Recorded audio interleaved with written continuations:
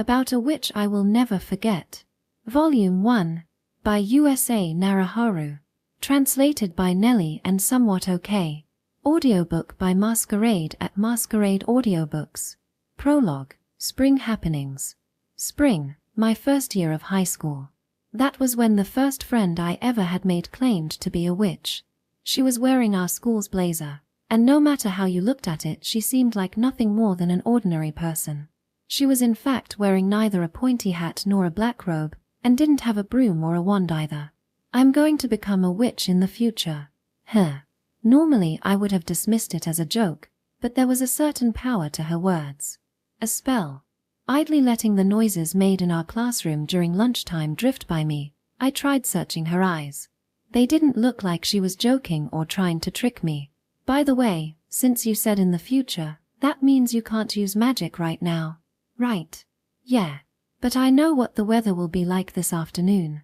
She then tried making a prediction. There would be passing showers starting this evening. And she was right. Maybe you could guess based on the humidity. No. I can't explain it very well, but if I have to say, I'd probably call it deja-vu. Faced with her vague laughter, a small hope grew within me. Maybe this girl also knows that today is being repeated. The 6th of April, the first day of a new semester. The kind of day where cold winds blow past your feet.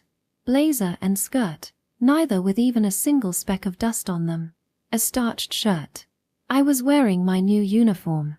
I trembled from the sensation of everything being new. I was obediently sitting on my chair in a new classroom. Let my chest be filled with both hopes and worries about my soon-to-begin life as a high school student. The entrance ceremony was yet to start. My heart pounded quietly as I strained my ears, trying to pick up the voices of classmates whose names I didn't even know yet. Doing so, I was able to hear a set of footsteps. Approaching the fickle and unorganized atmosphere that filled the classroom. Probably a teacher. Soon we'll move to the gym and the entrance ceremony will begin, was what I was thinking as I felt a slight discomfort at the approaching footsteps. Tap, tap, tap. The sound of slippers and the hallway greeting each other. It sounded too hurried to have been a teacher. In that case, a girl came rushing in through the still open door. She dominated the attention of everyone in the classroom, her 2 shoulder-length braids still vigorously bouncing up and down. The classmates she passed at the door were left stunned. Boldly ignoring the relentless gazes thrown at her from all over the classroom, she happened to put down a lightweight-looking backpack on the seat right in front of me. Hey, did I make it in time? To the entrance ceremony? Or has it already ended? The first time I heard her voice still remains inside my chest. No. Hiding the uncertainty inside me, I took out a double-sided flyer adorned by the title entrance ceremony guidebook from my bag and handed it over. The schedule for our first day was printed on it. Since it was mailed to our homes along with official school documents, I would have expected her to have one too though. Thanks. I forgot mine. I kind of left it back at home, somewhere near the door. Her pleasant voice left an impression that I'm sure even someone that wasn't me would not be able to forget after hearing it just once. I looked around the classroom, and just as I thought the 2 of us had managed to draw quite a bit of attention. Any classmates whose eyes I met quickly glanced away, but the once disrupted atmosphere of the classroom couldn't easily go back to the way it had been. I should probably introduce myself. Not caring in the slightest about said unruly atmosphere, she turned to face me with her whole body. I'm Inaba Michiyu. Nice to meet you. Her unparalleled smile left me dumbfounded. Perhaps this will sound a bit cliché, but it was as if time had stopped for a moment. Like if someone had used magic. 3 or 4 cherry blossom petals, carried up by the spring winds, flew into the classroom. Their dance broke and carried away the illusion of time having stopped. Just giving my own name felt more embarrassing than it had any right to be. I'll just say that I'm not a shy person. But in front of her, in front of Inaba-san, for some reason I couldn't speak properly. The atmosphere the new semester had brought with it was probably to blame, or something. I decided to leave it at that. Aizawa Ayaka. Greetings. Aha. In contrast to me having trouble squeezing out even a single groaned word, Inaba-san let out an unconcerned laugh. What are you reading? Inaba-san discovered the book I was holding. It would probably have been fine to just tell her normally, but instead I silently closed the book and showed her the cover. The cover is the face of a book. So if she was interested, maybe it wasn't the name she wanted to see, but the face. That was the kind of weird thinking that grazed my head. Inaba-san, do you read? I brought it up figuring it could be an opportunity to start a conversation. But no, not at all. I see. And that was where I would have expected the conversation to end. At least I didn't have even the slightest interest in continuing to talk. Not because I wanted to continue reading, but because there was a reason I couldn't make friends. Not because I was sickly or because of household circumstances or anything like that. I had a very different reason. So the only reason the conversation continued was simply that Inaba-san didn't let me go. Do you know what club you'll be joining? No. The answer had already been decided long ago. Whatever club it may be, I didn't at all think I'd be able to get along with the other people in it. Worrying about it. That was why I hadn't been planning to enter any clubs, but I didn't exactly want to be thought of as an unmotivated and boring person either. I thought something like that I normally wouldn't have. What about you, Inaba-san? I'll pick the same as you. I think is where you're supposed to butt in with what are we, best friends or something. She was even telling jokes. It was just like talking with me in itself was Inaba-san's only goal. That's the kind of feeling the friendly smile on her face conveyed. I hadn't met any people like that before. Not even one. That was why I had no idea how to respond. Why do you care about me? I didn't think we would get along. Since it was our first day of high school and all, why not just go find some people more similar to yourself? I don't really have a reason, but if I have to say something it feels like we would get along, maybe. Sorry for interrupting your reading. I didn't say you were in the way or anything though. I see, let's talk more then. But back then I already felt something. A feeling that maybe should be called comfort, a feeling of harmony. Even if we had different hobbies and joined different clubs, just finding a person it was vaguely fun just to be with, I thought that kind of person would be special. Or maybe I was just beautifying friendship too much. This was the story of the 6th of April A. I wonder what will happen tomorrow. Holding on to just a single shred of hope, I welcomed the next day. The 6th of April B. After the 6th of April A, comes the 6th of April B. Just as expected, I was once again sitting in my seat and waiting for the entrance ceremony to start. The atmosphere that accompanied the first day of school was slightly unruly. Classmates I knew the names of were building new friendships. I didn't feel anxious or hopeful. I just felt alienated. The alienation of not getting to feel anything new. Since it was the second time around, there wasn't really much that could be done about it though. The world repeats itself. Exactly as if drawing a picture. Just as if we're being redrawn, the world repeats itself. Drawing multiple sketches, drawing a new sketch again, then drawing a clean version of your favorite sketch only. Just like that, the world kept repeating the same day. Repeating. I don't know by who, but until a single day gets chosen and becomes yesterday. The yesterday that people usually can remember is just the single day that gets chosen. But I couldn't forget. I didn't know how long the world had been like this. It was already that way when I was born. If I closed my eyes, I could remember. The first time I was greeted by light, when my underdeveloped baby brain for the first time managed to make out the outlines of the world around me. No matter how old the memory may be, I could remember it just as precisely as I could what I had for dinner yesterday. That was my memory. I couldn't forget. No matter how small it may be, I couldn't forget even the smallest detail. Even the multiple days that existed on the backside of our world, all labeled with the same date yet all different, were no exception. People are creatures that forget. Even the most precious of memories get overwritten by new ones, dimming them without anyone realizing. No matter how preciously they get stored, no matter how fervently someone tries to remember, memories slowly get worn away as time passes, finally disappearing completely. Today's Inaba-san, who I wouldn't expect to know anything about yesterday, once again started talking to me. With a smile that was hard to discern from the one in my memories. Do you know what club you'll be joining? The Going Home Club. Just like this, each date comes several times. Just like a sketch being redrawn. And when that happens we become strangers once more, having made no promise to meet again. Chapter 1, 5-minute 4-day Deja-vu.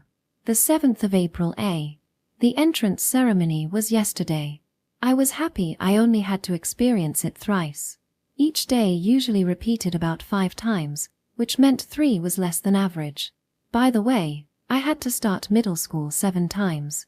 It had gone past boredom and started feeling like hell.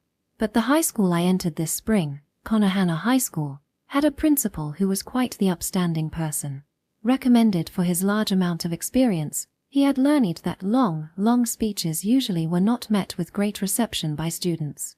Had talked about how he was well aware that the contents of the speech would be flushed down the toilet by the morning of the day after tomorrow, along with anything we may have eaten during the day of the ceremony.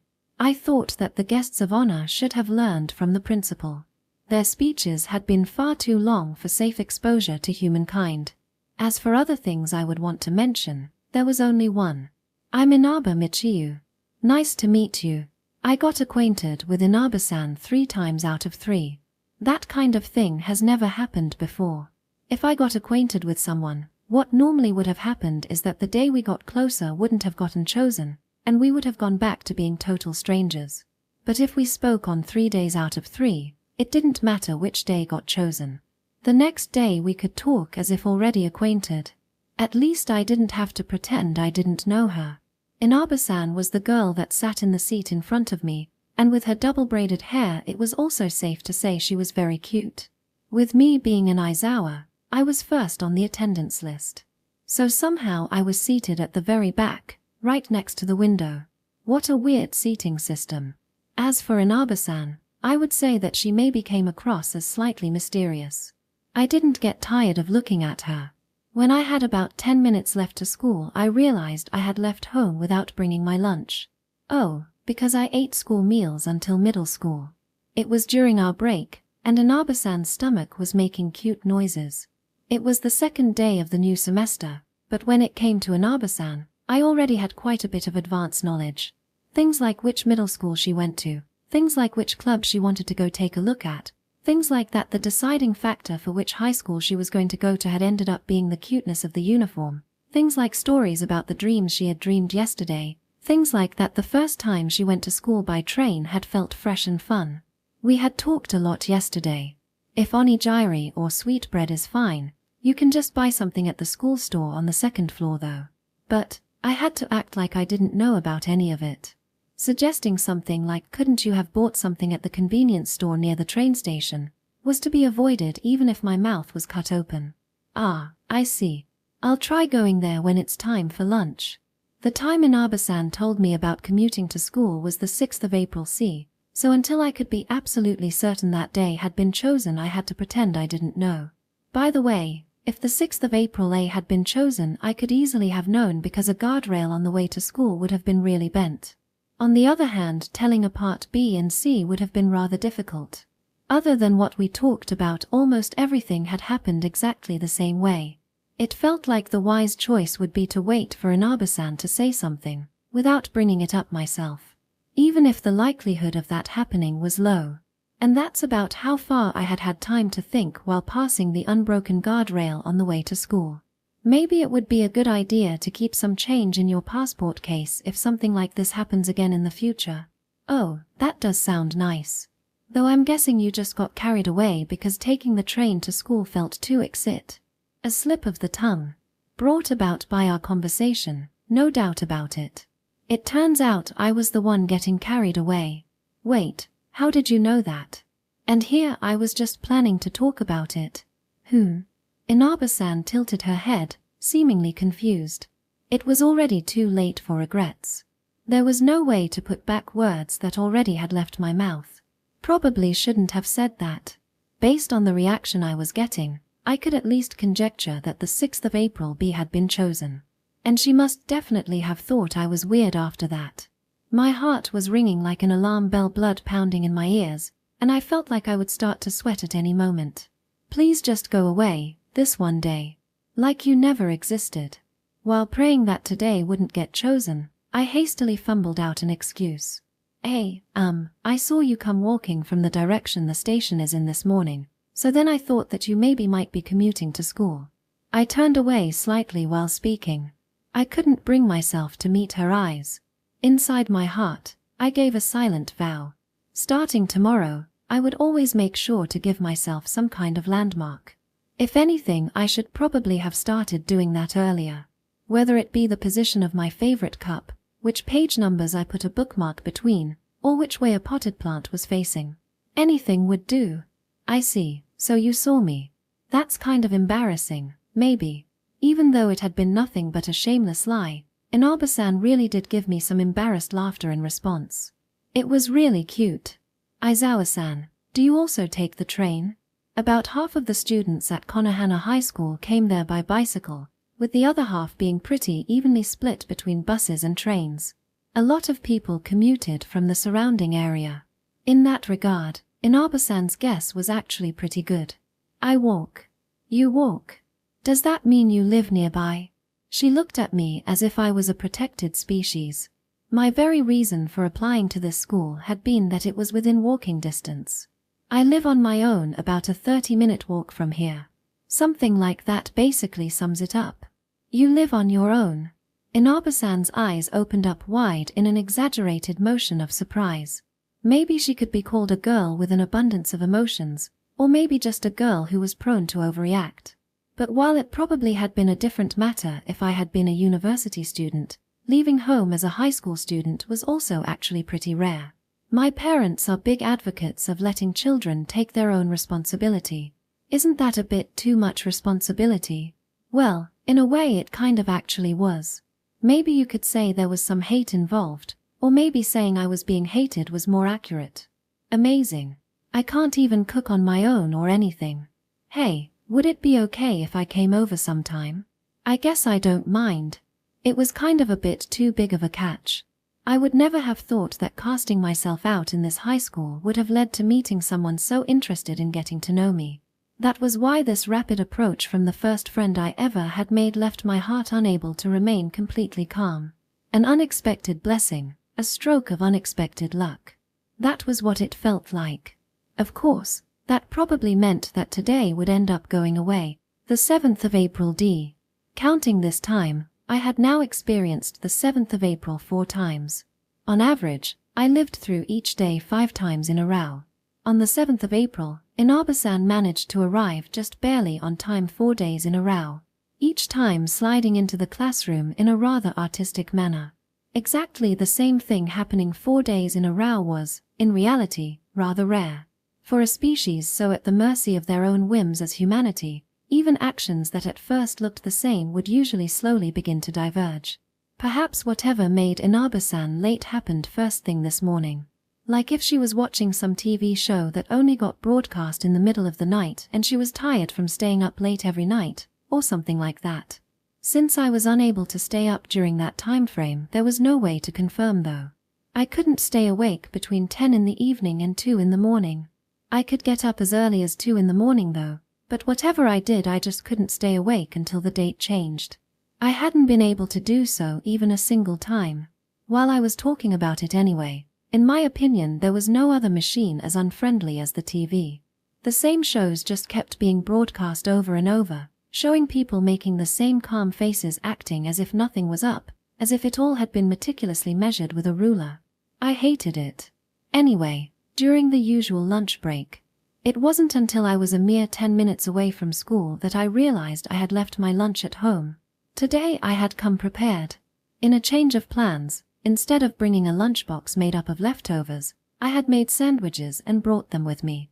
Perhaps it would have been nice to just make lunch for Inaba-san too, but I got the feeling doing so would have gone beyond being perfectly prepared and into just coming across as suspicious. A lunchbox just 2 days after we met. What's up with that? Or rather, how did you know I forgot my lunch? Are you stalking me or what? Disgusting. Aya. Just thinking about how Inaba-san could have reacted was scary enough. With me being a bit weird and all, I sometimes felt like I was starting to lose track of what normal people would find acceptable. I brought sandwiches for lunch today, So do you want one too, Inabe-san? If I may say so myself, I think I brought it up rather naturally.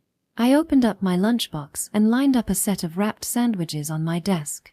With that, Inabe-san raised her head and burst out a bright smile. Are you sure? Go ahead. But, aren't there a few too many? Were you planning on sharing with your boyfriend or something? Boyfriend? What? Why? Exactly, my dear Watson. Hair. Because you're cute, Aizawa-san. And aside from that, that's a few sandwiches too many for one person. In my opinion, Inabe-san was the cuter one out of the two of us though, showing off her acting skills at the same time as she exposed her reasoning. Even if the deduction she had been guided to missed the mark completely. I don't have anyone like that, so don't worry about it. Just take some. I had never had such a person either. Love wasn't the kind of thing I would be expecting to be able to pull off. With me experiencing each day 5 times and everyone else only remembering one of those, forging such a deep relationship with someone would probably be impossible. Are you sure? You really don't mind? I don't. I just made them out of leftovers, so that's why I ended up with a few more than planned. Oh, so that was why. In that case. After hesitating for just one more moment, Inabe-san gave in to her empty stomach. I'll owe you one. Facing each other, we both stretched our hands out for sandwiches. Letting out the tension from my chest with a sigh of relief, I thought about Inabe-san. She had called me cute. While trying to calm down my violently beating heart, I kept my eyes on Inabe-san as she pecked at a sandwich. What's this? It's tasty. Crispy and crunchy and tasty. It's enoki. Mushrooms that had been fried and become sandwich ingredients, changing their texture and letting them serve their assigned duty well. Enochococcus. Those are parasites, you know. And even then, the parasites are called echinococcus. Could give rise to a scary parasitic disease by transmission through red foxes in Hokkaido. No, not those. Enoki aren't some kind of chestnut-colored mushroom. If you look at pictures of wild ones, they do have that color and look like normal mushrooms, but when cultivated artificially they're pure white and grow in an oblong fashion similarly to horsetail. Without actually having been asked to, I turned into MS Encyclopedia and began to explain. Inabe-san stared at me with glowing eyes. I was overwhelmed by the light in those eyes. What is this girl even? Just, what? Somehow able to look at someone as abnormal as myself with such a pure gaze. That was totally different from everything I had experienced before. If it had been like in the past, I would have expected to see a much less pleasant gaze, filled with things like contempt, disgust, and fear. Was it okay for me to get friendly with her? Considering how we on average would be unable to fully share 4 out of 5 days. Considering how I was the only one that could remember and Inabe-san was destined to forget. While I still was discomposed on the inside, I returned my attention to the meal. You haven't eaten enoki mushrooms before? Yeah. They don't get served at my place. I think my dad probably doesn't like them. There were probably a lot of cases of the dinner menu being influenced by one's parents' likes and dislikes. Personally, I couldn't remember ever eating shrimp at home. My father was allergic to shrimp. Otherwise, my mother was also no fan of wheat gluten, so I had gotten to learn the taste of it for the first time after I started cooking for myself. Even now, my breakfasts tended to involve a lot of bread. If you were to trace that habit back to its roots, it was because the usual breakfast menu back when I lived with my parents had a lot of bread in it. We spoke about stuff like that, and before we knew it, lunch was already over. By the way, the total amount of bread I have eaten in my life is 21,667 slices. Section. A child that could speak as well as an adult at the age of 3, and whose first and second rebellious phases came simultaneously, making for an annoying double booking. That was me. A child that was made to go to preschool at 4 years of age, but showed no interest in anything except books and the printed word. A child that was easy to take care of because she refused to mingle with anyone and never got into fights. That was me. Even if I had been raised almost exclusively together with people that were 1 year older than me due to how I was born in March, there was also how I only got to see the rise of a new day 1 time out of 5. On the inside, I was aging 5 times as fast as everyone else. so my mental age was always higher than everyone else's. There was no way I could have done anything as idiotic as to start a fight with a kindergartner, even less so try to become friends. For someone with the body of a child but the mind of an adult, preschool was the worst. I would have my books snatched right out of my hands, and if I tried to spread out drawing paper I would no doubt get it robbed away. I was powerless, lacking even a single means of resistance. I didn't have particularly fond memories of my early childhood, especially outside of my own home. Home had become my shelter. When I was at home with my parents and our pet cat, I could feel at ease. There were also times when we went to zoos and aquariums. No matter how long I looked at the various animals and sea creatures, I didn't get tired of it, because I couldn't guess what they were going to do next. Happy memories from my youth. But there were also misunderstandings that lead to a lot of unhappiness. One of those happened when I was 6 years old. During spring, the morning of a day when we were going to go look at cherry blossoms, I was making lunch together with my mother. Ayaka, didn't I tell you that you aren't allowed to use the kitchen knife? Ah, it was sudden. And was it really something to get so upset over, was what I thought while looking up at my mother's exasperated face. At the time I was in the process of cutting up sweetly fried tamagoyaki, shredding burdock, and cutting carrots into flowery shapes to use as decoration. You can use the kitchen knife after you get a little. My mother's eyes stopped and her angry voice tapered out after she saw what was on top of the cutting board. Where did you learn how to make something like this? But you were the one that taught me, Mom. I prayed for her to remember. The day the two of us had been together in the kitchen and she had taught me had ended up vanishing. Her memories of it were gone. That we had had fun cooking together, that she had taught me how to make sweets. There was no trace remaining of it all once you went beyond my own fingertips. I didn't want to accept that. And that was why I didn't give in to reality. Even when I saw my own mother frozen in fear, I didn't manage to change how I felt. And while I remained ignorant of the weight of my sin, Ayaka, I've already said this many times before, but lying is no good. I'm not lying. I'm sure you meant to say sorry, right? To my parents I was an incurable pathological liar. At first they had told me you'll get your tongue pulled out, then it had changed to you'll get taken by the police, but as the years passed it eventually reached a point where they started doubting my humanity itself. My cheeks got pulled right as I was about to return fire. Strangely enough it didn't hurt. I was more just surprised at the fact that my cheeks had been pulled in itself. I decided not to think about it beyond that. Lying with a straight face, not apologizing even after you did a bad thing. Only the very worst of people do that, you know. My throat went dry in reaction to my mother's cold voice. I ignored the pain in my cheeks. I ignored the pain in my heart. It was all an illusion. I wanted to believe my mother loved me. At the time I already knew that the distance between the two of us only was growing. That much had already been made clear to me many times during the many repetitions I had experienced. Over and over, over and over and over and over I had asked for understanding. But my parents didn't try to believe me.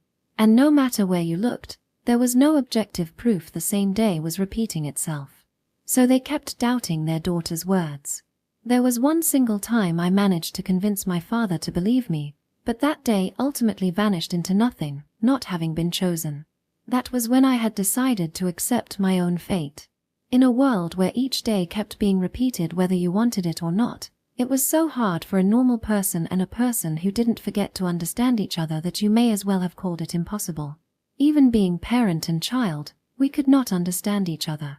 The day I turned 8, my family's beloved Persian cat died. She had been there from before when I was born and died peacefully at 20 years of age. A death as peaceful as if she had just fallen asleep. I was still sad and cried for a whole day. My parents kindly let me borrow their shoulders as we were sad about it together. The unfortunate part was that the day our cat died happened 8 times in total. I was not a particularly cold-hearted person. But I also think that there are very few people so filled with emotions and water that they could cry their eyes out for 8 days straight. I think my attitude made my mother angry. What are you even? Mom. The death of our cat became the trigger for my mom to finally let out her pent-up anger in an explosive manner. Trying to imagine what was behind her seemingly apathetic daughter's attitude was too difficult for a mother still wailing in the pain of having lost her pet. Do you really not feel anything at all? Even though our cat just died. What she needed was a daughter that cried at parting with her cat, someone she could share her sadness with. Not some cold-blooded girl who didn't even lift an eyebrow. But, you're wrong, Mom. You're wrong. This is the 8th time I lived through today, so I have already finished my farewells. I have been sad, and I have cried a lot, and I didn't care what anyone else thought. But my parents thinking of me as a cold-hearted person was the one thing I didn't want. I couldn't accept it. Why was I still struggling, even though I already had resigned myself to fate long ago?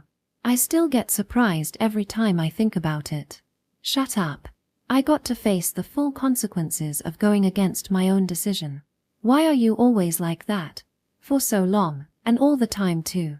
If you're going to lie, why can't you at least lie a little more believably? At least at times like this. I don't even care if it's a lie, but can't you at least pretend to be sad?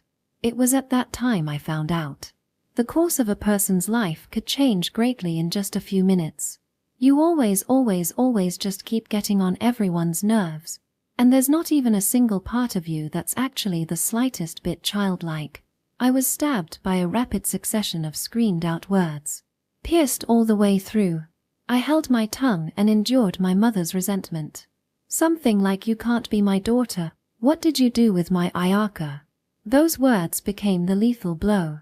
My heart started beating violently. It became harder to breathe and I could feel my vision fading. She didn't really mean it. She wasn't thinking clearly. I'm sure that wasn't how she really felt. I kept fervently telling myself that. Well, what am I then? You're a witch. I asked with my voice shaking, and the answer I got back was also delivered in a trembling tone. A witch. Who invites children out into the forest and turns them into ingredients for stew. Give her back. Give me my Ayaka back. My daughter, the one I painfully gave birth to. Just give her back. I have no idea what led my mother to think of the word witch. Perhaps she got it from the fairy tales. But I thought it was a perfect description. Because I was the one who had taken away her little daughter, the Aizawa Ayaka my mother had been expecting. Who had erased her from this world and taken her place. If you looked at it that way, which was a perfect description. And so my own parents gave up on me before I had turned 10. I was not surprised. What ended up being the final straw was when my memories got mixed up and I didn't know what days had been chosen anymore. Trying to remember took a long time. I've gotten the knack of it by now and can do it almost instantly, but back then I was unable to deal with such an enormous amount of memories. There were times I had to ask for other people to wait, and the conversation ended while I still was trying to remember. While my confusion eventually went away, the trust one had lost did not come back. On a dark February night, I was entrusted to a relative's house with no prior warning. Before the spring break even had time to start, I was put into a state of semi-house arrest. Did it become a fun homestay with my cousins? Not at all. The next time I was called back home was just before the start of the next semester. A prefab hut had been erected in a corner of our not particularly big garden. Faced with that sight, I recalled the word my mother had screamed the day after our cat had died. Witch. So that was how it was. I was a witch. The hut had a narrow kitchen and a hard-to-clean unit bath. It was even supplied with a high-efficiency washing machine. About the only things left to buy on my own were a mirror and an electric kettle. Far too splendid a cell for a witch in solitary confinement. From that day onwards that one room was my castle. Even now I would not be allowed to set foot in the main building. The 10th of April D. According to my internal clock, 14 days had passed since the day me and Inabe-san had fun talking about mushrooms. Do you hate your parents for abandoning you? And that's how you fell in love with me, Mine's Yuka, for being kind of heart and coming to your aid. Right. No way. My cousin Yuka had come over this evening. My room didn't contain anything noteworthy except a small bed and a low table. Yuka still came over for dinner about once every 3 days. After we ate, she would usually talk about harmless but also fairly pointless stuff for a while, before then going back home. She had a lot of free time. Normally she was working as a photographer or something. I wasn't completely sure, but at least I got the impression she was self-employed. With each day happening about 5 times on average, that meant I usually got to meet her 1 or 2 of those times. Honestly speaking, it was kind of annoying, but with her in practice being the one supposed to take care of me, I couldn't really complain too loudly either. Since you're coming over for dinner pretty much every day, I'll have you know I'm not running a charity here. How mean. I'm already exercising all the patience I have to make sure I only eat here once every 3 days.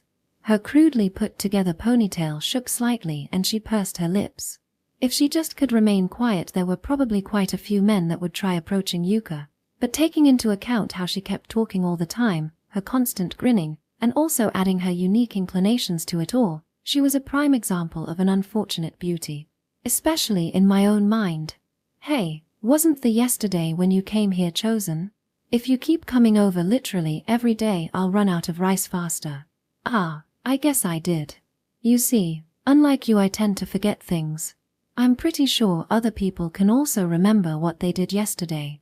Yuka was probably the only person on the planet that knew about my circumstances well enough not to be mystified at the way I talked about yesterday, and the way I had used the expression chosen in this context. There had been one time where I figured I would try telling her just for the sake of it, but she just immediately believed me. So each time the fact that I had told her vanished, I had patiently explained the whole thing again. I would still hesitate to completely say she understood, but at least she was conveniently adaptable. So, this makes how many of today? 4. This is the 10th of April D. Well, sorry for asking you this for the 4th time then, but how was your day yesterday? Yuka asked the question that had turned into routine between the two of us. Her question was obviously not meant to be taken at face value. This is still only the 2nd time you visited me today. And as you also know, the yesterday that got chosen was the one where we ate mapo eggplant. Not that she had asked about the dinner menu, but since I didn't want to tell her about everything else, the menu it was. I ate something different every day.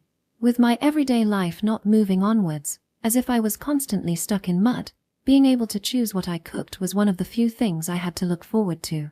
In total, there were 5 yesterdays that didn't get chosen. Breaking it all down, I had fish boiled in soy sauce, dried mackerel, Napolitan, oyakudon, and chanpuru. I wonder if I have to mention the side dishes too. I painted up the menus that only I knew about, that hadn't been chosen. Since I had gone shopping, I had been spoiled with choices. The one person in the whole world that knew about my circumstances sat across the table and listened to me explaining the now illusionary menu. Aya-chan, you really don't talk about anything except food. I could feel my face turn bright red. I felt like I had just been called a glutton. There wasn't anything else to talk about. My cousin, 8 years older than me, stuck with me under the pretense of gathering material for a photo essay about the boring everyday life I spent during days that hadn't been chosen. I had never seen an actual draft of it though. So, what was there aside from the food? Nothing happened. You're lying, Aya-chan. Don't think you can fool me. For once you actually seemed to be having fun yesterday, when you talked about the new semester having started. Privacy was not a luxury I could afford. I said there wasn't anything. We irritatedly stared at each other. While I thought that Yuka was the one person I didn't want to talk about it with, she did not let me go. There was the quiet pressure she was emitting, accusing me of hiding something. And Yuka eventually cornered me by bringing up my special circumstances. It was awful.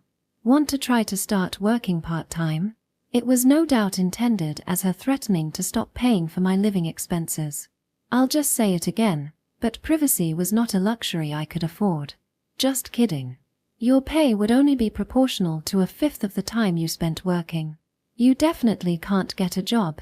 If I got a job, I would need to work for 5 times as long as the average person before finally getting paid for the first time. Even if I managed to find a job I liked, there were limits to how far enthusiasm alone would take you. I guess there was also the possibility of being able to spend my entire salary 5 times over, if a day where I splurged wasn't chosen. But I did not particularly fancy my chances of being overlooked by the demon called probability. I should probably also state that it seemed quite likely I would just have to face my own empty wallet, after using it no more than thrice at most. I'm not a particularly lucky person. Your big sis here is starting to get worried about your future, Ayaka. Like if you'll be able to get a proper job or not, Yuka said with a sigh. Well, it's not like I wasn't aware. Getting a proper job, the kind where you sell your time in exchange for an hourly wage, was probably impossible. Even I thought as much. In that case, what about if I used my special ability to get ahead in life? That was the one thing I absolutely did not want to do. Would you be able to eat a meal prepared using a kitchen knife your own parents were stabbed with? That was basically how I felt about it. I'll just have to seduce some ignorant rich guy. I'm sure having 5 times as much experience could have its advantages. Even if I intentionally tried to sound boastful about it, marrying into money didn't feel right at all for me. I would have to give the future some serious thought. Our world is not one kind enough to help out people who can't do anything for others just for the sake of it. There was overwhelming evidence of that. You need money to live, and money is something you get by doing things for other people. Ah. You're cute when you're thinking dark thoughts too, Aya-chan. Yuka shuddered. So, are you keeping quiet because you're imagining yourself together with that rich guy? I thought I had managed to evade the topic until Yuka forgot, but she turned out to be unexpectedly tenacious. This deviously perceptive woman probably realized my silence was covering up something I didn't want to talk about. What? It's not actually about love. And with that I gave up. I should have known right from the start. Privacy was not a luxury I could afford. There's this girl in my class. She's. And what about this girl in your class? We just became friends. That's all. A friend to something like me. How many years has it been? A friend to someone like me, who had spent the whole time all alone. For the first time in history, someone I stayed friends with even as the day kept being repeated. Yuka would probably be worried. I wasn't lying, if that was what she thought. You even managed to. It was not anything worth being that amazed about either though. You even managed to have an affair. And she completely missed the mark. I don't recall even once considering being in a serious relationship with you. Wait a minute. With that phrasing it sounded like I was considering a serious relationship with Inabe-san. How awful. You were just tricking me into giving you money. Cut the melodrama. I don't want to, Aya-chan. Or rather, I'm being serious. I was starting to feel a bit fed up. Besides, Inabe-san was a girl. Maybe Yuka would have had more of a point if it had been about a guy. Even if my mind may have been that of a grandma in her 70s. Anyway, my body was still that of a 15-year-old girl. Still in the middle of puberty, my brain overrun by hormones and ruled by instincts. So it wasn't like I couldn't understand having a lot of interest in the opposite sex. Even if some would call me a witch, I was still made up of flesh and blood. I couldn't resist the impulses carried by the neurons in my brain. So let's say that, just hypothetically, even if it would also have been a really serious situation, that I were in love with Inabe-san. In that case, what if Inabe-san had been a guy that by some unavoidable circumstance had to dress in women's clothing and I somehow intuitively knew that on a subconscious level? Or I hope I don't sound like an idiot for saying this, but if there had been something unusual about my own body and I somehow hadn't noticed, or, what I'm saying is, there was the matter of if one of us would have the right kind of masculine equipment. I seriously hated the thought of either option. So since I didn't think either of those two options was the case, that meant this probably couldn't be love and I just liked her a little bit strongly, or, seriously speaking, I haven't been able to stay friends with someone for a long time, especially not all the way until tomorrow. So you could just say I'm a bit confused about how to approach the whole thing. Yes, I was just worried. If I wasn't, this would have been an emergency. There was something cold about Yuka's gaze as she looked at me squirm and make excuses. The 21st of April B. Inabe-san was often almost late to school. At first I didn't care, but as she kept rushing into the classroom out of breath day after day, it was only natural that I grew curious. After about 1 month of observation, I had managed to deduce a few things. There were roughly speaking 2 different possibilities for Inabe-san's lateness. Either she would always be late on a certain date, or something coincidental led to her being late on a certain repetition only. Do you live far from school? It kind of feels like you're late a lot. No, it's actually not that far. It's just that staying up late has turned into a bit of a habit. Inaba-san responded with a wry smile when I asked her before our first class started. Staying up late. That was what set coincidence apart from certainty. If her reason for being late was that she stayed up late, it didn't matter if today was day A or B. Even if it had been Z, she would have been suffering from a lack of sleep. So a strong enemy must have spawned to block her path the days where that wasn't the case and she still was late. Like if her bedhead wasn't cooperating. Or if the train was late. Once our first class had ended, Inaba-san came over and clung to my desk, calling out as if she was a cat.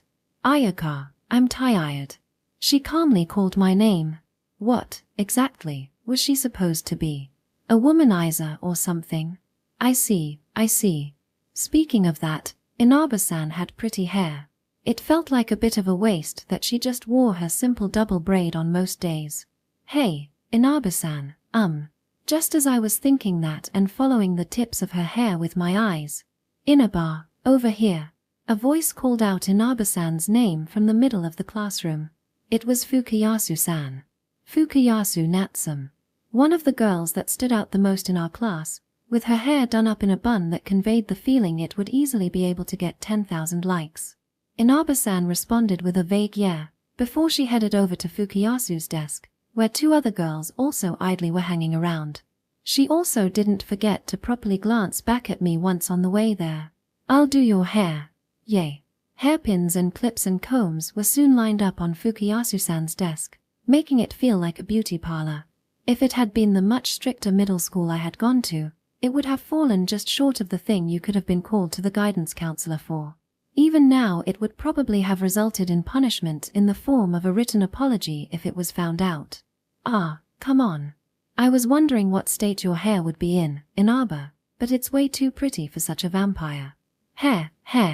The vampire comment must have been referring to Inaba-san's nocturnality. There was no hesitation in the way Fukayasu-san's fingers moved.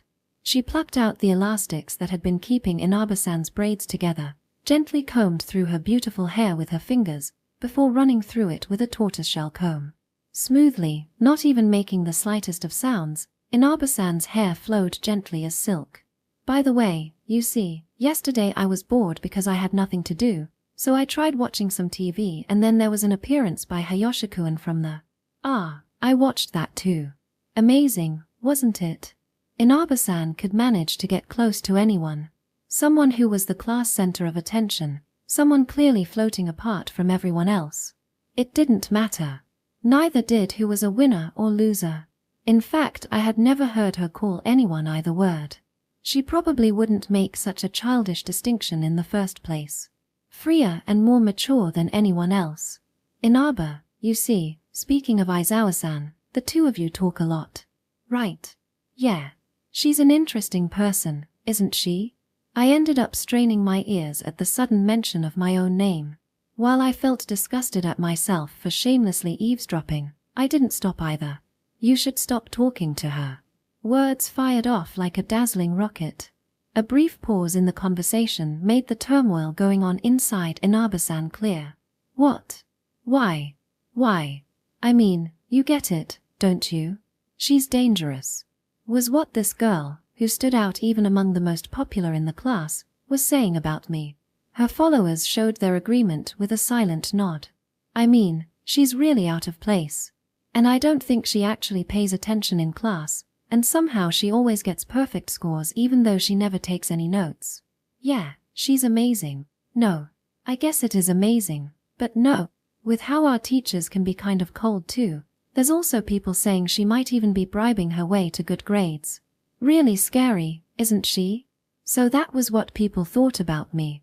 I had no idea. Anyway, she's weird, so stop talking with her. You're better off staying away. People will start thinking you're weird too, Inaba. My heart was pounding so hard my chest hurt. Not because I was being treated as some kind of monster. I was already too used to that. I was curious about how Inaba-san would react. That was all. If Inaba-san heeded the warning, and today got chosen, it could have ended up being the last day we spent together. I kept a straight face, while internally feeling like I wanted to start praying. Our class was ruled by a cruel and childish caste system, the inevitable evil that accompanies any gathering of people, trying to dominate our hearts. The mighty weapon called peer pressure, set into motion. I think stuff like that doesn't really affect me. Inaba-san slipped out from under that rule as smoothly as an eel. She shut up both Fukiyasu-san and her followers with a single smile, a smile which left no room for disagreement. Well, I'm done. Fukiyasu-san said it with a blunt tone of voice, seemingly unwilling to admit defeat. Wow. You're just like a pro, Natsum-chan. Watch out or I'll charge you. The two of them exchanged a few words as if nothing had happened, then Inaba-san came back over to me. She lightly slipped into the seat in front of me, before showing off her newly done bun of hair. Aizawa-san, look at me, look at me. It's cute. Inaba-san let out a satisfied laugh, followed by motionlessly staring at me. The silence didn't even last a second, but said all it had to. It wasn't like I didn't understand what she was trying to say. Come with me. Let's try to get along with Fukiyasu-san too, probably just about summed it up. But it would end up not having happened anyway. No matter what I did, it would just be as if it hadn't happened. That was why I didn't try to be friends with anyone. As long as I did that, everyone else would make sure to stay far away from me. And that was fine. Much better than having someone you once had gotten closer to treat you as a stranger. I think it suits you really well. I intentionally pretended not to have noticed Inaba-san's silent invitation. I praised my one and only friend, while feeling like I wanted to cry. The 30th of April d. 9 days had passed since our long holiday started. Perhaps I would regret saying this later, but I was getting tired of not having school. It was early in the afternoon, and I was hugging my favorite cushion while staring at the cover of a fashion magazine. Be prepared for summer.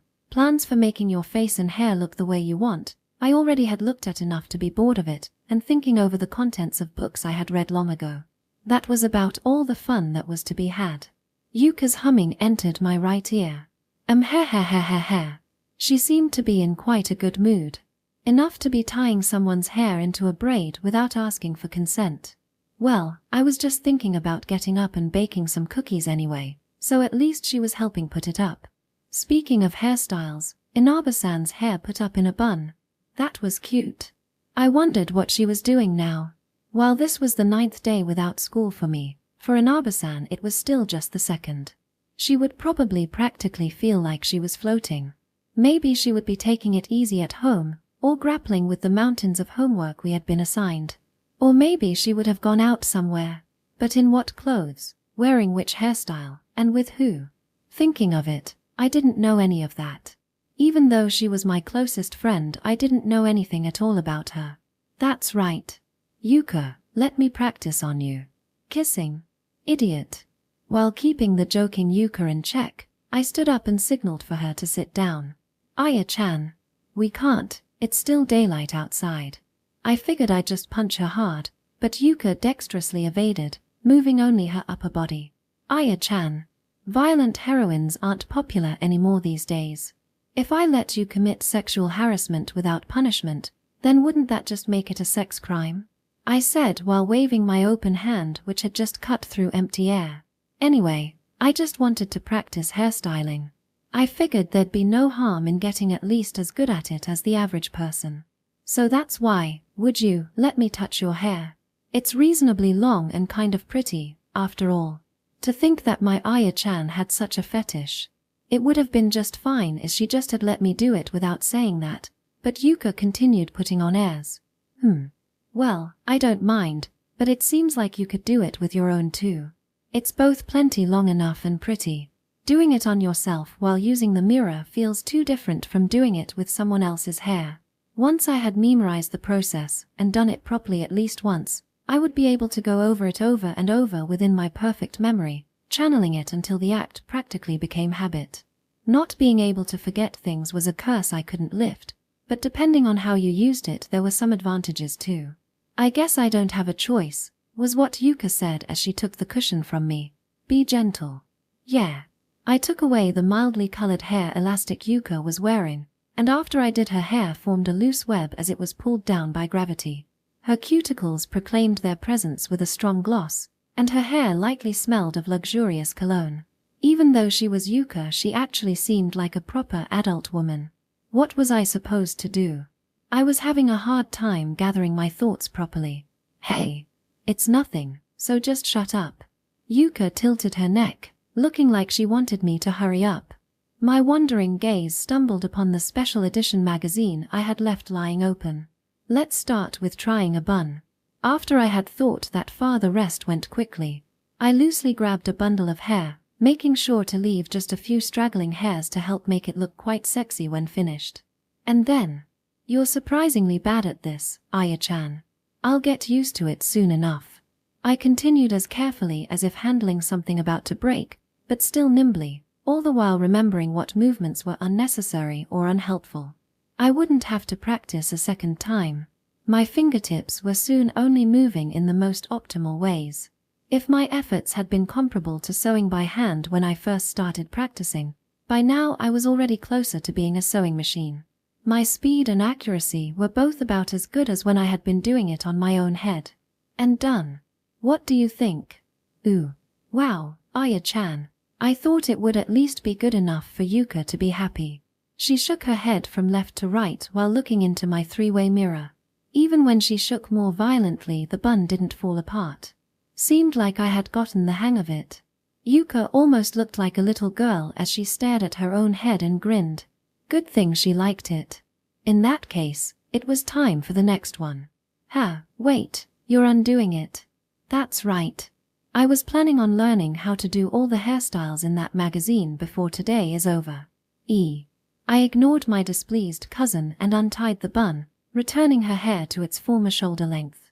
It was an exhilarating feeling, like I was destroying someone's precious sand castle. The 11th of May. With the break just having ended, there was a relaxed feeling to the air in the classroom. During the break, I had made sure to get plenty of practice and rehearsed over and over mentally. So I set my mind to it and immediately proceeded into action. But it wasn't until just before morning homeroom that Inaba-san came rushing into the classroom, her double braids bouncing. Since there wasn't enough time left for me to talk to her then, my first opportunity ended up being during the break after our first class had ended. Alright, I was going to approach her. Just as I thought that. Inaba, long time no see. I suddenly got the wind taken out of my sails. Natsum-chan, you doing well? Even worse, it was Fukiyasu Natsum. But if anything, I only had myself to blame for dawdling. Inaba-san gave me the same quick glance as always, seemingly urging me, before she headed over to the center of the classroom. I heard talk about things like where people had gone over the break, about still having some left of the mountains of homework we had been assigned, about how a scandal involving a male idol and an affair had been exposed on morning TV. As I watched, Inaba-san melded with the noise in the classroom. I was just like a grade schooler, thinking about embarrassing things like who she saw as her best friend. Things I wouldn't say out loud even if someone tore my mouth open. But I still thought them. Even if I wouldn't actually say any of it, I was thinking things embarrassing enough to make my face erupt into flames if anyone found out. And I was bored. Could I please have her back soon? I was horrified as I realized. What was I thinking? No way. I had thought I would be fine with it.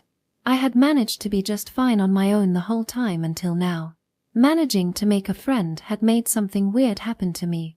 I was too caught up in my own thoughts to notice. Sorry. No more than 30 seconds could have passed. Inaba-san had returned without me noticing. Even though I had been staring at her back the whole time, it seemed like I hadn't actually been paying attention to what I was seeing. Aizawa-san, it looked like you wanted to talk. But I still just walked away when they called for me. I felt like I was about to start floating. Inaba-san had understood what I wanted, become worried about it, and chosen to prioritize me. So this was what being over the moon felt like. Inaba-san. Yeah. Never mind. I was too caught up in emotion to be completely honest. And I couldn't let Inaba-san's kindness go to waste. If I did, What would have been the point of practicing on Yuka? Heh, you just wanted to try calling my name. No. I ended up shouting. The people around us turned around to see what had happened, but when I met their eyes they hastily tried to act like nothing had happened.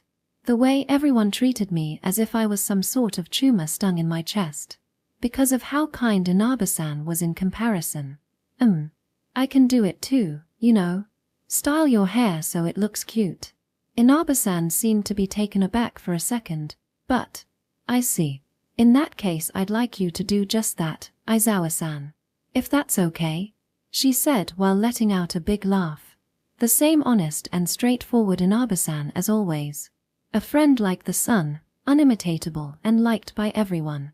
All I could do was to respond with a small nod, as if I was trying to look away from her shine. I didn't have the kind of social skills a 15 or 16-year-old girl normally would have. I hadn't lost them. I had just given up right from the start. And then I made a friend. Even if it had been a coincidence, I had at last met one. Someone who was willing to entrust her hair, as important to a girl as her own life, into the care of someone like me. A small spark lit up inside my frozen chest. Being given care over her hair made my heart pound. And it was soft. As soft as a cat's fur. Her hair, which easily slid through my fingers. What did you do during the break, Aizawa-san? I was at home, I went out sometimes, that's about it. I undid her 2 braids and quickly combed through her hair with my fingers. It didn't have any apparent damage from her nocturnal habits and flowed smoothly, seemingly not knowing the meaning of the words tangled up. I felt like my hands would start shaking from anxiety, but I made up for it with the movements that had been thoroughly drilled into my fingertips.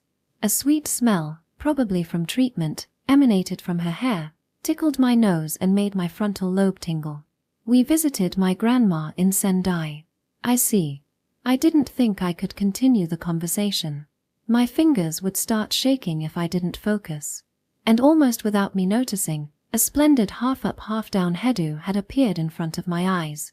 It had just the right of volume, good balance, and durability. I was satisfied with what I had woven. Aizawa-san, you wouldn't happen to be a hairstylist? I just learned from my cousin. Amazing. As expected. I didn't know what was as expected, but Inaba-san seemed to be in a good mood and was looking at me with warm eyes. I let out a sigh, feeling satisfied at having accomplished my task. I wanted to talk more, but the bell that announced the start of our next class chimed. Our strict math teacher went up to the podium precisely on the dot and told us to find a page in the textbook. During class, I found myself shamelessly enjoying seeing Inaba-san's small gestures as she checked out her new hairdo. The 20th of May. Inaba-san said strange things sometimes. Startled me by talking as if she already knew what was going to happen. Aizawa-san, the classic literature teacher, will call on you later today. It was the first thing she said after our lunch break started. Number 20 on the attendance list would be Shizuku-an though.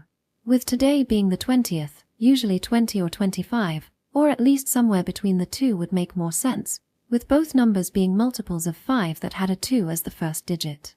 If someone were to be called on, surely it would be around those numbers.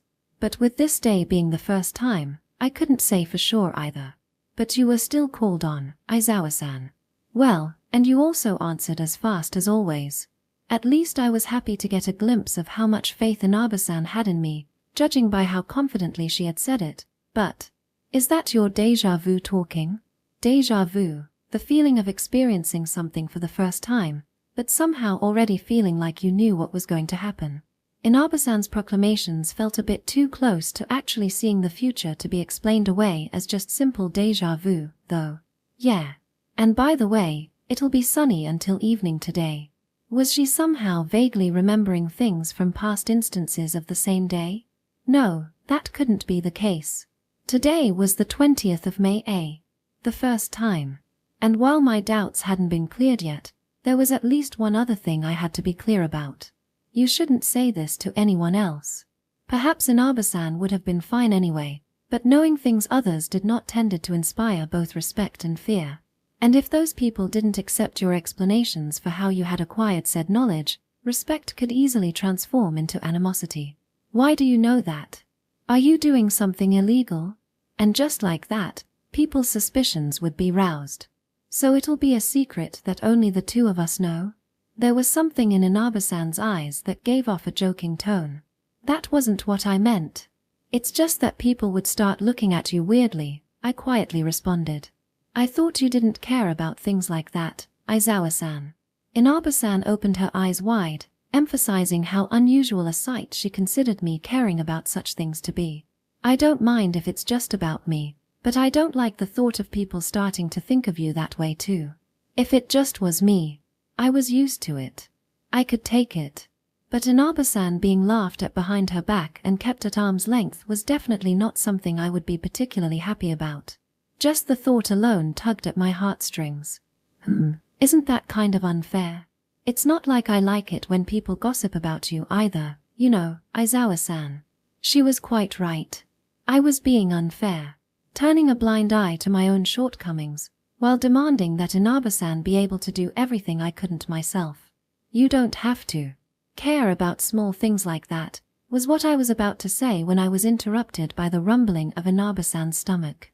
She knew what the weather would be, yet she couldn't remember to bring lunch. Did you forget to bring lunch again? I observe that it appears as if I did, she said in a tearful voice. If I had been your mom, I would probably start getting angry at you. Inaba-san was good at forgetting things. It seemed like it would be quite sad to get up early and prepare a lunchbox for your child only to then have it be forgotten.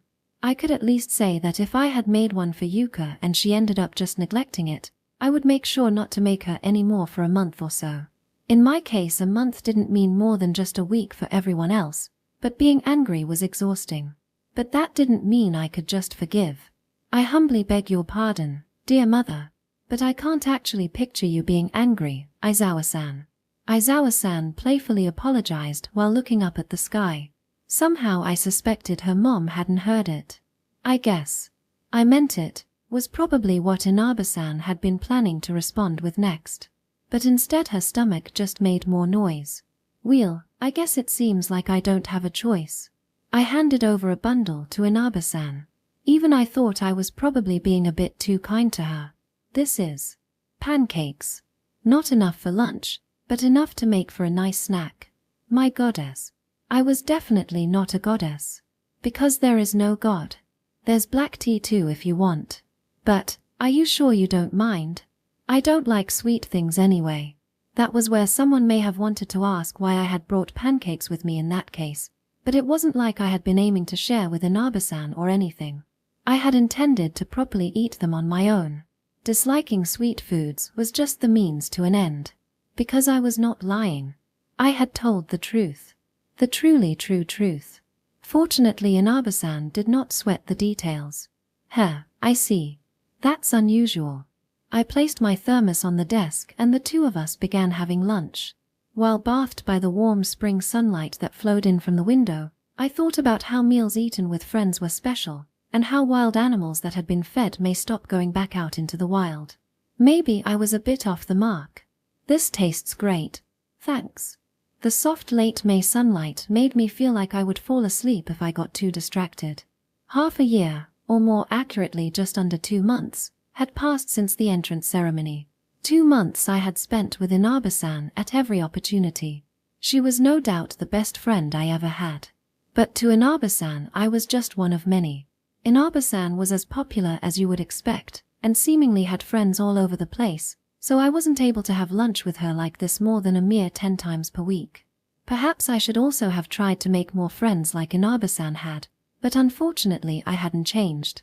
I was just fine being on my own. Though to be honest, I did feel lonely. I still couldn't believe that I somehow had ended up feeling such emotions. But it wasn't like friendship was something you could monopolize. If anything, being friends with several people was more normal.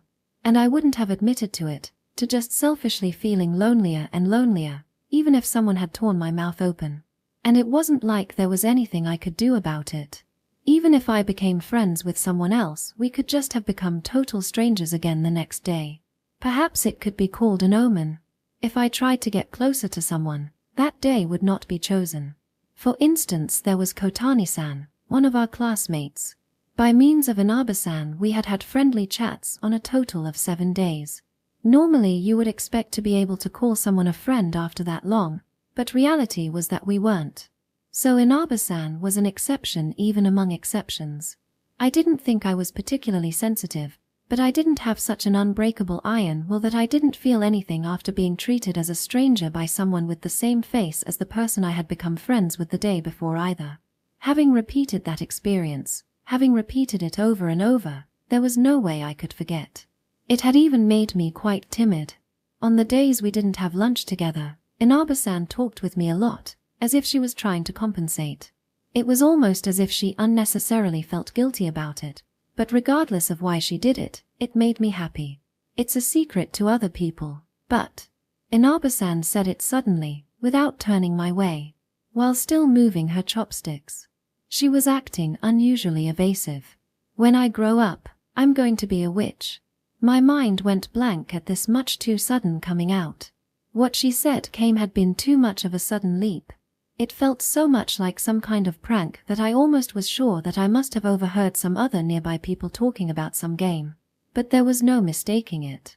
The voice in my memories had been Inaba-san's, and even the movement of her lips remained inside my mind. Why say it now? And to someone like me? Or rather, what did she mean by witch? What did you just say? A witch, Inaba-san said as if trying to remind me. I see. Was she making fun of me? But it didn't look like she was joking. I wouldn't expect something like magic to exist.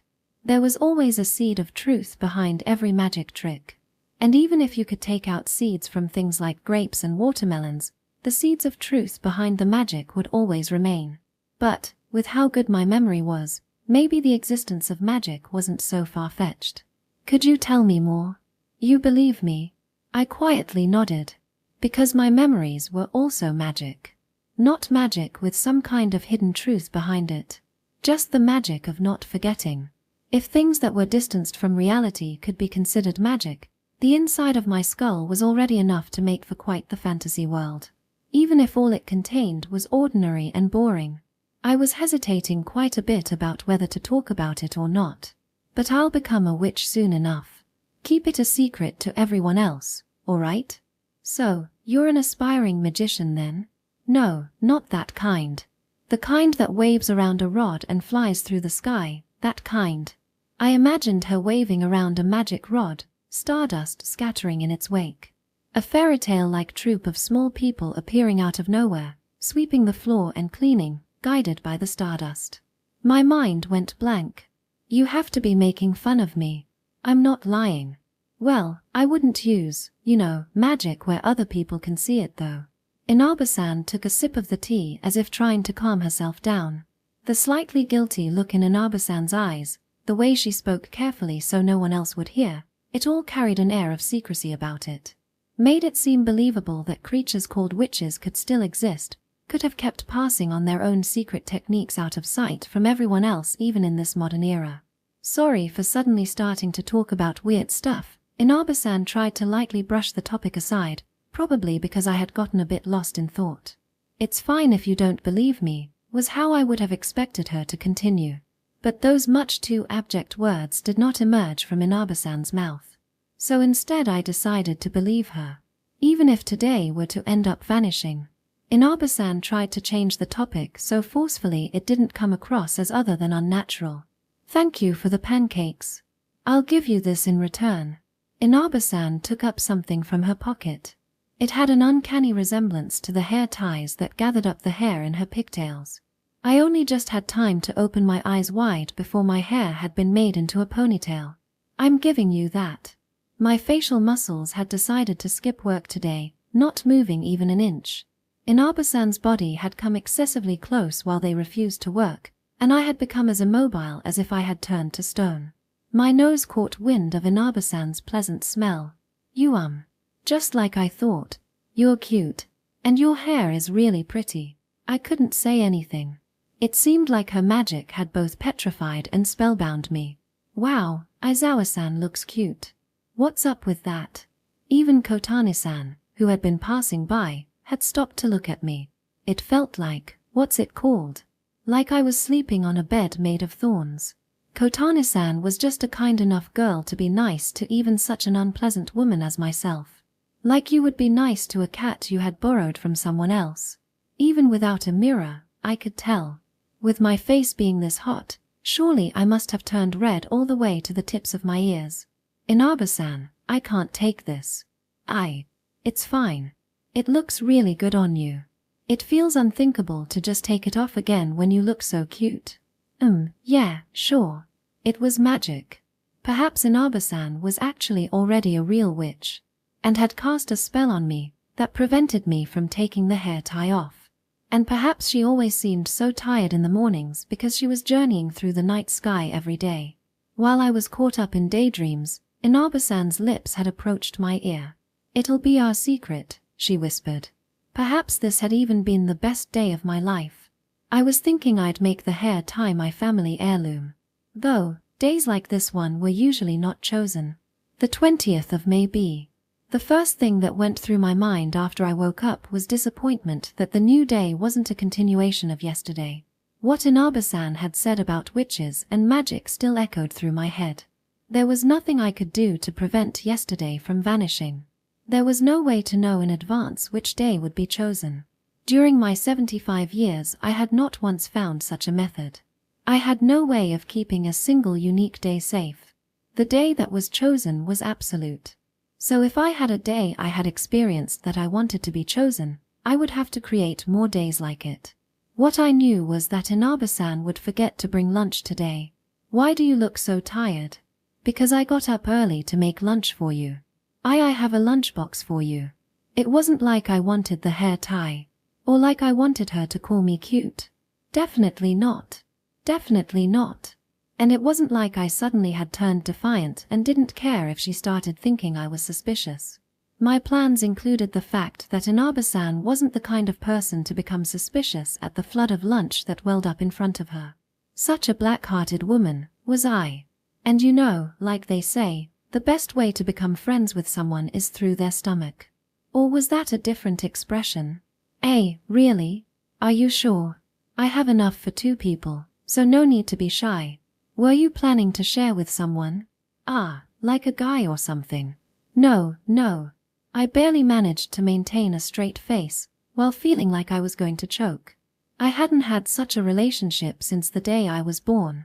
And we had already had this conversation before, hadn't we? Even if it was the first time for Inaba-san.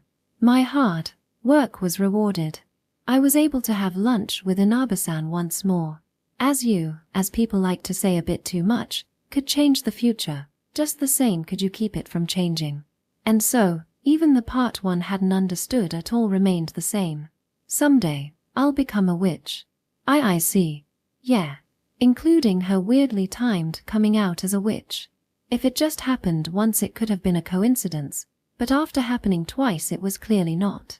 Inaba-san had been stealing herself for saying this to me on this day from the start. Which meant she was serious. As for whether she was being serious as in seriously telling the truth, or serious as in seriously trying to make fun of me, I couldn't tell yet. I just déjà-vued. Déjà-vued. That's an interesting way to say it. Déjà vu was the feeling of already having seen something. Feeling like, this might have happened before when facing something you hadn't actually seen before. In other words, it was not something I could have experienced.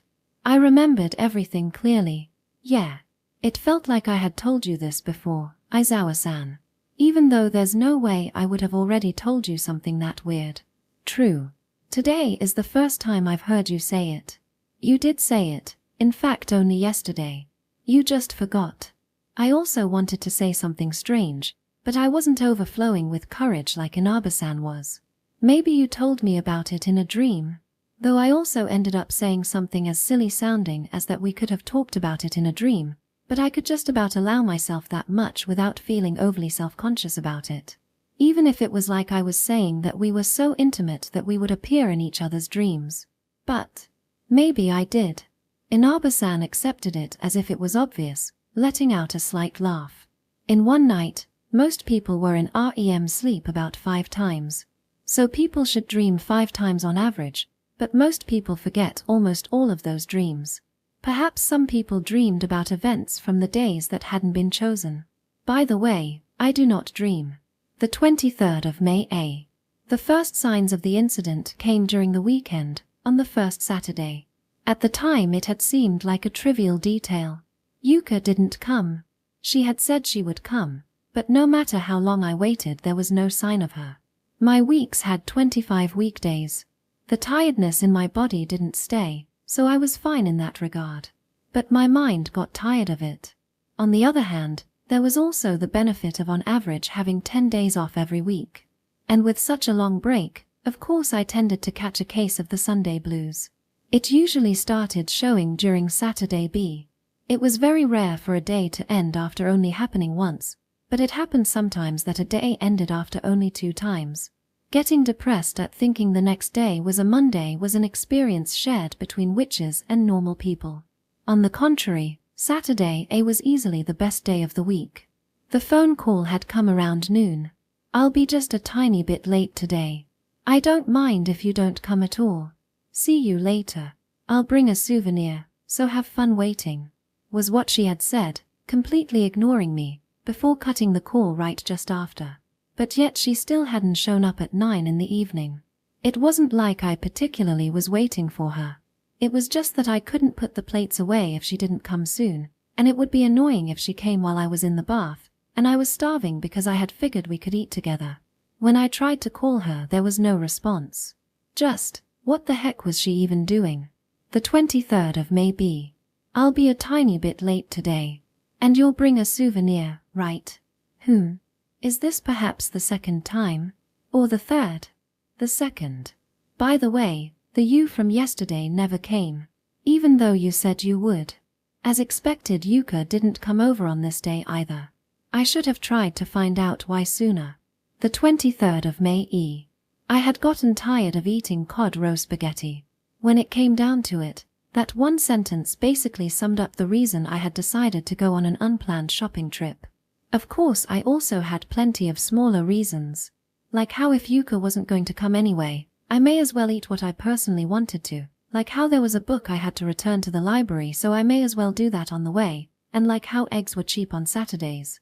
If I had eggs I could make some baked sweets too. I figured that having gotten tired of cod roe spaghetti worked well enough as a representative for those other reasons. There weren't a lot of things to look forward to other than changing up what I ate, so I didn't mind the labor needed to do so. So that was why I ended up going shopping. On the way back I got to know the reason Yuka hadn't come over the last few days. I saw someone get run over. On the wide road just ahead of the street leading up to my own house. On the road in front of the elementary school I had gone to for 20 years. While recoiling from the shrill sound of brakes, I turned around to see a young woman rolling over the hood of a minivan, which had driven over the white lines painted next to the sidewalk. Her slim body was bent over double, her long limbs paddling air. During the instant when she was repelled by the car and hit the asphalt, I saw the woman's face. What? I could feel the blood draining from my face. I had seen the face of someone I recognized. It couldn't be. While I was trying to run from the truth, the facial features I had seen were saved and scooped through my hippocampus. Written into my mind. What are you doing in a place like that? No words came out of my dry throat. I felt deranged enough that I wanted to let out a harrowing scream. But somehow part of my mind remained focused. Some part of me remained clear-headed as I stared at the chaos. An old man screaming into his phone. Some young people whispering while keeping their distance. The driver staring emptily ahead in the driver's seat of the car. I saw all of that pass by me as I ran. My breathing rough like a dog's, my heart feeling like it was about to explode. I kneeled next to her, fearfully stretching out my hand. Her hair quickly gave way and exposed the face I had seen so many times. Any trace of color was draining away as she turned pale. It can't be. While I was thinking that, a single line of blood that had stuck to her nose like a flower bud flowed down and dropped to the ground. She had a carefree smile on her face. As if she hadn't even noticed she got run over. It was the same smile as always, wasn't it? When she came to visit me, always. Yuka. She had said she would come, but then she hadn't. This had been why. It couldn't be true, something like this. All I could do was stare at Yuka in a daze as she laid there unmoving. No matter how you looked at it, this was just. I didn't want to say more than that. This was when I first realized. Routine, everyday life, ends at some point. Without warning. Pieces of the discount eggs I had managed to obtain fell out of the shopping bag I had tossed aside. Their shells had broken, their contents now leaking onto the asphalt outside. I watched the puddles spread, absently staring, not moving. Words of gratitude. Words of complaint. There were so many words I would have wanted to say. I wanted to apologize. I was always dishonest, and had kept acting childish. There were things I would have wanted to ask. What did she like about someone like me, enough to not leave me? But it was already too late for words. Because the person I wanted to tell them to was no more. Gone from this world. And I had not been raised simply enough to believe in a dream such as a world after death. The death of a person, something I only ever had seen in my own imagination, was now in front of my eyes, making its dense presence all too known. Nothing could reach a person that already had died. This was the first time I learned that firsthand. Every day was on average 5 days long. Today was the 5th of those. I put my wishes on tomorrow, prayed for it. Put my hopes on the next day, as I fell into an unruly sleep. The 23rd of May F. Nothing could reach a person that already had died. Assuming the hands of time weren't turned back. That's right. I had been allowed that special privilege. The days that had kept repeating until they became tedium. Today only, that repetition had turned into a powerful weapon. It had become the next morning while I still was in a daze. Was what might have happened if I had been a more innocent woman. I had already decided what to do first thing the next morning. First I would call Yuka, then I would call Yuka. 10 minutes to 7 in the morning. My first call did not connect. Perhaps she was still sleeping. I kept calling and calling, intending to wake her up if possible. I would keep calling until she answered. I wouldn't be satisfied until I heard her voice. I listened to the monotone dial sound for about 10 minutes, but I didn't get bored. I didn't have the leeway for that. She was still alive. I could still make it. There was still time before yesterday would be chosen. I couldn't change what had already happened, but at least I could lower the risk it would become permanent. Aya-chan? Yuka, are you still alive? I was probably being too loud. I could hear my voice get picked up by the MIC of her phone and get echoed back to me. I tried to calm down while listening to my own slightly out of sync voice. Good morning, and that was quite the greeting, Aya-chan. Please shut up. Where are you at the moment? Yuka seemed as carefree as always on the other end of the phone. She probably couldn't even have dreamed that she may die today. Answer me. But you just told me to shut up, Aya-chan. Don't actually shut up. There was an unbridgeable gap in intensity between me, who had just seen her die the previous day, and Yuka, who was spending her calm Saturday morning like usual. Heh. I was just searching for my high heels. It's already pretty rare for you to call me, Aya-chan, but to also sound so urgent. Makes it feel like there's going to be a storm today. Maybe I should bring an umbrella. She must have been getting ready to go out. And was early even though it was a day off. Was today some special day? I could hear slightly muffled noises on the other end of the phone, making it sound like she was putting on shoes. And the rustling sound I occasionally could hear must probably have been the nylon material of her umbrella rubbing against something. Would you, perhaps, happen to be on your way out?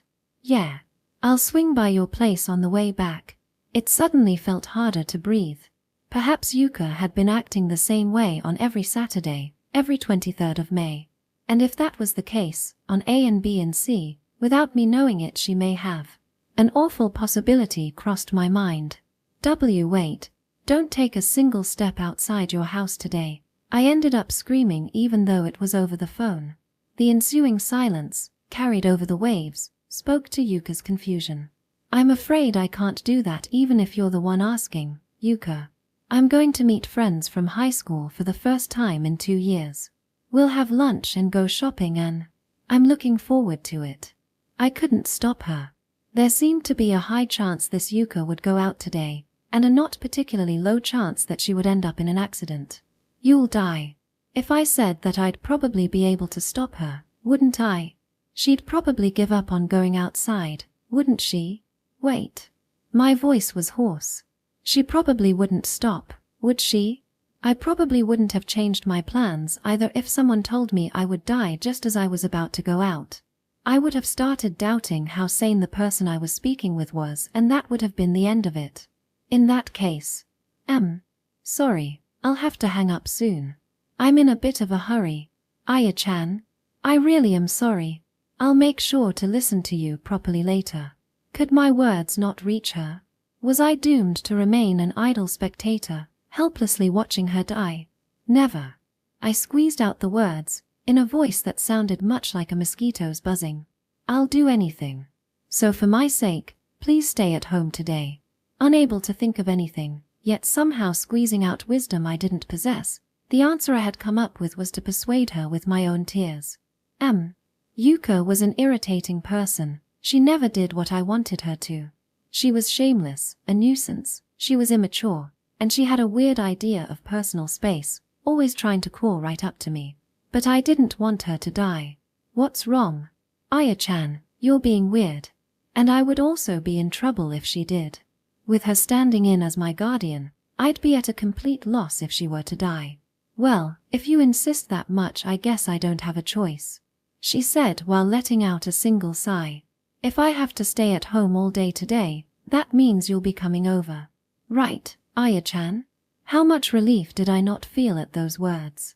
The price had been cheap, if that much was enough to keep her from going outside. I thought while walking through the clear air of a May morning. About 50,000 people end up in traffic accidents in a year in this country. If the population was about 120 million, that meant that the chances of any single person ending up in an accident during a given year was 0.42%. If the average lifespan was 80 years, that meant approximately 30% of the population would be involved in an accident at least once in their life. This was the first time I had done the math, but those odds were surprisingly not to be trifled with. I saw the backside of a compact car leaving its driveway and prayed for safe driving. You, your parents, or your grandparents. One of you will either end up in or cause a traffic accident. If not, you should consider yourself very lucky. People could get run over surprisingly easy. What I had seen yesterday wasn't such a rare sight. If you don't like that thought, your options were to pay extra attention to places with a lot of traffic or to repeat the day and pray for your chances. That was the conclusion, simple enough for a grade schooler, that I had arrived at when I reached the apartment Yuka was renting. She had moved into it right after she graduated university. She was renting a room 15 minutes away from mine. I hadn't visited it a single time before, but I had relied on the address written on the New Year's cards she had sent to walk there. I was now greeted by a formal-looking concrete building equipped with automatic locks. Morning, come in, come in. I heard the voice I had been demanding all night through the intercom. Just hearing her voice was enough to let me completely regain my composure. Was what I had thought, but Aya-chan? The moment I saw her, that all completely fell apart. Aya-chan, did you want to meet me that much? No, that doesn't make sense. It must be a prank. Don't try to trick your big sis. Alright, Aya-chan? Ayaka-san?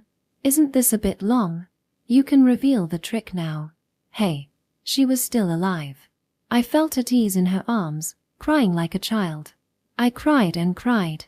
She was still alive. She had a proper body temperature, and her warm heart was still beating. That alone made me happy, that alone felt painful. I sobbed while gripping and crumpling the cloth of her kutsu-clad back. Ah, you can be such a handful. Yuka silently watched over me. I was undoubtedly quite the disgrace. Upset, sobbing. I had never let anyone else see me like this. But there wasn't anything I could do about that. Because she was still alive. Yuka patiently waited for her cousin, wailing early in the morning, to calm down. 10 minutes, even 15. Thank you for being alive. Just as I thought that. Sniff, sniff. You smell good. Hey. It turned out that people who smell your neck while you're crying also exist. I tried to object, still with tears in my voice, and let go. But at some point she had managed to get a tight grip. Looks like you feel kind of better. Stop saying stupid things and let me go instead. I wonder if you know what coming over to your big sis's room means, especially when she happens to live on her own. While still being hugged, I walloped her back. What was she, an idiot? Aya-chan, you just said that you would do anything, didn't you? I can't remember such ancient history. She was really quite the unfortunate adult. Still grasping Yuka's back while she was acting the same as usual, I was halfway surprised. But I also expressed my gratitude. In my own heart only. I could without any trace of sarcasm say that the living room I was guided to was tastefully decorated. So much that I wouldn't have minded me if we swapped rooms. It got plenty of sun, and when one of the big windows was opened the cool May air came rushing in. There was a sideboard with legs at the back of the room, with all kinds of interesting looking things lined up on it. There was also a potted corn plant, wonderful enough that I had to stare at it for a while. I decided to store one of those inside a room in my mind for healing purposes. So, what the heck is up? Steam rose from 2 coffee cups placed on a low table. We sat down next to each other on the sofa, and I carried the dark brown liquid to my mouth. It made me feel refreshingly calm. You died. I'm alive, but I'm already dead. Am I a ghost? Or are you perhaps talking about yesterday? I nodded. One small nod. Really? You're serious? You're not messing with me? Yuka's face as she uttered her fearful inquiry was somewhat pale. I didn't have the kind of charming personality where I'd start sobbing just to set up a prank. Yuka's face was pale precisely because she knew that. It's the truth. You got hit by a passenger car on top of the sidewalk just in front of that nearby elementary school, and got blown away stupidly far. It looked like such a horrible way to die that it could make someone start to wonder if you couldn't have chosen a slightly prettier way to die. And turns out there actually was something inside your head after all. Whoa wow. The two of us sat facing each other, both with gloomy expressions on our faces. Just as if we were sharing our thoughts about a horror movie. There was nothing decent left for a dying person, for a person that had died. So tomorrow? Well, when it becomes the 24th of May, how many out of how many is the chances I won't be among the living? That's what it came down to. If Yuka only had ended up in an accident yesterday, the risk of the worst outcome would just be 1 in 6. The worst case scenario would have been if the same course of events had happened the times I wasn't watching, and in that case the risk of her dying would be 5 in 6. With the risk being 83%, those were not numbers where it was safe to expect her to come out of it safely. I should have tried to find the resolve to maybe end up being parted from Yuka through death on every 23rd. To make the shock that could come tomorrow just a little softer. I understand. That's sad, Yuka also whispered as if she was talking about some other person. It probably didn't feel real. Events that had happened on other days labeled with the same date. To normal people those were basically the same kind of thing as dreams from last night. To witches they were about halfway prophetic dreams though. But you know, I wonder what would happen if you died. Yuka said while looking like she had thought of something interesting. She already seemed completely back on her feet. She had changed attitude much too fast for me to keep up. What? You don't have to look so surprised. Somehow she had startled me. Are you fine with it? With maybe dying tomorrow? I'm not fine with it. But wouldn't it be wasteful to spend today as if I already had died? Yuka looked dazzling as she declared those words with an invigorating smile that made me picture a bright and clear blue sky. After all, I have you with me on what might turn out to be the last day of my life, Aya-chan. Yuka stared into the black liquid inside her coffee cup, holding the cup as if trying to envelop it. But it would have been fine if she had hated me for it. If she had shouted at me, asking why I had to tell her, I think I wouldn't have complained. If she hadn't known she would have used the last day of her life to reunite with old friends. There was a contrast to the way me and her treated the same approaching death. The 23-year-old woman was even facing it with resolution, while the witch and self-proclaimed 75-year-old was moping and sobbing. It was clear which one of us was the adult, wasn't it? Anyway, Aya-chan, do you think that you're the only one that won't die? If you get unlucky, even you will die someday. I was just barely able to put on a brave face and give a sarcastic response. As long as I don't have to die the way you do. I don't really want to die another time either though, Yuka said as if she could remember it. Yuka snorted and we laughed a little. Since I already was here anyway, I figured I'd try thinking about what Yuka had said. What I had witnessed had been Yuka's death on the 23rd of May. But what if I had been the one to get run over? Let's consider that. I would be crossing the road, only to get assaulted by a sudden shock. With how sudden it would be, I wouldn't have time for a safe fall, and crash hard into the asphalt. Would I wake up on the morning of the 23rd of May before I even had time to feel a chill? I thought that was probably, definitely, what would happen. For better or worse, other todays didn't have any effect on the current today. I didn't know how many times a day could be repeated, but if they happened I'd probably be able to welcome the 23rd of May G&H as well. But what would happen once the 24th of May rolled around? I had no idea. If the 23rd of May were to be picked, I would no longer be of this world and as such be unable to greet the next morning. Something bothered me. If I had been the one to die yesterday, and the day was chosen, I wouldn't wake up tomorrow. It kind of made sense, but it also kind of didn't. How would I be able to know that I never had woken up again? Was what it came down to, so paradoxically, maybe a day where I died actually couldn't be chosen after all. I wasn't thinking of actually trying it, though. Obviously not. Something that scary. That face you're making tells me all I need to know. You really wouldn't die. Unfair. It's not unfair, I mean, I'm currently trying to do what I can so you maybe won't have to die. My savior. That's right. Give me your gratitude. I'll dedicate my whole life to paying you back. In sickness and in health, till. That's heavy. Yuka leaned against me. She was slightly heavy. Entrusted with her body weight, I could feel the warmth radiating from her. Normally I would have expected this to be irritating, but for some reason I was unbearably happy. Just talking always seemed to make her happy. A trivial thought crossed my mind, curiosity showing its face. I would have wanted to force out more different expressions from her, a variety of them. Hey, Aya-chan, I've been telling you I love you for 5 years now. True. I hope you'll get tired of it soon. Why do you keep refusing me, even though I've kept proposing to you for 5 years? It's just 5 years. For a witch who had lived for 75 years, that was basically the same as yesterday. In fact, I could actually remember it like it had happened yesterday. The beaming smile of the pervert that had tried to court a 10-year-old elementary school student. But in your time that would be as much as 25 years, Aya-chan. A truth terrifying enough to make me shudder. I had already lived for about as long as a whole normal lifetime, with surprisingly little changing. And Yuka had been by my side for a third of it. Aside from my parents, she was the person I had spent the most time with. And there was a difference of over 20 times compared to the person I had spent the fourth most time with. My feet felt slightly lighter as I realized. But human relationships are not just time. That's true. See, I've been saying it for 25 years now, right? At this point it's basically a de facto marriage, isn't it? 25 years would be a silver anniversary. And Aya-chan, you're kind of small, so if you just stay quiet you're princess-like. This being the Heian era, at this point we are already in essence a married couple living apart. No, your way of thinking is just strange.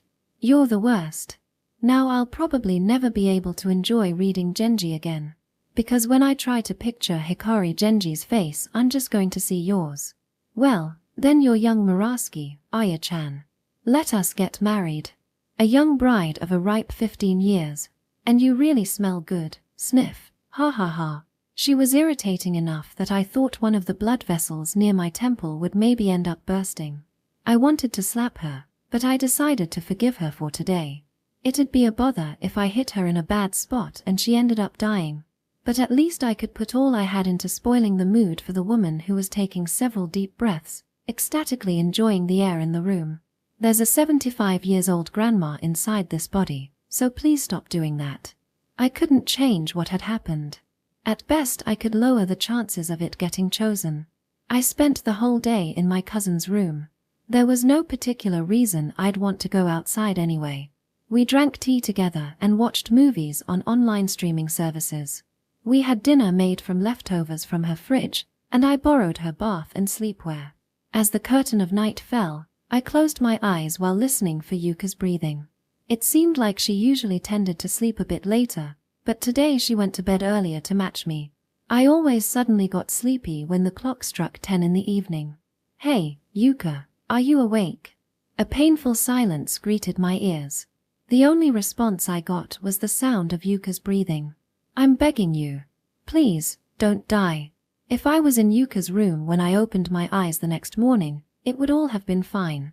In that case, I would immediately have known what day was chosen. This one day only, I stayed wide awake. Couldn't sleep. Bad thoughts kept brazenly running around in my head. At some point, I must have fallen asleep. The 24th of May A. Yuka was lucky. She survived the death game of probability, gracefully evading the exceptional end she could have faced. I had thought she was already a goner when I woke up in my own room. Because I had thought she couldn't have survived if I hadn't woken up in her room once the 24th of May came around. I felt like I was grasping at straws, but I tried calling her. The tension left my shoulders as a cheerful voice responded, "Wow, I'm happy to get a call from you so early in the morning, Aya-chan." I sat down on the floor with a literal thud and didn't move for a while. But it was fine. The worst-case scenario I had imagined hadn't come to pass. That alone made it fine enough. Even then, I would never forget. The warmth of her blood, the softness of her limp body. How I hadn't felt anything when taking her pulse, how cold her heart must have been. I would always remember. Always, until the day I died. Chapter 2, Reconciliation Magic. The first time I met her was in my 3rd year of middle school. It was Friday after class, and we had an art assignment due the following week. "Ooh, that's pretty. Hameno." Aria-san. Summer, with its huge cumulonimbus clouds, had long since come to an end. As the red and yellow autumn leaves came into full color, students retired from club activities, putting the cultural festival behind them, with every single student diving headfirst into exam frenzy. I remember clearly how for 7 days a week, they hurtled between school, home, prep school, and then school again. As exam material began to take precedence over all else, classes like music and gym became precious times of rest. Most students spent the duration of art class daydreaming or working on something else entirely. It went without saying that no one paid a second thought to art assignments and whatnot. The best art would be featured on the cover of the school's pamphlet, to be distributed on graduation. Heh, how lovely. Aizawa-san, don't you think so? It's so well drawn. The exceptions, who considered exams nothing more than a written test, were myself and transfer student Hameno Aria. My very first impression of her was small. From a glance, one could easily tell how soft and thin her wavy, blonde hair was. Her skin was pale, her large eyes bordered by nearly white eyebrows, her arms and legs long despite her small stature. She wore the same uniform as me, but I couldn't even begin to imagine myself as her classmate. It's almost like a photograph. No, it's even prettier than a photo. Thanks. Like an ancient Shinto priest, who holds dear the months and years that he will nevertheless continue to forget and thus records them in writing, I remember how I drew in an effort to ward away the tedium of ever-repeating days. I was 4 years old. Still unaccustomed to the preschool whose care I'd been entrusted to, I found friendship in crayons and drawing paper. Shortly after, I would find my knight in shining armor, colored pencils and paint, but for fear of injury or choking hazard, they were prohibited in preschool. But regardless, art was an unforgettable magical spell I had received. Only in the realm of art was I not a monster, but an innocent prodigy. For I merely had to learn a technique a single time before I could replicate it at will. I no longer spent a waking moment idle. With my memory, I could put image on paper with absolution precision and photo-like accuracy. Even the magnificent art of famous painters and artists could not escape me. All it took was one look and I could recall every fine detail of any piece.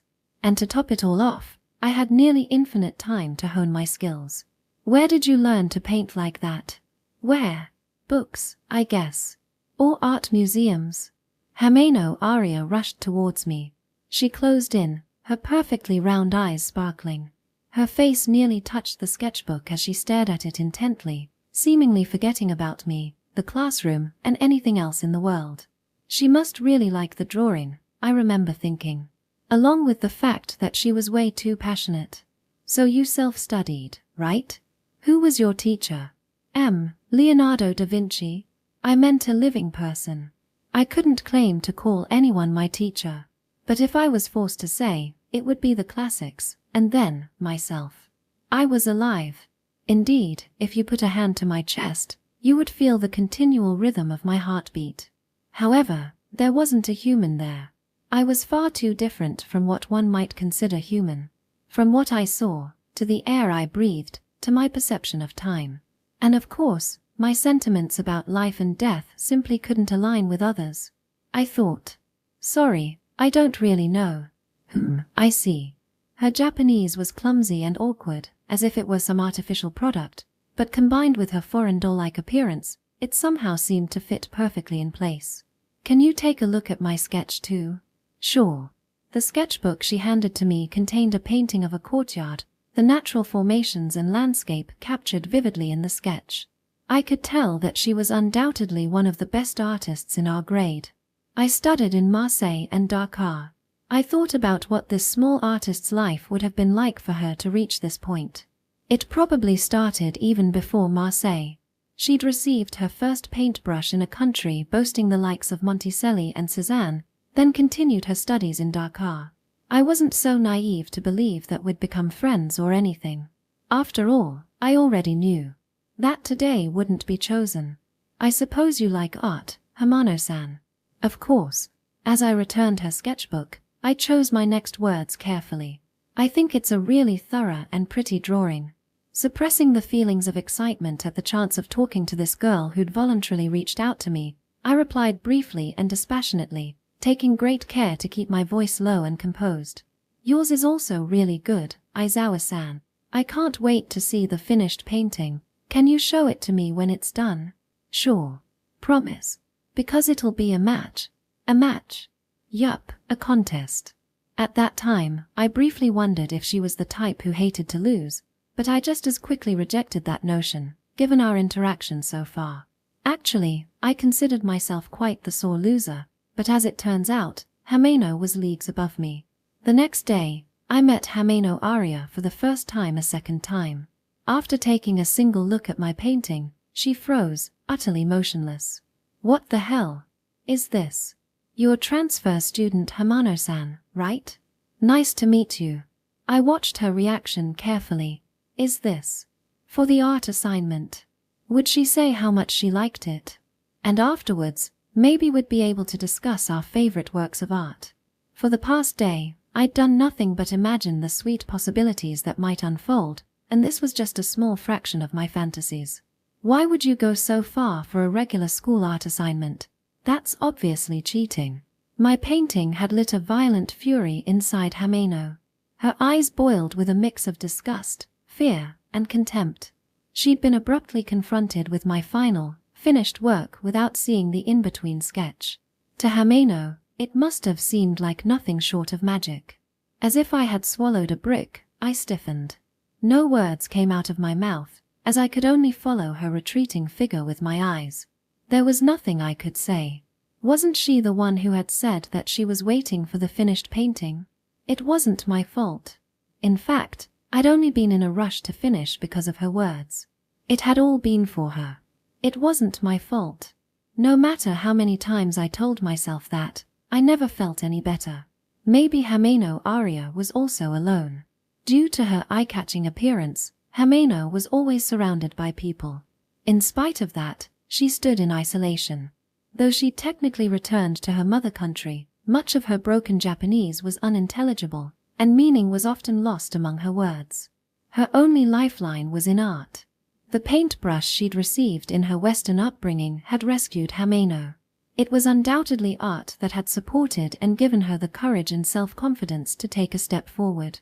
As for me, if only someone would recognize me. Thoughts of at the very least, just let the day where I first met Hameno be chosen continued to echo through my mind. even though I well knew that days like that would never be chosen. I already was aware that in such respects, I was unlucky. But for the day where Hameno had viciously berated me to be chosen, the endlessly cruel world was mocking me.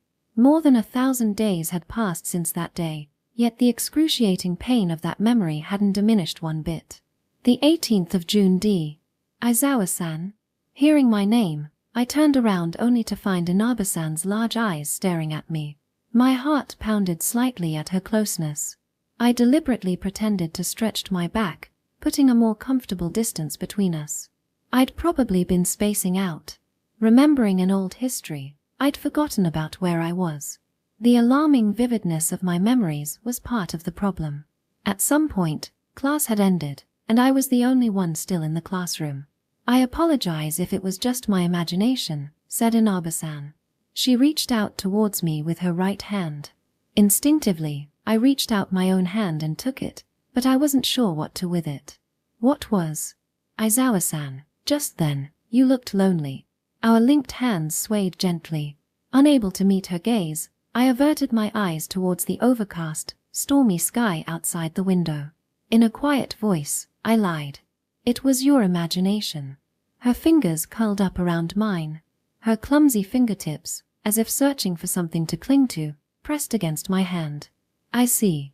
I'm glad it was just my imagination. Yeah, thanks.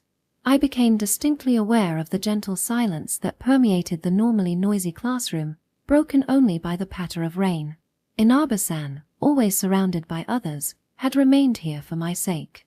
With eyes that seemed as if they could see through just about anyone and anything, she gracefully let my bluff pass. Words were unnecessary. Her squeezing my hand, sitting next to me, that was far more than enough. Hameno was the same as me. The completed painting had obliterated the axle supporting her heart. A painting that shouldn't exist in both its speed and precision.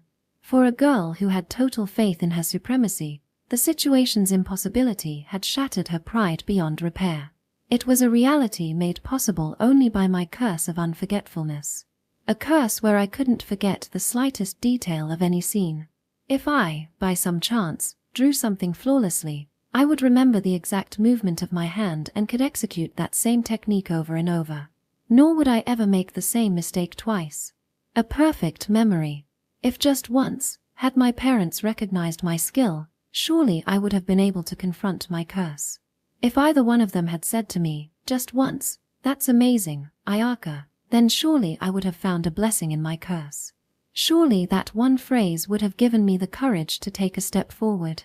Surely I would have been able to live with my chest puffed out in pride. The 22nd of June A. It was the 72nd day of the rainy season. In the curriculum of Konohana High School, one could choose between music, calligraphy, and art for fine arts classes.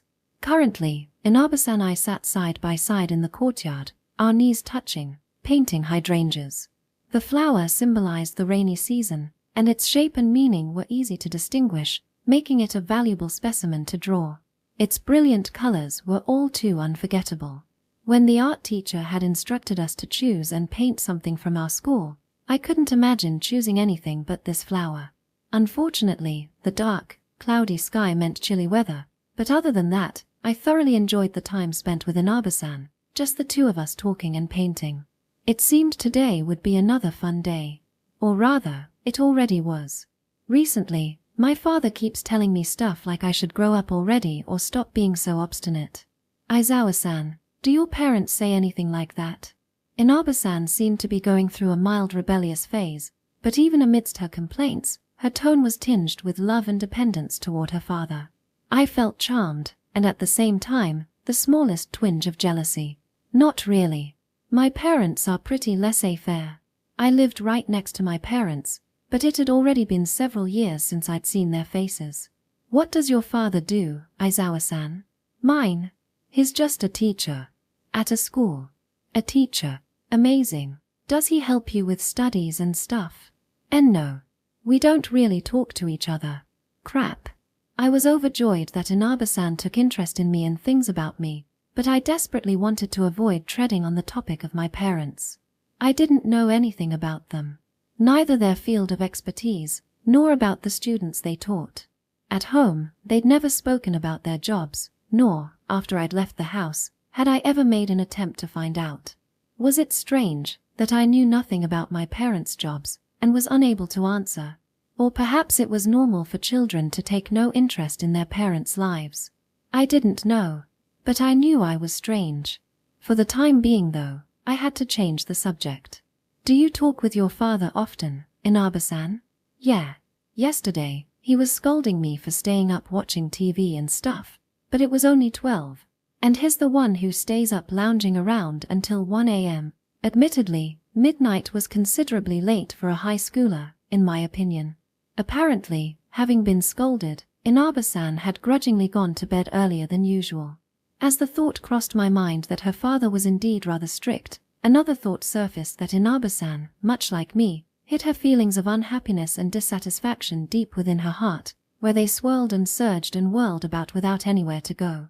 Much like an octopus frantically trying to escape from a predator by expelling a vague, formless, shapeless black ink, Inaba-san with her pent-up emotions must have wanted to expel them somewhere somehow. But how could one rid themselves of a smoke so indistinct that it lacked any physical form? Inaba-san's father must have wanted to tell her that staying up late and oversleeping the next day wasn't adult-like behavior. Staying up late wasn't a thing children could do, yet staying up late was also not something adults did. I understood what he was trying to communicate. But during the period of one's late teens, one was neither a child nor an adult. You might consider it an age to learn from failures, or perhaps an age where one had to be treated like an adult to become one. If you think you're in the right, I think it's better to get properly angry. Since humans are creatures capable of tolerating small things, and they grow accustomed to things extremely quickly. And after they get accustomed to something, changing becomes really difficult. After my long-winded speech, I failed to catch my breath and nearly ended up choking. I guess it was true that elderly people tended to ramble. At my uncharacteristically lengthy speech, Inaba-san stopped drawing, turning to stare at me with wide eyes. But only for a second. She quickly returned her focus to her half-finished sketch, a small smile forming across her face. Hee, I feel like you're the type of person who never gets angry, so somehow, imagining you getting angry feels kind of strange, Aizawa-san. That's not the point. I too had been angry at the start. Why was I the only one born with this abnormality? Whether my life would be fun or boring, whether I'd want to forget or not, I simply wanted an innocent life where eventually, everything would be forgotten. How I would welcome such a life, where memories I vowed to never forget would dull and fade with passing time, and nights I would spend crying, knowing that I couldn't prevent the loss of my precious recollections. When I realized that I was the sole individual who experienced the world differently, I felt as if I'd been tricked by the entire world. I had been sick with anger, feeling nothing but anger, feeling angry alone. When I despaired, I remembered that anger, letting it flare up inside me. I was angry, then I grew weary of anger, and that's when I gave up. I had been angry that I'd been given time magnitudes higher than was necessary. But this world wouldn't remember fifths of my anger. Underneath the thick crust of resignation that had formed over my heart was a heavy sedimentation deposit of the ashes of my anger. That was the current me. As our paintings steadily progressed, our conversation began to die down. I briefly shifted my gaze away from the flower and took a fleeting glance at Inaba-san's sketchbook, where vivid hydrangeas grew alongside large blades of grass. The graceful movements of her fingers, supported by her slender wrists, produced beautiful lines that danced across the page. Her innocent hydrangea flowers were vibrant and filled with life. Who could have known how brightly these flowers sparkled in her eyes, flowers that commuting students passed by daily without a second glance? By coincidence, I had discovered it, and I found it irresistibly radiant. Alas, neither enjoyable moments nor peaceful moments were eternal. From behind us, I heard soft footsteps, then a harsh shadow of a single person fell over us. What a empty painting. It's like an elementary schooler drew it. I didn't even need to think about who it was. I knew from the voice alone. Hameno Aria. Everything about her appearance was cute, from her dress to her features, yet her lips were drawn into a tight frown, not even bothering to hide her radiating hostility. I hadn't forgotten. that this girl utterly despised me. It was a face I truly dreaded to see. "Are you planning to submit that as your final painting?" The painting peeking out of the sketchbook tucked under Hamano's arm was certainly well drawn. The technique was there, and she'd chosen a lofty scene to boot. It was a magnificent image of the school building as viewed from the school gates. A spectacular work of art that demanded closer inspection. However, after her scathing remarks, I wasn't about to gush praise for her art. Nor was she expecting any. Rather, perhaps she was picking a fight. My frustration built as my precious time with Inada-san dissipated in front of my very eyes. But at the same time, I was equal parts wary. Why had Hamano come here? I remained alert, studying her carefully, but nothing could have prepared me for her next words. Inaba-san. What? Had she not been talking to me? I froze. Like a goldfish out of water, I felt my lips disgracefully flapping open and closed. My mind turned completely blank. Where my voice should have been, there was nothing but emptiness. But I think it's a perfect fit, someone as ordinary as you. Ah. So that was it. She hated me. So she was intentionally targeting the person by my side. Because that way, she could hurt me. I didn't understand others' emotions well, but this much I knew. It's a masterpiece no matter how you look at it. Hot anger rushed to my head, thawing my frozen limbs. I swiftly rebutted her words. I don't think. It doesn't look that way to me. Her reply came just as swift. You must be mistaken. I have quite the discerning eye when it comes to art, you see. All the while, Inada-san looked completely crestfallen. She hadn't done anything wrong. I, sitting next to her, with my hopelessly thin memory, knew that. But still. Why did Hamano have to be here? Obviously, she went to the same school as me, and advanced grades alongside me. But why did she have to suddenly barge in? And why now? At least if I was alone. My thoughts kept turning negative. I was fed up and frustrated, both with the miserable-looking Inaba-san and the pretentious Hamano, and just about everything else. I had to drive Hamano away before she ran her mouth again. That's a lovely drawing. As I spoke those words, I turned my body away from Hamano, throwing out those words of praise while keeping that ambiguous. Mind if I take a closer look? Bewilderment surfaced on Hamano's face.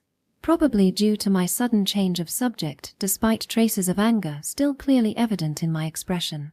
It was Hamano's turn to be wary. However, there are some people in society whose craving for attention surpasses their self-control. Hamano was undoubtedly one of those people. And as it turns out, my appraisal was spot on. Here you go. In an instant, all her previous haughtiness vanished. Hamano reached out timidly to hand me her sketchbook. She'd just fallen for this wicked witch's trap. Hee. I wasn't talking to you though. I forced a scornful laugh. I was only half acting. Hamano Aria's cheeks turned bright red. What? I wasn't planning on turning this into a pointless back and forth. I'd end it with one line. You're way too self-conscious, aren't you? Hamano Aria was speechless. I called out to Inaba-san to flaunt my point. So, do you mind if I take a look? Inaba-san. What a cute expression Hamano-san was wearing. You intentionally messed with a witch who can't deal with personal relationships, and this is what you get. I wonder if she was the type of person to bury her face in her pillow late at night and scream in embarrassment. I'll remember this, idiot. Worry not. Even if you one day forget, I could never possibly forget about that laughable parting threat which sounded more like a throwaway joke than anything else. I watched her departing figure apathetically, then turned back to Inaba-san. Noticing me, she put on a forced smile, as if trying to hide her feelings. She clutched her sketchbook tightly in her arms, almost embracing it. It seemed that she wasn't going to show me her painting. My precious time wasn't going to come back. At some point, it started to rain. We quickly evacuated the courtyard and fled under the eaves near an entrance, silently watching the frothing sprays of rain. On that early summer day, my feet frigid and damp, I concealed the smoldering flames of revenge beneath my summer clothes. As I stood under the eaves, shivering in the biting cold, I silently thanked the rain. Because without it, those flames would have spread like wildfire. Incidentally, I wonder how many tens of years it had been since I'd snapped like that. The 22nd of June D. 3 days had passed since the 22nd of June A, and it was now the 22nd of June D. The weather was overcast today as well. Obviously, because today was a repeat of yesterday. In preparation for the rain, I wore a cardigan over my summer clothes. I hated the cold. Inabasan's eyes were opened wide, as if to say that she had seen something unexpected. Are you wearing that 'cause it's going to rain soon? Deja-vu again? Yeah. Something like that. Her eyebrows knit together as she tilted her head in a cute fashion. I wish I didn't know. I wish I didn't know that today was the 4th day. I wish I didn't know about the previous todays, which I had studied to no end over and over again for the sake of today. Like the first day, we took up position in the courtyard and began our painting. However, this was the 4th time already, and I'd also prepared from the 2nd and 3rd days as well, so as long as the same subject was chosen, I easily completed it much faster than the first day. I couldn't let Inabasan know that I'd already finished though, and with so much extra time on my hands, I found myself staring at Inabasan's profile. A serious expression stretched over her shapely features, giving off the air of a dignified prince. Her skin was luscious and smooth, and the beautiful bridge of her nose separated the two sides of her face, creating two separate worlds. Perhaps that might have been too poetic, but nonetheless, that was the only way to describe the extent of my captivation. Inabasan turned towards me, very clearly suspicious of my stare. What is it? It's embarrassing when you stare like that. Sorry. I reflexively looked away. So cute. I tried to conjure up her profile within my mind, only to feel a condemning pressure from the blush spreading across my cheeks and a tightening in my chest. I'd seen the forbidden. My heart is right here, I fiercely insisted, and it felt a little painful, but a pain not entirely disagreeable. I knew instinctively, because right now, I was in utter bliss. That right now, I was at the very top of a roller coaster ride. What a mediocre painting. There it was. Each time, Hameno Aria passed by here when her work was done. And each time, seeing me, she couldn't help but ridicule me. Today though, I was prepared. That's a lovely painting. What? I pointed to Hamano's sketchbook. The fresh, eye-catching violet of the iris flowers shone brightly, supported by the slightly dulled colors of the flowers around it, enhancing and pushing the iris flowers to the forefront. So that's the subject she'd chosen today. Thanks. It seemed like she'd grown accustomed to receiving praise. Apparently, even a haughty, insolent girl like her could blush. Not that I cared. I mean, just look at those colors. It's hard to believe that someone like you could draw such bold art. Hameno reacted to my poisonous words as if she'd been slapped. That's... What do you mean? Here. Strange, isn't it? Is yours a photocopy? What a well-done illusion. I flipped through one page of my own sketchbook and showed it to her. It was the exact same as her painting, an identical copy. What is this? The blood drained from Hamano's face. Just try accusing me of cheating, I gloated internally. I assure you that I haven't moved a single step from this place. I've been here this entire time, right next to Inabasan so I can hold her hand. Not that I'd been holding it, though. Aizawa-san. How? You've been sitting here this whole time. Tim. I decided to draw something different, I suppose. Hameno left, and after a short while, returned with a painting depicting koi fish swimming in a pond. A beautiful page, the ripples of water seeming to glide across the pond's transparent surface. Even I was impressed at how she painted it in such a short time. She'd even deliberately went all the way to the park next to the school where the pond was. Wordlessly, I flipped to the second page of my sketchbook. Hameno was gaped. She stood dumbfounded, motionless. Her expression was filled with disbelief. She didn't understand. But there was nothing to understand. Not for a human who had lived through today merely once. It was simple. I had followed Hameno Aria around today, pretended to walk past her, and stole her sketchbook. All I need was a single glance. That was plenty enough. My memory was photographic. When I woke up this morning, I'd replicated her painting before going to school. Waking up early wasn't particularly difficult for me, and the painting was created by an absolute memory. One couldn't get superior results if they traced the original. Nor did the technique pose a problem. I hadn't let any of the techniques I'd learned grow rusty. As long as I had the time and the budget, I could flawlessly recreate any famous painting. And in this case, both my budget and, of course, my time were plenty. This was the revenge I'd chosen. Ducks on a lake, the school building as viewed from the school gates, the scene of a pond and a gazebo. I'd investigated anything that Hameno Aria might draw, and I'd anticipated everything correctly. Revenge of a painting by a painting. I handed a sheaf of paintings to the speechless Hameno. You did a really nice job. All copies, of course. All of subjects Hameno had chosen, painted in her exact style. From the most minute of brushstrokes to the perspective, from field of view to the brush and paint manufacturers, I hadn't overlooked a single detail anywhere. Nor had I been worried about time. Naturally, I could only use paintings I painted today, meaning that I had only a few hours to complete everything. However, as much as I hated repeating the same procedure over and over again, that was also my greatest strength. For someone like me, whose mind and body could never forget the endless amounts of grueling practice they'd undergone, I could easily produce this degree of art within an hour. How'd you manage it? When did you have time to photocopy it all? At my vicious tone, tears began to form at the corners of Hameno's eyes. She faltered, completely at a loss. Clearly, I'd taken it too far, but that thought never occurred to me. Or at least, I tried my best to push that thought out of my mind. I didn't do anything wrong.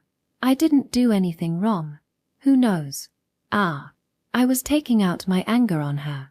In retaliation for the insults to my precious friend, I was now taking out my anger on a completely different person wearing the same face as the perpetrator in an effort to make myself feel better.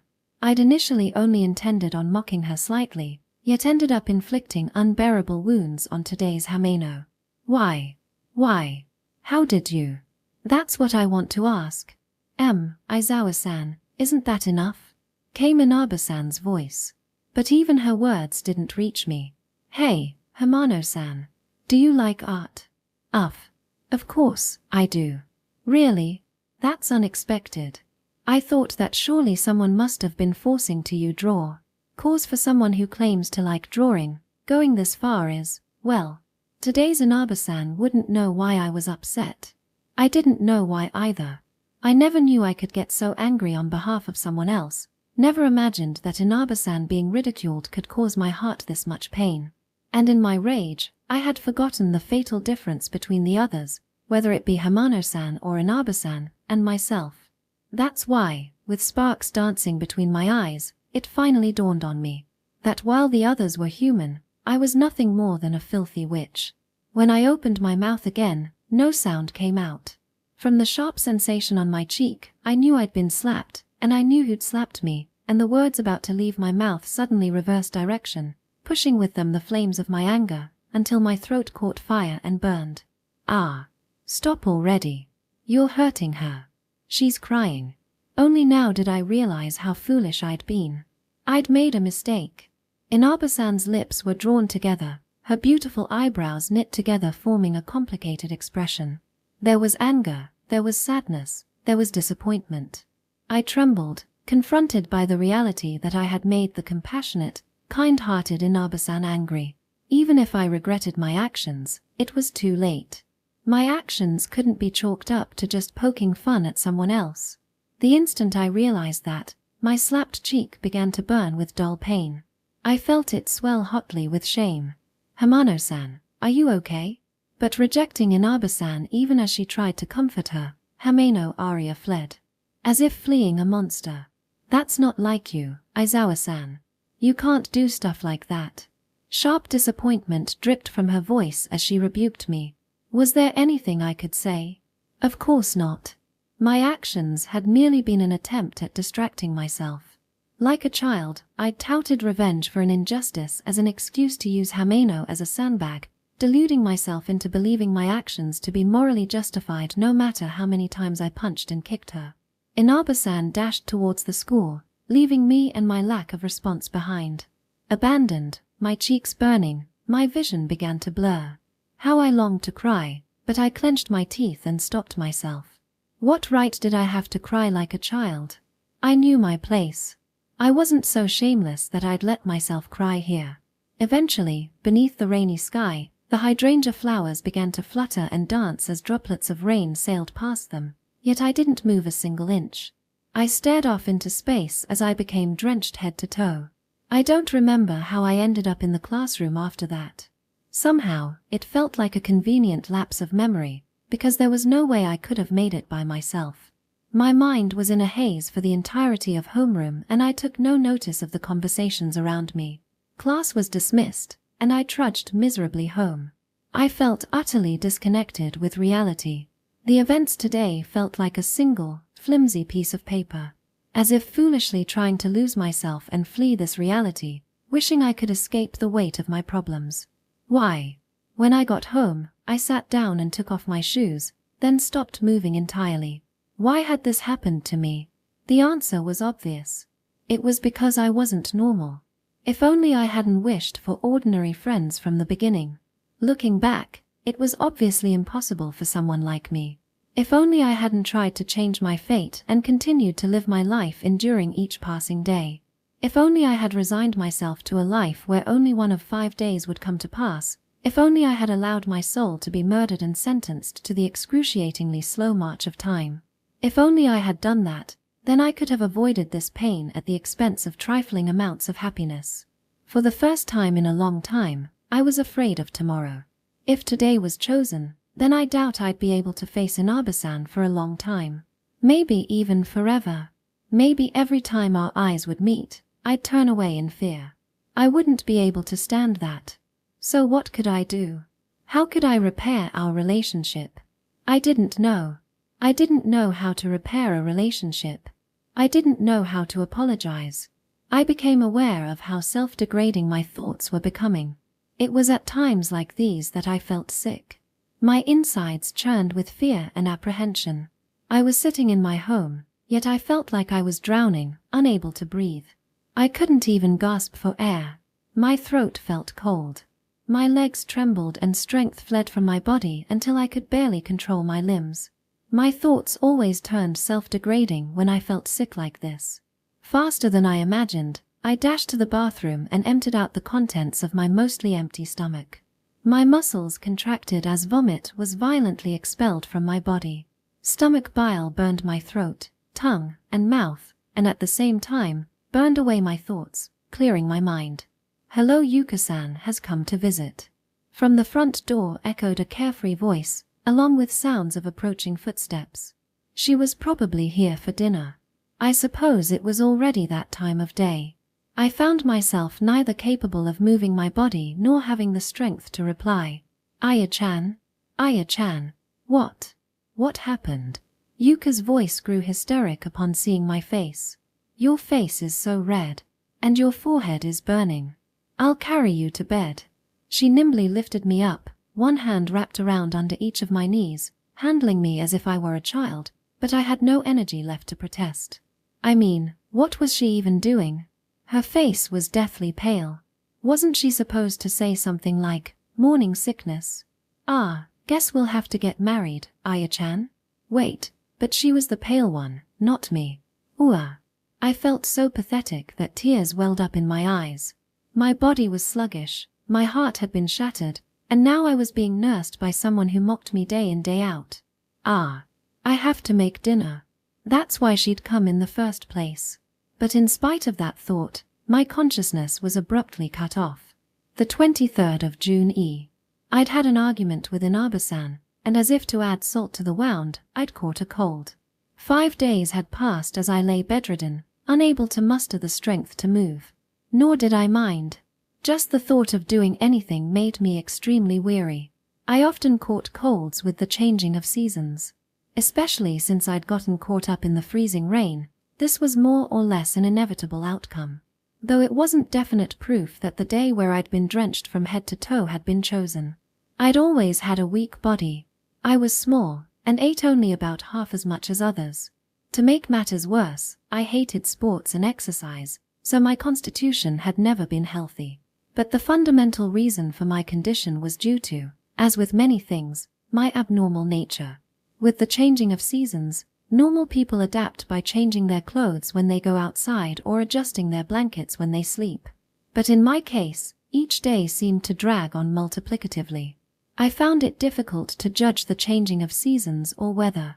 When it suddenly turned cold or hot, most would wear heavier or lighter clothing. But by the time the fourth or fifth iteration of the same day came, my mind would have already grown accustomed to the temperature. I wouldn't notice anything wrong, but unlike my mind, my body would be woefully unprepared for the weather. "Are you feeling okay, Aya-chan? I'm going to wipe your body down, okay?" As I lay in bed, the twilight sky reflected in my window, my mind occupied by rambling thoughts, Yuka came to visit like always. Not once in the past 5 days had she failed to visit. She was that worried about me. Hehe, that makes me happy. It must have been my fever causing such delirious thoughts to cross my mind. I tried to clear my throat. "Sorry, but could you do me a favor and order takeout for dinner?" Despite that, my voice came out rough and congested. With her back to the entrance, Yuka replied, "Aya-chan, that's the first time you've really sounded like an old woman. Leave me alone already. Your voice sounds terrible. Did you go to the hospital?" "No, and I'm not going. The problem wasn't that I didn't have an insurance card. I wasn't that irresponsible. Instead of laying in bed and pretending the rest of the world didn't exist, I could have grit my teeth, gone to the hospital, received an 4-drip and medicine, then I would have been cured. No doubt it would have been effective. But today was the 5th day. Hypothetically, if I'd resolved to go to the hospital starting from the first day, I would have had to drag myself to the hospital 5 days in a row. 5 days in a row of confronting my thoughts and fears. That was far beyond the limits of my endurance. Besides, I hated hospitals. I habenti. My voice was nasally, my nose congested, and it hurt to talk. My eyes burned and my mind was trapped in an eternal haze. I'd been like this for 5 days in a row. My mood was at an all-time low. "You're just going to suffer more if you don't go, Aya-chan." She sat down on the bed next to me and gently caressed my head. She held my hand. When I was little, I often came down with fevers and each time, my mother would hold my hand. That was before she had come to despise me. Yuka's touch, in tandem with my muddled consciousness and my perfect memory, revived that vivid memory, and in my stupor, I couldn't control the words slipping out of my mouth. "Mother, ah." It was completely on reflex. The touch of Yuka's hand felt identical to my mother's. "Aya-chan." I knew that this hand gingerly holding mine wasn't my mother's.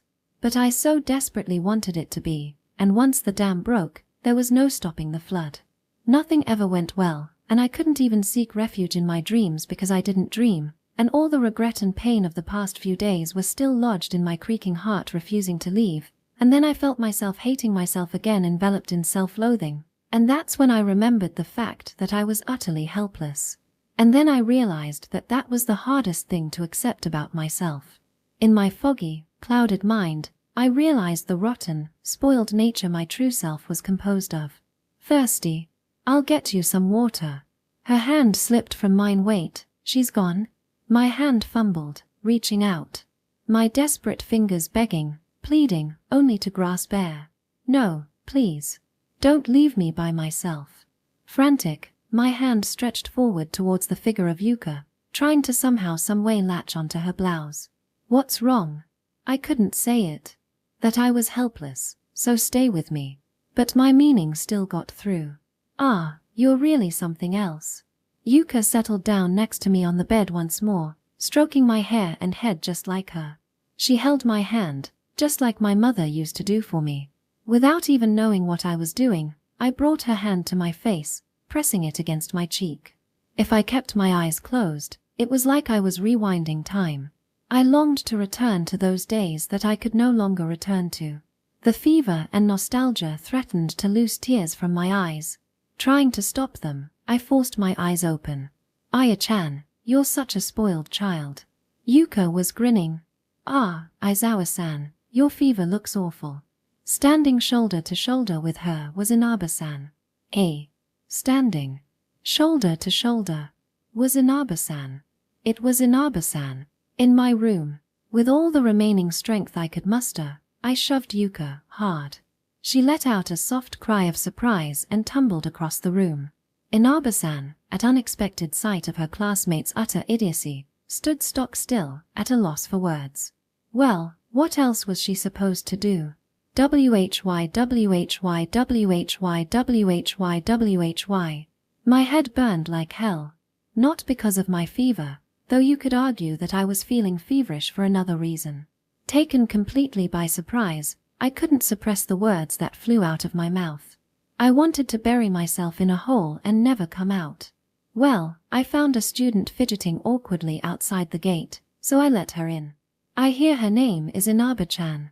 I caught sight of Yuka's face across the room, her tongue stuck out as if mocking me, her entire body ready to burst into laughter. There wasn't a trace of guilt in her. There was absolutely nothing funny about the situation. I was going to properly punish her after this. I wasn't fidgeting. I just got lost. Inaba-san's voice was unusually stiff compared to normal. Was she perhaps nervous, standing in front of Yuka? That was possible.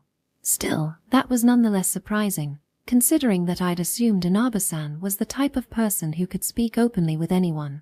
There's a test next week, and you weren't in class, so I brought the notes, but... Sorry for barging in when you're in such a bad condition. It's fine. My condition. It's bad, but I'm fine. It's fine. More importantly, thanks for the notes.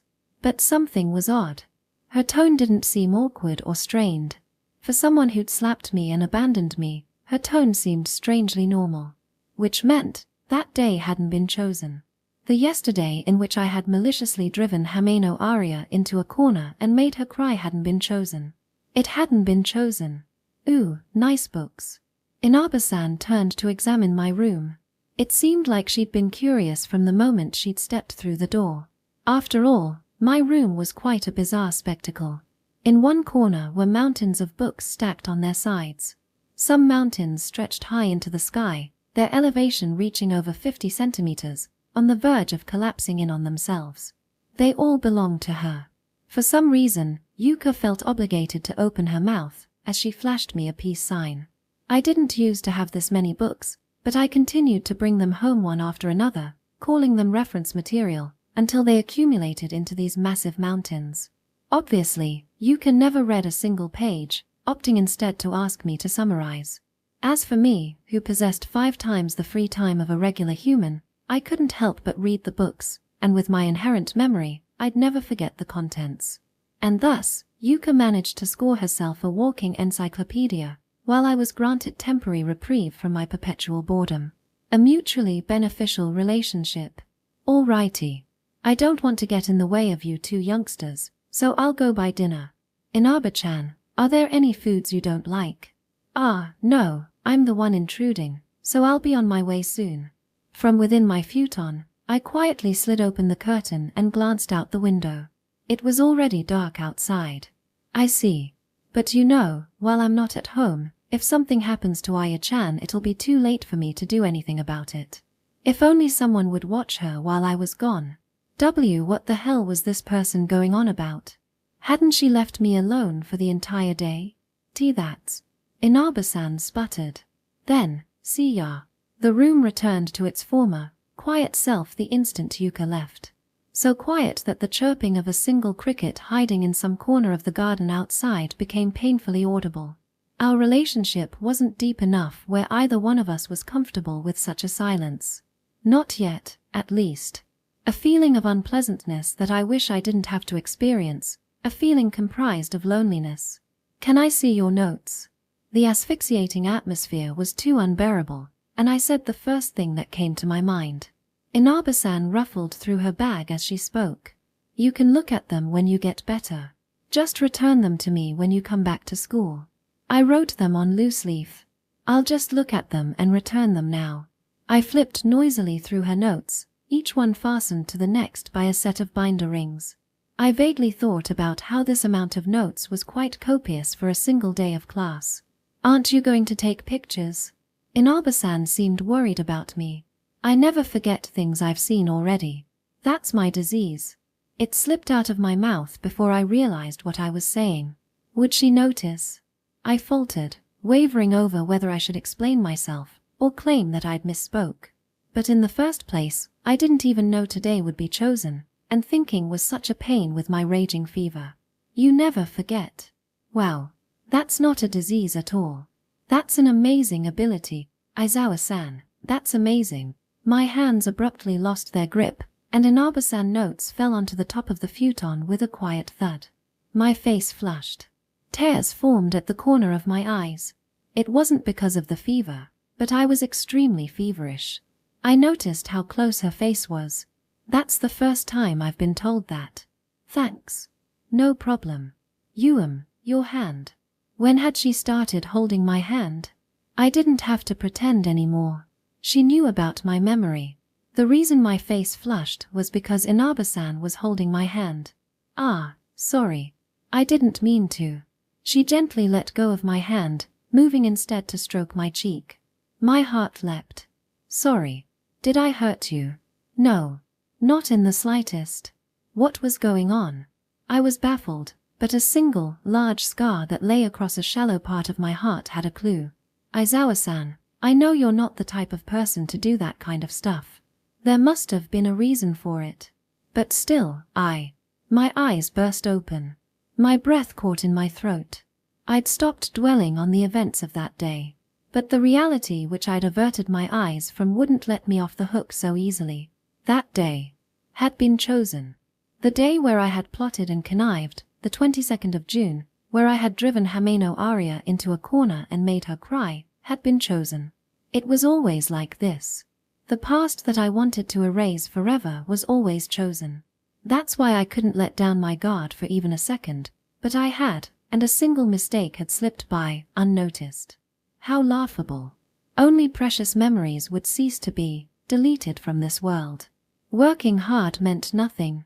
It was unfair. It was unfair, but no one else in this entire world would experience this unfairness. No one else but me. Ancient feelings of anger that I had given up on long ago suddenly flared to life. Because giving up is the quietest form of anger. I'll hear you out, Aizawa-san. Because I believe in you. I'd unmistakably committed a crime, evident for all to see. Yet she would hear me out. I had to tell her everything. About my cursed memory, how I repeated each day again and again, about the reality and experiences I'd faced, everything. I had to say something. Yet I felt that if I let my voice free at this moment, everything would burst out uncontrollably, and so I couldn't say anything. After all, what right did I have to cry or grieve? I had no intention of letting my tears out, even if I stood on the precipice of death. I was the one at fault, and yet Inaba-san was the one showing me kindness. She'd gone so far as to believe in me. It dawned on me that I'd betrayed that trust, and that truth turned into a deadly poison, its tendrils reaching out and taking hold of my entire body. Why are you crying? She and I were two vastly different species. A human who could forget, and I who could never forget. There was no common tongue between us. We used the same words, but functioned with different grammar. Sorry. I could only shake my head.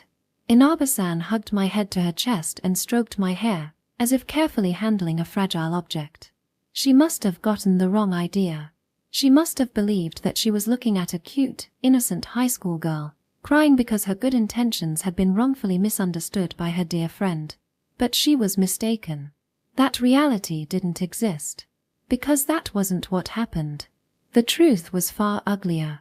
The truth was but a comedy, starring a witch with a repulsive heart who hurt another for the sake of her own satisfaction, then flew into rage at the unfairness of the world when the result hadn't turned out like she imagined. We were too far apart. Inada-san's chest was extremely warm, without a doubt due to the exceptionally warm heart that lay underneath. The cold-blooded me was different. What excuses could I make? What words could I use to deceive her? What path could I take to swindle Inaba-san? I arrived at the answer instantly. I opened my mouth, ready to spew my ugly lies and spin my deceits, when I'm back. I forgot my wallet. Wah! I had been one step away from losing my way completely. Yuka, catching sight of Inada-san embracing the tear-stained me, had ruined everything beautifully. I suppose I had to punish her thankfully later. The three of us sat around a portion of spaghetti, plum rice porridge, and a bento box which Yuka had bought from the convenience store, and began to eat. Other than the fact that I'd been forced to eat the spaghetti, it was an otherwise pleasant dinner. Yuka had defended herself, saying that garlic would make her breath smell bad, but then why buy something you weren't going to eat in the first place? Aya-chan, wrap your arms together behind your back. I looked at her dubiously. Was this some sort of digestion exercise to get the blood flowing or to cure my sickness? Like this. I felt my upper body pushing outwards in reaction. Inaba-san, who sat diagonally across from me, mimicked my pose. What the hell was Yuka trying to do? Yuka roved her eyes from me to Inaba-san, then back to me again. I already figured as much, but your chest is really pitiful, isn't it? Bakum. With a sound effect that could surely find its place in a Marvel comic, I delivered a slap straight to Yuka's face. I've been told that I had quite a long fuse, but if you were going to deliberately incur my wrath, you'd better be prepared for embers to fly. It was the fastest my hand had moved in my entire life. It left a red, hand-sized mark on Yuka's face, and was starting to sting. It must have stung for the receiver of the slap as well, but Yuka acted like nothing was wrong. I glared at her. It's hereditary. Oh really? But your mother is quite big, isn't she? It's from my father's side. Sorry. There's a hand-shaped mark on your face, so you don't need to apologize. After a moment of silence, Yuka spoke up again, sounding like a minor bird. Sorry, Aya-chan. She was playing a game of chicken with my boiling point. The next time you apologize, I'm gonna make your face go through the same thing as Gabutari Jizen's lump, and you'll regret being born even more than Momotaro's demon. But still, Inaba-san looked so pretty. In my mind, I could still clearly visualize her slim body lines as her upper torso stretched out. Aya-chan, your face is red. 'Cause I'm feverish. I wonder which feverish you're feeling. It'd definitely be a punishment afterwards. I chuckled good-humoredly. Obviously, it was but an act. As the conversation continued, I grew more and more agitated, all while wearing my true face behind my back. Inaba-san, perhaps sensing that, forcefully changed the subject, trying to steer it towards more pleasant waters. By the way, Aizawa-san, your family is really wealthy, aren't they? You guys have a huge house and everything. It's not your fault, Inaba-san. But you just steered the ship straight into a landmine. My parents are the rich ones. Not me. It's because Aya-chan's been disowned. Ah. Given that I'd hidden from her all this time, Inaba-san reacted instantly, like she'd just heard something she shouldn't have. Don't get the wrong idea. I threw away my parents, not the other way around. Doing everything in my power to make it seem like nothing, I spit out my bluff. There you go again. I'm fairly certain you got into a fight with your parents then ran away from home. Yuka. I swear to God. I dream about it even now. How you and I, living under a single roof. Even after being hit, Yuka's spirits couldn't be dampened. Not when she finally could gush about her beloved Aya-chan to someone else. You two are cousins, right? Came Inaba-san's composed voice, checking to make sure. Yeah. Our parents weren't particularly close, but Yuka had come to understand my abnormality even before I did. She'd probably also guessed the circumstances surrounding my banishment. And yet, she never made a fuss about it, and in that respect, she had saved me. The first time I saw Aya-chan, I was entranced by her beautiful eyes. Ah, it was love at first sight. You realize I was 10 years old then, right? And she's still just as cute now. Plus she's even developed some added benefits over time. I didn't know anything about you, Aizawa-san. Inaba-san's words spilled out of her mouth, mixed with tones of sadness and regret. But from the beginning, I'd never intended on telling her about my trifling, insignificant life. Even if it meant that we'd never be able to grow close. Even then, I bet you could write a whole series about the Great War between Aya-chan and her parents, Yuka said, looking amused.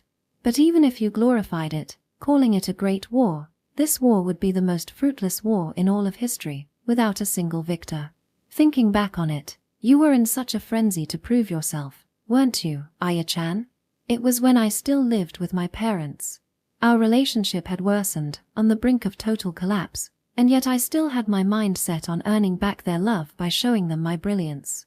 With my gift of memory that I'd possessed since birth, I scored perfect score after perfect score on tests in all subjects. I was treated like a child prodigy. I got recommendations to top schools across the nation, and a well-renowned overseas college professor even personally came by to visit me.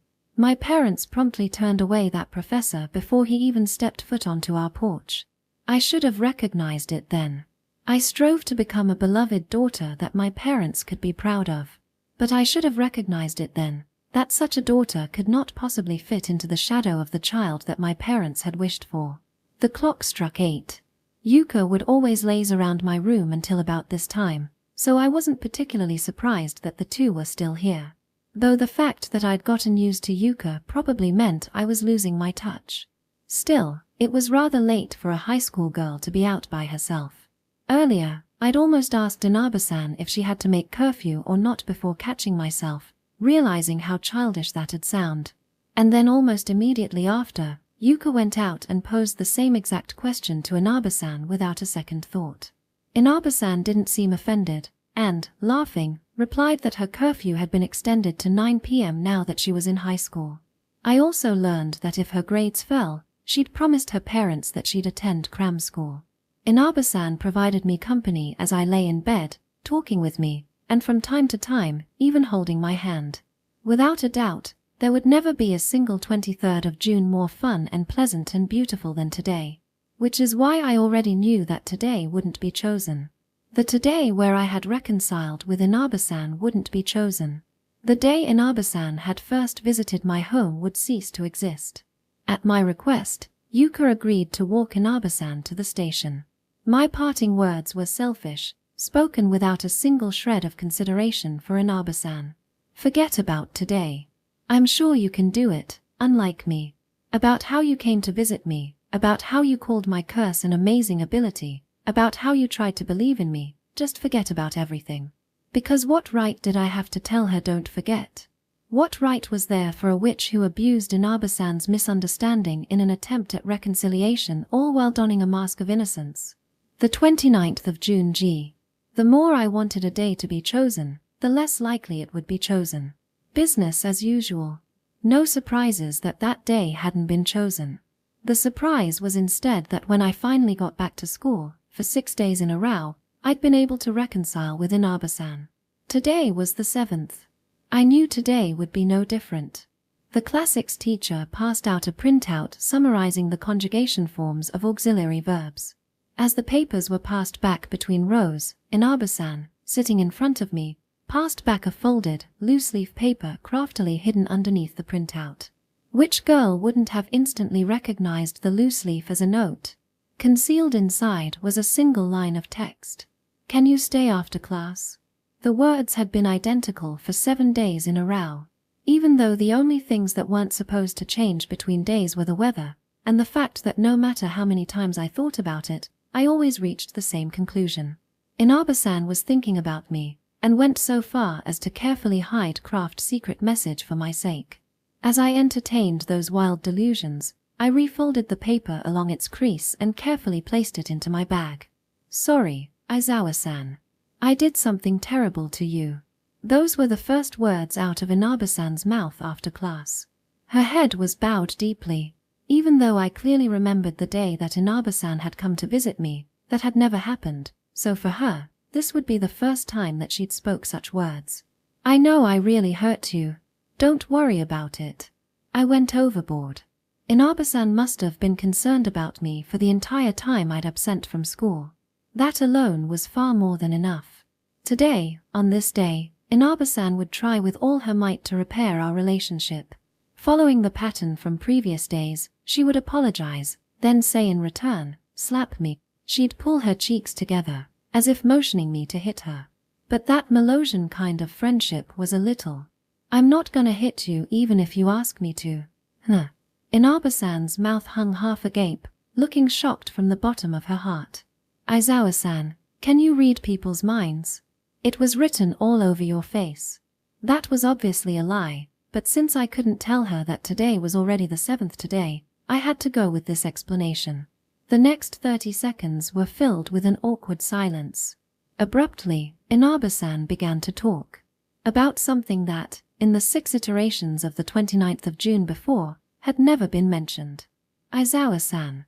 I was a lot different in middle school than now. Different? I was gloomier. Something like that. I tried to imagine it. A younger, more immature Inaba-san who spent her days inconspicuously tucked away in the corner of a classroom, much like me.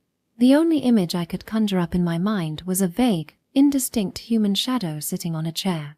It was a person so different from the current one that I couldn't even begin to imagine it. You're kidding. There's no way. It's true. But I changed after coming to high school. Why was she confiding in me? That Inaba-san had done a 180 in high school was something I'd never considered. In stark contrast to me, who had lived in the sun's shadow since birth, I'd assumed that Inaba-san had always basked in the sun's bright, warm rays. Was it because you entered high school? No, it was more like, because I came to know what the weather would be like, I guess. This so-called which occasionally said some strange things, Seeing my dubious expression, Inaba-san grew slightly frantic, her words coming just a little more rushed. It was like, I alone knew something that no one else knew, and just thinking about that gave me courage, I guess. No matter what anyone said to me, or what they thought of me, I knew more than anyone else about what it'd be like from noon to evening, and I'd have packed an umbrella in my bag. Didn't that make me invincible? She said it all in a single breath, and I detected a trace of maliciousness in her very last phrase. Something like a small superiority complex. I knew it all too well. The world only you knew about where you lived all alone. The world only you knew about where you told yourself that you were content with being alone. Oh, are you trying to say that even someone like me can change? And no. Rather, that I think Aizawa-san doesn't need to change. That she can stay the way she is. I felt uncomfortable hearing those words while being stared down by those clear, honest eyes. If I can change, I want to change. I'd always believed that. And yet, no matter who's watching you, or how much they ostracize you, you're always able to remain as Aizawa-san. I think that makes you invincible. I felt my heart grow warm. That Inaba-san would go this far and say this much for my sake, that she didn't mind even if I never changed. It somehow made me so happy that I couldn't take it in stride. It feels so strange. I mean, you called out to Mai on the day of the entrance ceremony, right? I never would have thought that someone who called out to me like that would be a timid, gloomy girl. Before I knew it, my tone had nearly turned accusing. It wasn't that I doubted her, but that I simply couldn't comprehend. It just felt too convenient for someone like me. I guess. I just felt like I had to do it. Inaba-san's eyes fell towards the floor, her tone suddenly losing all of its previous confidence. The instant I saw your face and called out to you, I just felt like I had to become friends with you. I felt an uncomfortable, prickling sensation in a soft part of my heart. It was a sensation not unlike a stabbing needle, or perhaps a concentrated, sweet acid. But whatever it may be, I felt an itch somewhere in my heart that I couldn't reach. Inaba Michiu, just who are you, or something. A friend I'd made in high school, who I knew would be there for me even tomorrow, a companion that was utterly irreplaceable in my heart. Sociable, popular among our classmates, and yet fretted over someone like me. A self-proclaimed witch. A person dear to me I should know well. A figure whose true nature I still knew nothing about. Chapter 3, A Precious Person. The 17th of July H. There were 8 days of school left before summer break. Emotions of excitement at the thought of summer break, or frustration that there was still over a week left, were emotions well beyond me at my age. My heart had long since dulled to such sentiments. Avoiding the sun's burning UV rays, I walked beneath the shade of trees, surrounded on all sides by choruses of cicadas engaged in competing song. Their passionate voices, transformed by the heat reflected against the asphalt, morphed into a sweltering summer air that even the most resilient of people could acutely feel. Aya-chan, let's go out. Let's go shopping. I'll buy you all the clothes you want. It was afternoon, and having just arrived home from school, I found myself being greeted by none other than Yuka's infuriating, wheedling voice. Yuka's unmistakable, infuriating, wheedling voice. I was sure I'd locked the door though, so how? I'd barely made it home, narrowly evading heatstroke, and now I was being forced to return once more into the blazing heat. I wanted to cry out for forgiveness. At least let me change clothes first. Come on. We can have a uniform date. Yuka grabbed my wrists and slipped on a pair of mules before moving to drag me outside. If I resisted and pulled back against her, she'd probably end up falling and spraining her ankle, so I grudgingly let myself be dragged along. It's not a date. She didn't even give me a chance to take off my shoes. But more importantly, hey, don't I stink of sweat? You smell great. That was obviously a lie. The stink of sweat was not a pleasant fragrance. Generally, if other people smelled good, it'd be due to stuff like shampoo, soap, fabric conditioner, or something like perfume. For members of the opposite gender, the pheromones inside sweat might trigger reproductive instincts, so there was an argument to be made there. But what about members of the same sex? Hypothetically speaking, if someone was the most beautiful and attractive woman in the world, were there girls who could find her sweaty body odor pleasant? I guess it was possible. It was possible, but I still made sure to apply a citrus deodorant spray when Yuka wasn't looking. Just a little. Since if I applied too much, my skin would break out into rash. After spending several tens of minutes of being jolted around by the train, we arrived at a rather large train terminal. During the train ride, Yuka grew increasingly lively, her mouth accelerating as we neared shopping district. In contrast, I found myself speaking less and less. Somehow, being trapped in a tiny compartment with Yuka was 1,000 times worse than the summer heat. What wouldn't I give to be outside again? So when we finally exited the station, I relished the feeling of the July summer heat, letting it cling to my skin. Though when Yuka, her interest caught by a boutique, pulled me by my hand into a store, I once again fell back in love with air conditioning. I will admit that Yuka offering to pick out clothes for me was a big help. Naturally, even I had to buy clothes from time to time, and I'd been wanting to try out various Western clothes, though I'd never say that out loud. But without Yuka, I'd have to choose clothes by myself. Which also meant that I'd have to find clothes that I liked the most. Clothes that wouldn't be there the next day. I wasn't so oblivious to reality that I believed I'd be able to buy the same clothes in different iterations of the same day. In that respect, I enjoyed playing the role of Yuka's dress-up doll. Despite being an unbelievably thrifty and cheap woman, Yuka's fashion sense wasn't bad, and I wasn't under any obligation to show affection towards the useless things she often picked out for me. To that extent, I couldn't really ask for better conditions. Hey, Aya-chan. Don't you think this hat is cute? Yuka beamed delightedly, wearing an oversized newsboy cap that seemed to swallow her entire head.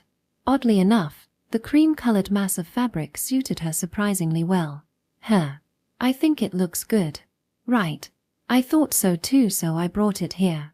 Abruptly, I felt my head grow heavy and my vision turned black. I had no idea what was happening to me. So cute. Ooh. As I listened to my cousin's loose, wholehearted laughter, I found myself thinking about her. On multiple occasions, I'd seriously considered returning Yuka's feelings, even if only a little. Her love was genuine. Which is why, even if I feigned my feelings, she would accept them without hesitation. She would cherish my love, without minding that it was insincere. But the problem lay in what would happen after that. Humans have a lifespan of around 120 years.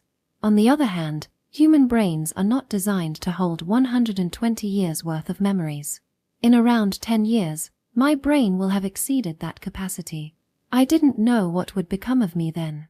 Perhaps I'd end up unexpectedly sane. Or perhaps I'd become a monster, in both name and nature. There was no reason that my mind should continue to function and maintain its sanity after outliving my body's lifespan. As already evident in the current me, I was becoming more and more detached from what it meant to be human. I didn't want Yuka to regret choosing me when those 10 years had elapsed. I wanted her to find a more perfect, complete happiness. It my own, selfish desire, but it was also my genuine and honest feeling. Yuka. I took off the cap. I stood on my toes, stretching up as high as I could reach, and patted Yuka's head a single time. I placed the hat on her head as she stared, dumbfounded. Looks really cute. Completely out of character for me, but nevertheless, I complimented her. Ah, it's raining. Rain? What was she talking about? The weather had been perfectly clear yesterday and the day before that and the day before that, with not a single cloud daring to touch the sun. The thought of rain was absurd. I could repeat the same day 10 times and the weather would absolutely never change under any circumstance. It's a huge thunderstorm, completely defying all expectations. It made my Aya-chan go crazy. She's bugging out. But I'm so happy. Why, Yuka, don't shout. No matter how you looked at it, Yuka, exuding smiles and joy, had broken. Her body twitched and spasmed, and I felt disgusted watching her. As I tried my hardest to shut up the suspicious person in front of me, I firmly resolved to never compliment her again. But Yuka evidently hadn't learned her lesson. Even afterwards, she blatantly ignored my sullen expression and browsed the shop happily, returning with a heap of clothes and accessories. Aya-chan, what do you think about this one? Why can't you just try it on yourself? I almost said, but caught my tongue. Yuka was holding up a one-piece, with a design that was perhaps a little too much for a 23-year-old woman. While it was cute, several design choices, including the skirt length and exposed shoulders, were rather questionable. Let alone the fact that I was 75 years old. I felt sick at the thought of my age. When we'd first met 5 years ago, we weren't even 30 years apart, but now I was older than Yuka by more than 50 years. In those 5 years, Yuka had gone from a college student to an adult, while I had been and still was a useless adult. I pondered these heavy, depressing thoughts. What? Are you listening? Can you hear me? Aya-chan. What? What did you say? Oi. Don't call out to people while they're in the middle of having heavy, depressing thoughts. I was telling you try it on. This dress. Don't want to. Too embarrassing.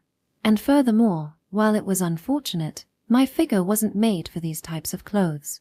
I pushed back against Yuka, arguing and making excuses that I was sweating a ton and didn't want to dirty the clothes and so forth. Yuka refused to listen to any of my complaints, doing her best to force the dress on me. In the midst of our back and forth, a cheerful voice sounded out from behind us. Please do try on the dress. I turned around, catching the beaming smile of a store employee. I recognized her. She had greeted Yuka and I when we'd previously visited this shop.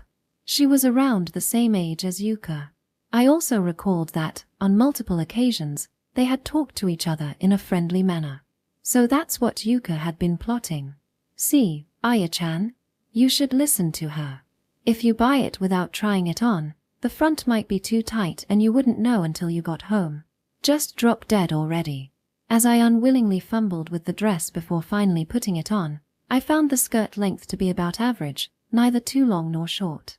That didn't make it any less embarrassing, and I couldn't calm my racing heart as my knees were exposed to refreshing air. But that paled in comparison to my shoulders, laid completely bare thanks to the no-sleeve design. It looks great on you. Is she your younger sister? The employee asked Yuka. We're lovers. We're cousins. Yuka must be sleep-talking right now, I decided. Otherwise, there was no way she'd spout such idiotic nonsense. I was tempted to snap her out of her delusions, but I was reminded of the superstition where if you talked back to someone sleep-talking, they'd never be able to leave their dream and would ultimately die. Maybe it was better to leave her be. Nah, who was I kidding? We can get married. No, I'm pretty sure we can't. Admittedly, that law would probably change soon. College student marriages were already a hot topic, but that was infinitely less scandalous than high school student marriages. I didn't even want to think about what kind of fantasies our neighbors, with way too much free time on their hands, would conjure up. Though I got the feeling that our neighbors didn't care all that much. Else they would have done something about the child neglect situation. Want to wear it outside? In other words, it had already been decided that we were buying it. No one had even asked for my input.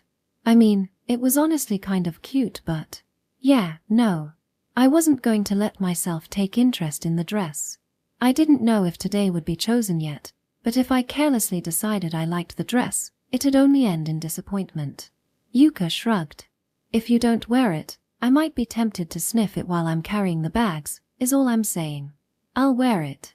Thank you for your purchase. I'll remove the tag for you. Though after I changed into the dress, Yuka turned her sights to my school uniform instead, sniffing it non-stop. I wanted to disappear. It was noon, and unsurprisingly, the paved road was packed jam full with pedestrians. As I walked along the sidewalk under the blistering sun, carrying my school uniform in one hand, I couldn't help but feel the pressure of numerous gazes on me. I sincerely hoped that they weren't looking anywhere weird. Then again, it could have just been me being overly self-conscious. It's too hot. Let's find a shop or something. Yuka nodded in agreement. Wanna go to a movie? I bet a horror movie will cool you right down. I already watched a horror movie with the Yesterday You. During the movie, she kept trying to touch me at every opportunity, which was far creepier than any horror. Damn it. I'm so jealous of Yesterday Me. I bet she got to cling to Aya-chan and get all intimate. That didn't happen. Apart from the movie itself, the air-conditioned movie theater was an alluring proposition. However, there was poison laced in her honeyed words. Deceit and malice hid behind her guise of innocence. If I let those words ensnare me, I was nothing more than an idiot. Apart from horror, thriller, spy, action, romance, fantasy, sci-fi, comedy, drama, Kiju anime, night, western, history, adventure, musicals, and pornos, I'm fine with anything. I rejected movies in a rather roundabout way. Then, let's watch a period drama. Yuka, her good humor undeterred, continued to gleefully laugh like a child, practically skipping along, her hands bouncing up and down without a care in the world. Unfortunately, one of her hands happened to be holding my hand, and every bounce shook my body, the hem of my skirt jumping along with it. Needless to say, Yuka's pace was quite troublesome. But even as I sighed, lamenting my misfortune, I knew that there weren't many people in the world who'd go out with me and deliberately act this cheerful for my sake, so I secretly agreed to let her have her way. Suddenly, Yuka spoke up. Say, isn't that Inaba-chan? Ha! I craned my head so fast that I nearly broke my neck. On the opposite side of the street, near the entrance of a donut chain store, was Inaba-san, walking leisurely along the sidewalk. She was still wearing her school uniform. I wanted to call out to her, but hesitated. If I shouted her name now, I'd surely draw the stares of passers-by, and I wasn't the type of person who could just run up to her and casually greet her with "Yo, what's up?" or something. Besides, I couldn't cross the street in such heavy traffic, and if I waited until the traffic light changed, Inaba-san would probably have left already. But still. Inaba-san hadn't noticed me, even though I was this close to her, she hadn't heard me talking. Not that there was any particular reason that we had to meet, or any pressing matter that I needed to tell her. And so, frozen by indecision, I did nothing but stay at a standstill, watching as Inaba-san's figure moved further away. Naturally, Inaba-san had no way of guessing my internal conflicts. Or, Inaba-chan. Not giving a single ounce of care to the passerby stares, Yuka yelled out Inaba-san's name. Most impressive for a 23-year-old. Inaba-san startled, glancing around, searching for the voice's owner. Finally, our eyes met. "Yo, what's up?" Yuka boomed. It had truly been a long time since I'd seen my cousin's smile this radiant. We waited for the traffic light to change before crossing the road, where Inaba-san received us cheerfully. "What a coincidence running you all the way out here." "Why yeah." My chest burned with uneasiness. Now that I was face to face with Inaba-san, I couldn't help but feel overwhelming embarrassed by my appearance. "Your dress is so cute. Aizawa-san, somehow, how should I put it? I want to take you home with me, thanks." I'd been seen. I'd been seen by a classmate wearing this dress that obviously didn't suit me. And out of all anyone, I'd been seen by Inaba-san. Seen holding Yuka's hand, walking cheerfully along.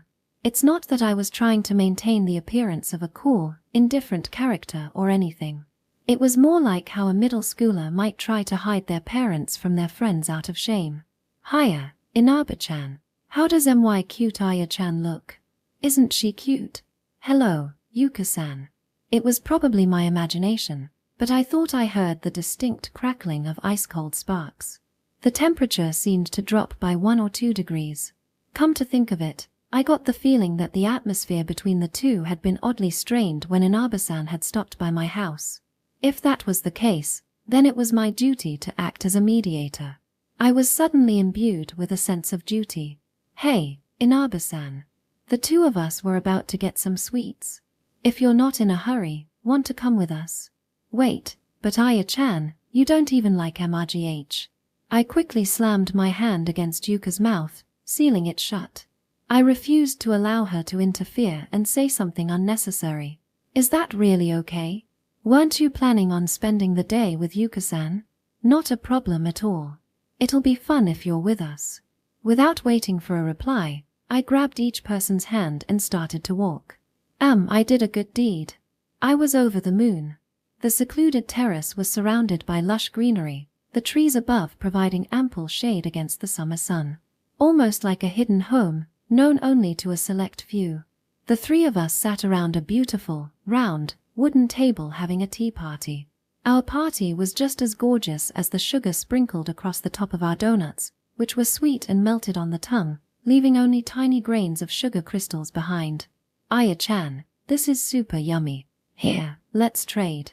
Ah, Aizawa-san, trade with me too. But still, how did we end up choosing a donut shop? That was the only thing I regretted, even if just a little. I wasn't fond of sweets. The sweets I baked myself were the exception, since with those, I could adjust the sweetness and flavors to my liking. Every inch of the table was cram-packed with confectionaries and sweets. There was chocolate too, and even fresh cream. A table that would cause any sugar lover to drool uncontrollably. I forced myself to take tiny bites, soothing the sickly sweetness with sips of bitter coffee.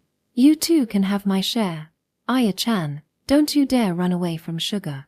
Didn't you say you wanted to eat sweets, Aizawa-san? I was taken aback at the ferociousness with which they attacked the food. It had completely slipped my mind that Yuka was actually a girl. And of course, it went without saying that Inaba-san was one too. Their utter devotion to sweets and sugar extended far beyond the limits of our solar system. Though obviously, the only place they could live in outer space was Earth, so that was just sophism. I didn't want them to fuss over me, so I tried to hide it.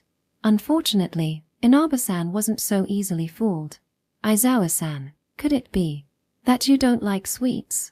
And no, that's not. She saw right through me. And even as I flustered my words, trying to deny the fact, it was too late. You're absolutely right, Inaba-chan. Aya-chan hates ohagi and daifuku even more than insects. Stop deliberately trying to cause misunderstandings. Yuka had run her mouth far too much with that single comment. I glared at Yuka, mustering as much hatred into my expression as I could. She didn't seem fazed at all. Inaba-san tilted her head. Somehow, I felt like I knew that already. Did you tell me that before? I didn't. That day hadn't been chosen. It would be easy to chalk these things up to Inaba-san's deja-vu, but I always made sure to remember exactly what had happened and what hadn't. Else, if something unexpected came up and I wasn't prepared, I'd forget which day had been chosen. And it was in that time that it would take me to remember that my relationships often collapsed. I see. Maybe it was dream. I'm in your dreams. Yeah. About once every 2 days. That was awfully specific. But still. She dreamed about me, her. She felt close enough to me that she dreamed about me. It was the first time anyone had accepted me so wholeheartedly. I could barely suppress my feelings of joy from leaping out of my chest. Yuka, utterly heedless of my struggle, lashed out unexpectedly. Achem, you have dreams about my Aya-chan? Yes, I do. What about it? The atmosphere had abruptly turned alarmingly threatening. And what was the Mai about? What was I, a cat? You've got to be kidding me. Once every 2 days? Who knows? Maybe more, Inaba-san fired back, her smile never leaving her face. Scary. Though it was only summer, bluish-white bolts of static electricity flowed freely between them, illuminating their faces. On the surface, it was a relaxing, afternoon tea party, but a whirlpool churned just below the water's surface, composed of emotions thicker than 2-day-old curry. That's not fair. I only get to dream about her once a week. Yuka burst out. Where the hell was she getting all this self-confidence from? By the way, the frequency that you dream about someone is MRGRGH. Here. Say have one. I grabbed a donut and forced it into Yuka's mouth.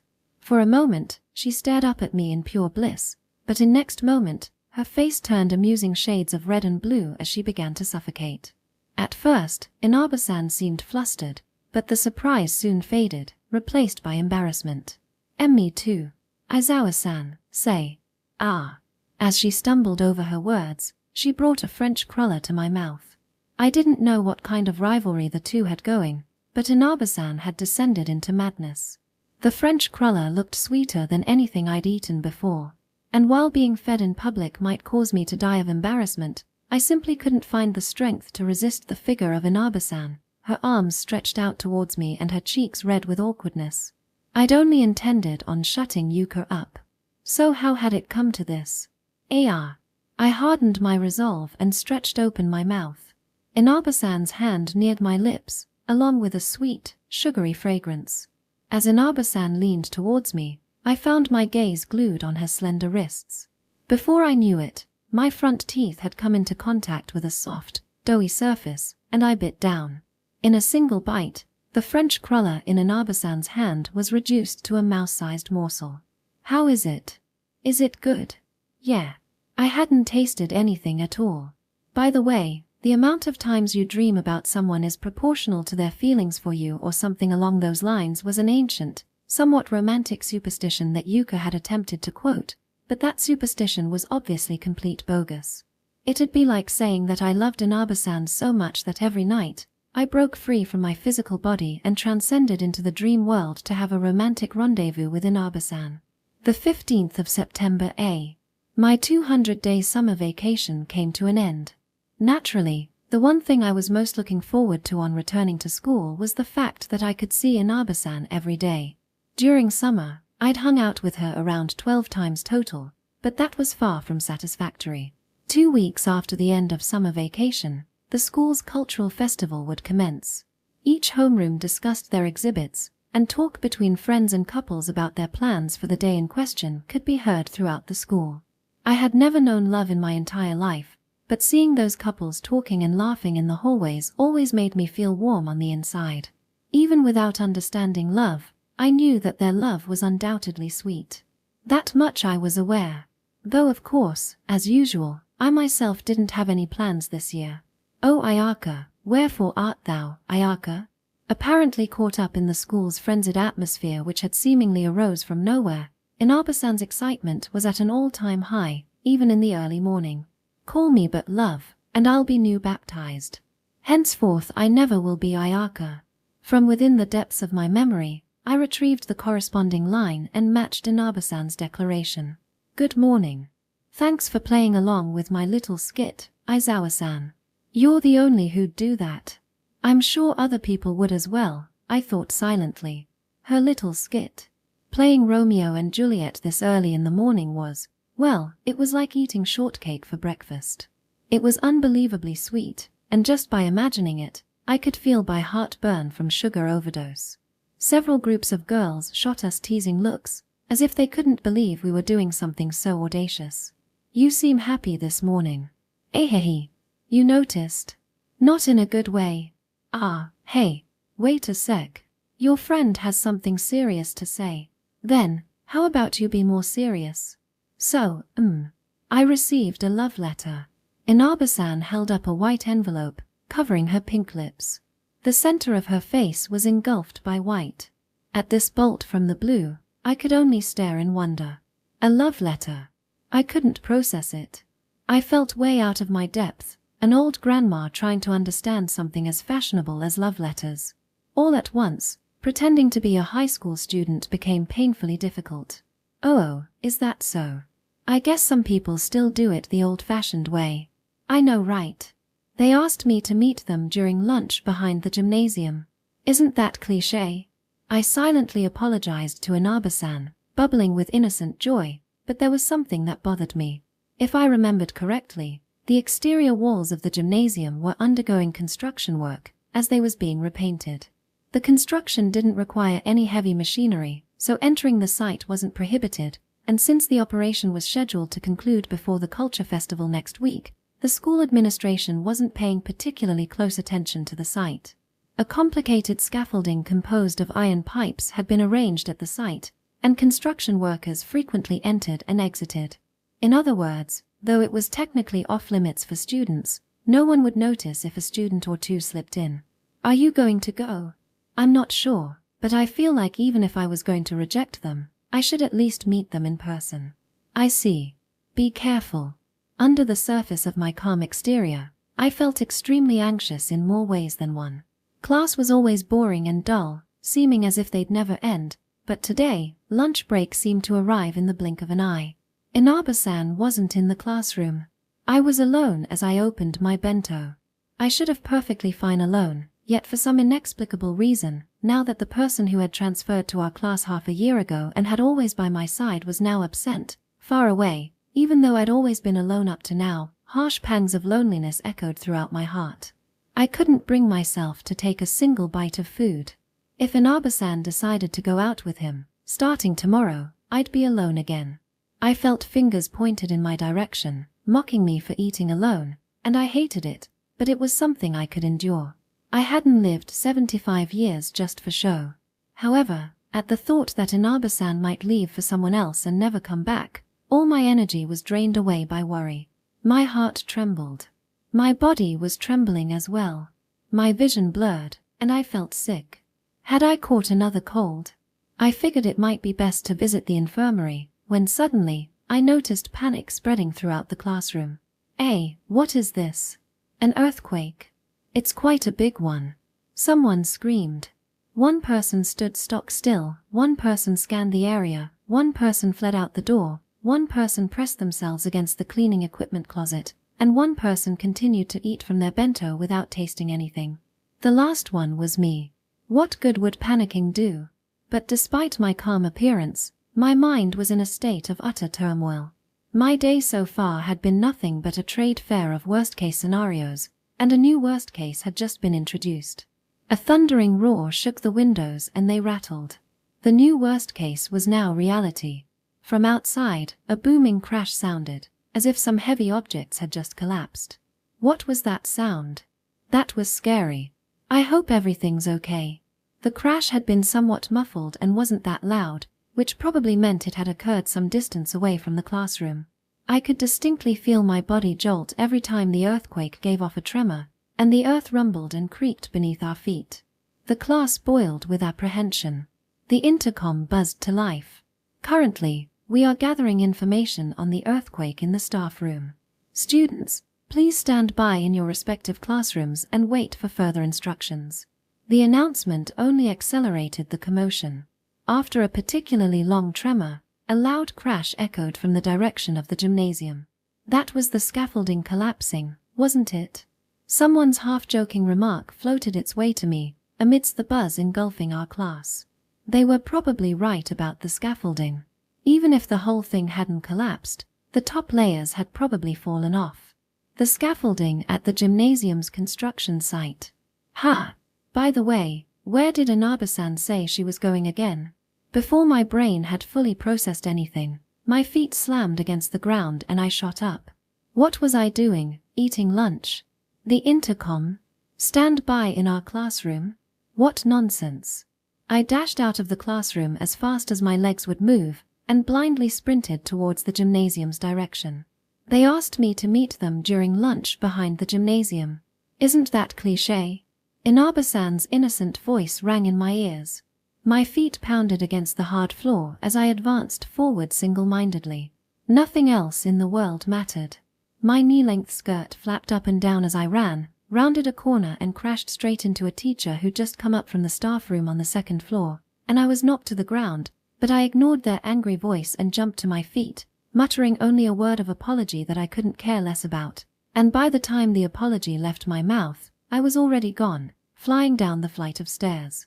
As I finally neared the second-floor landing where the corridor to the gymnasium lay, I stupidly lost my footing on the stairs and fell, crashing into the dusty floor. A wild scream formed at the base of my throat, but I crushed it before it escaped, crumpling into a tiny ball and disposing of it entirely. Unwilling to waste precious time in waiting for the pain to fade, I rushed to stand up, but my entire body lurched. I felt my ankle twist as it gave way, and sharp pain paralyzed my entire body. Oh! I reflexively curled up into a ball on the floor. I couldn't afford to dawdle. I had rushed to Inabe-san immediately and ensure she was safe. But my numb leg refused to budge, showing no signs of recovery. Inadvertently, as if pleading to the heavens, I looked upwards. "Are you all right?"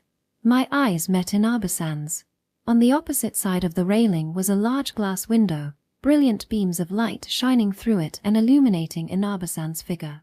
It felt like I'd been transported into a religious painting depicting the heavens, and divinity was smiling down upon me. Perhaps when I'd fallen on the stairs, I'd passed on to the next life. Fantasies of angels taking the form of Inabe-san to greet me at the gates of heaven flashed before my eyes. "Can you stand? Let's go the infirmary. You shouldn't run down the stairs, you know."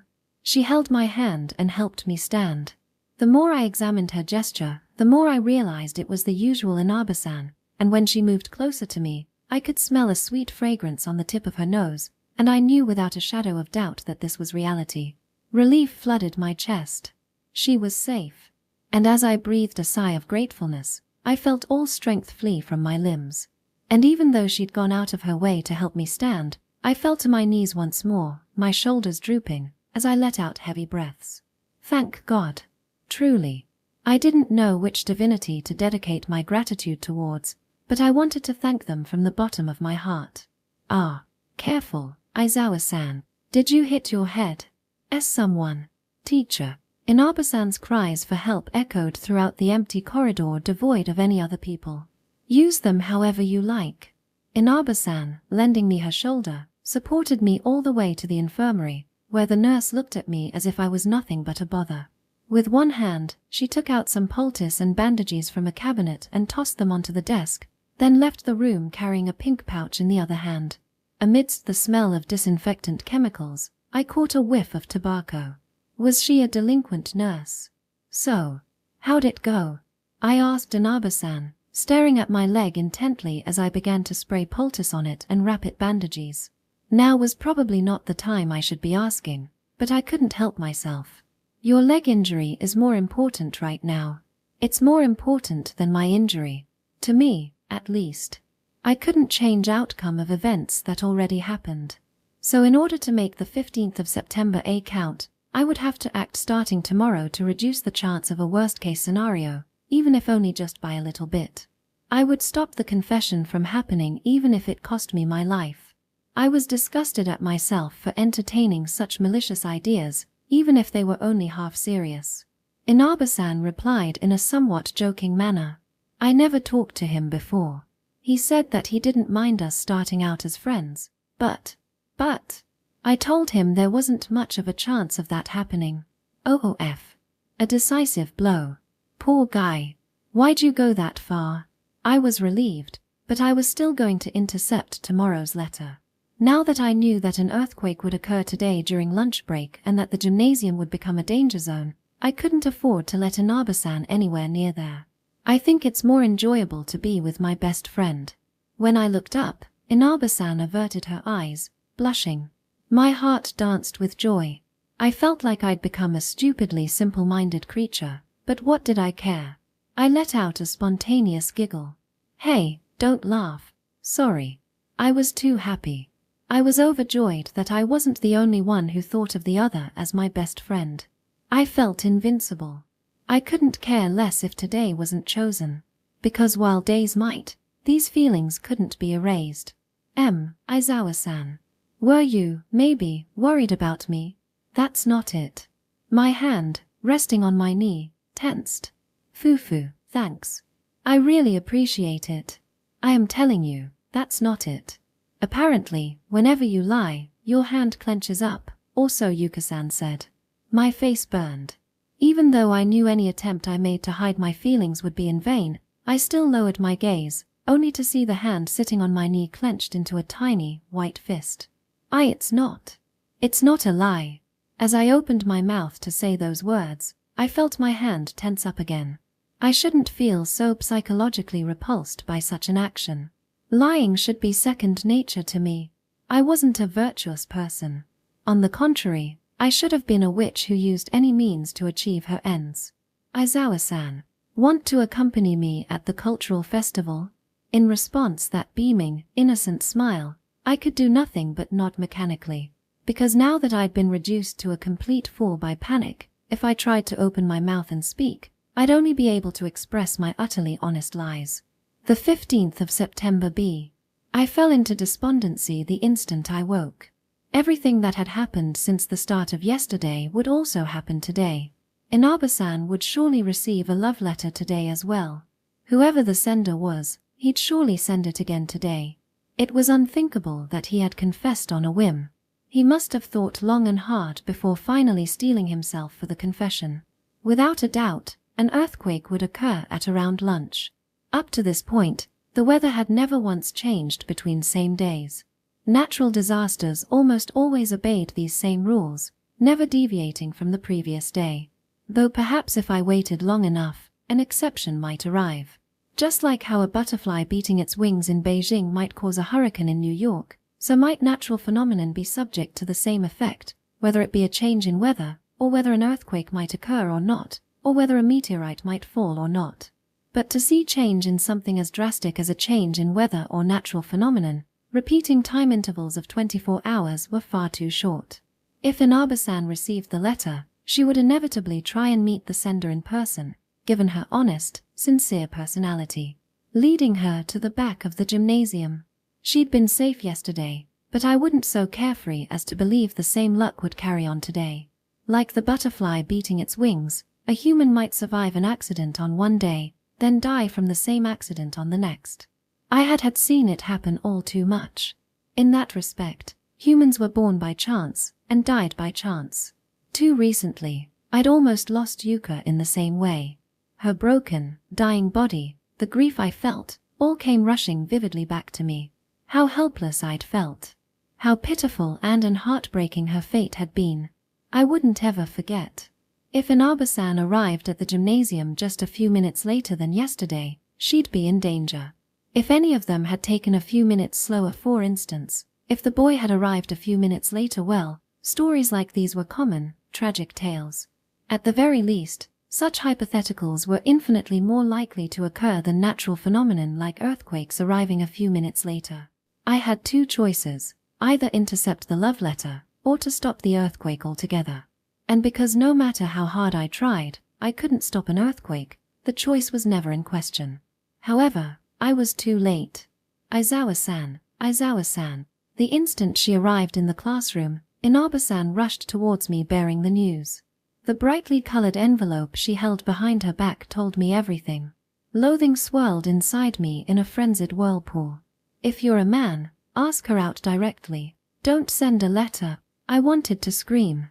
I stopped myself though. I knew that whoever he was, he must have spent a long time working up the courage to write a letter and ask her out in person. What do you think this is? Inaba-san said giddily. Fufu, is it a love letter from you to me? My voice came out monotone and emotionless. Wrong.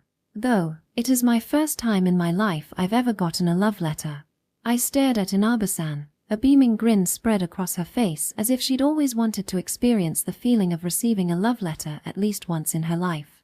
I made my decision then and there. They asked me to meet them behind the gymnasium during lunch. What do you think? Inaba-san asked. Oh, I guess some people still do it the old-fashioned way. I replied with the same exact words as yesterday. I did so intentionally, hoping that if everything today went just as yesterday did, Inaba-san would remain unhurt today as well. But my tone came out at least an octave lower. I felt miserable. But miserable as I was, I couldn't afford to do nothing. I think it's more enjoyable to be with my best friend. With best friend resonating throughout my heart, encouraging me, I carried out my plan during morning homeroom. Alright, that concludes homeroom. Today, remember to Excuse me. A single student raised their hand. Me. As I became the center of attention of the entire class, my back became drenched in an unpleasant, nervous sweat.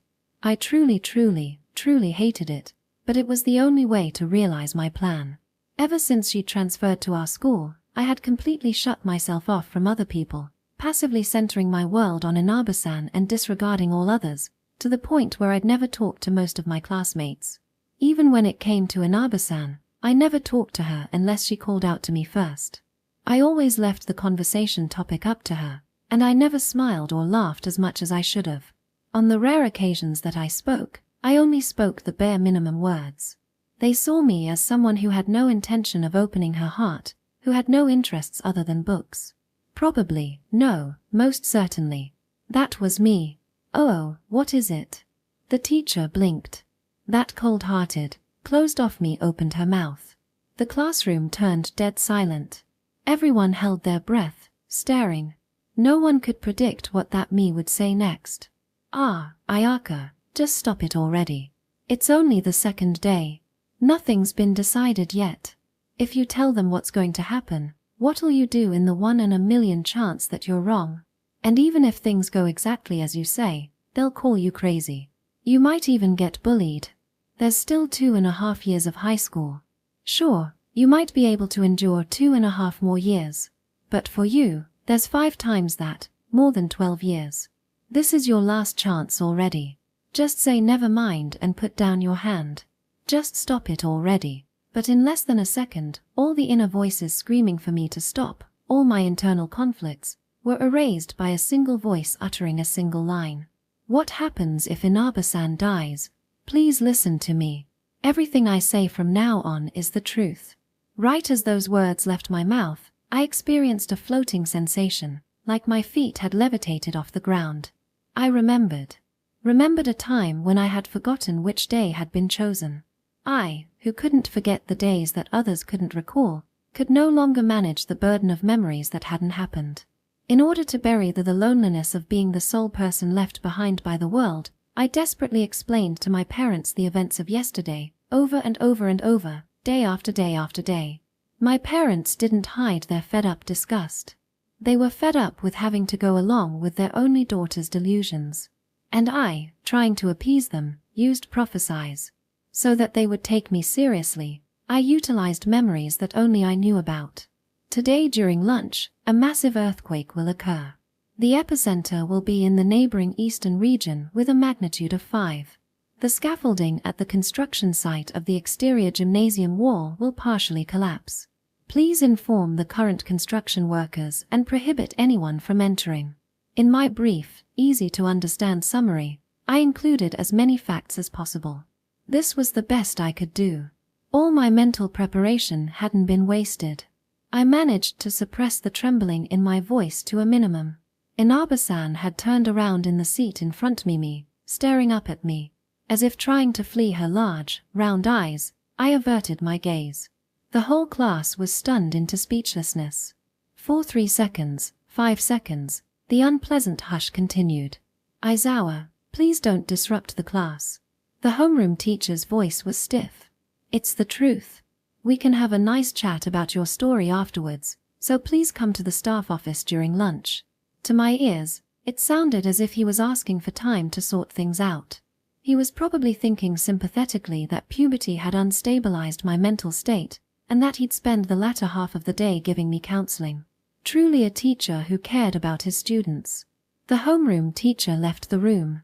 A faint laughter rippled through the classroom, the chuckles devoid of any amicability. Everyone was too shocked by the sudden turn of events, and no one knew what to think. With a magic incantation that had only taken a few seconds, I had robbed 40 humans around me of their ability to think. Hey Inaba-san, I learned how to use magic before you. I wasn't happy in the slightest. After first period ended, the classroom felt like the bottom of Pandora's box. Students spent most of the break imagining exactly what my intentions had been. Hey, wait. What she said earlier. I didn't know. The test I spent all night cramming for.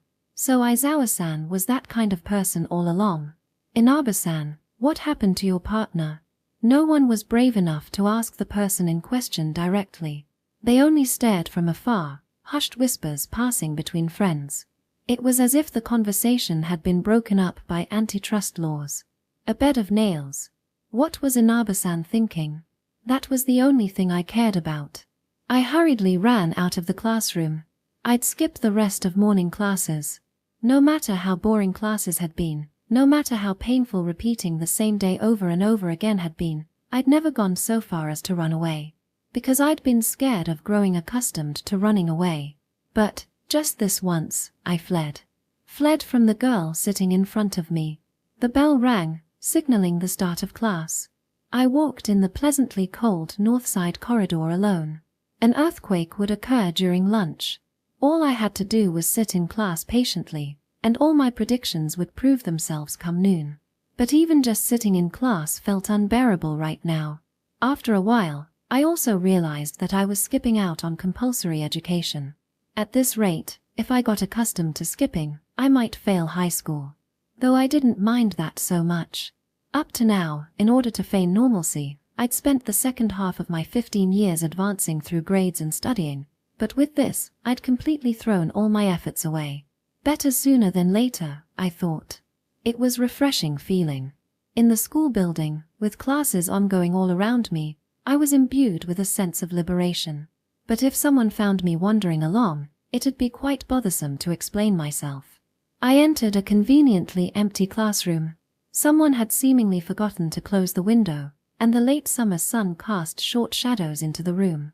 Though no one was teaching, sitting in a chair somehow made me ill at ease. Instead, I spread my handkerchief on the floor under the window and sat down in the shade. I closed my eyes and took a breath. At least, until lunch, I could relax here, thinking about nothing at all. Aizawa-san. Inaba-san stood in the entrance of the classroom. Without hesitation, she walked over to me. My heart jumped. She'd come to rebuke me for my prank. I'd be blamed, I thought. But the familiar voice and expression showed concern. Inaba-san. What's wrong? Class started already. You know I braced myself for those words. But they never came. Inaba-san stayed silent. She could well understand that I didn't want to hear those words, and after chasing me all the way here, she was smart enough not to earn my contempt in a single sentence. Inaba-san sat down next to me, reclining against the cool wall under the window. Her left hand was so close to my right that they almost seemed to touch. You must have thought I was crazy, didn't you? Never looking at her, I fixed my gaze on the floor tiles on the opposite side of the room, deliberately acting coldly. But I knew the answer to my question already. That Inaba-san had come all the way here for me. That if she thought I was crazy, she wouldn't have chased me this far. But I was too ashamed to face her directly. This was the only way I knew how, and I hated myself for it. The curtain swayed from a breeze, and the shadows cast on the cool floor danced irregularly. In the moving shape, I saw a line that I couldn't cross. The bell rung already. Shouldn't you be heading back to class? I said harshly. I couldn't depend on her kindness and get too close to her. Because I was a witch. I wasn't human. We hadn't lived for the same amount of time. I wielded a completely different kind of common sense. I was a witch, so I uttered prophecies. I sorely regretted doing so. For a while, Inaba-san didn't say anything, but finally, she timidly opened her mouth. Earlier, why did you say that? I didn't reply. I want to know. For a human who only lived through time once, of course she'd doubt something like prophecy. I had used memories of a yesterday that only I remembered so that today would go better. No one could possibly blame me for something like that, but then again, no one would possibly understand my explanation. It was the same reason for my loneliness. It was the same basis on which I understood my existence as the sole creature of a single species. It was the reason why I would never be able to find the words to explain my situation to a human. I should think about this carefully. I had deja-vu. Deja-vu? Yeah. That you got crushed underneath the scaffolding near gymnasium. I lied as easily as I breathed. Just because luck had favored her yesterday didn't guarantee she'd be safe today as well. This was the only way I knew how to avoid the heartrending scene that had played out in my heart countless times. Aizawa-san, you're lying. Why do you think that? Because when you said that an earthquake would occur, I didn't have deja vu. But deja vu isn't something that you can definitively rely on. I can definitively know the weather. Earthquakes too. Didn't I tell you before that I'd become a witch? You don't believe me? I do believe you, but that's unfair. Inaba-san closed the distance between us in a heartbeat. If you believe me, then why didn't you tell me directly that there'd be an earthquake and that the gymnasium would become dangerous? Because if I said that, it'd seem like I was jealous, wouldn't it? Like telling her in a roundabout way to reject the confession. Is it because the letter made you unhappy? She was a human who only lived through one day at a time, but her guess had divined my inner emotions unbelievably precisely. My heart pounded so hard that it hurt, but I felt utterly lifeless.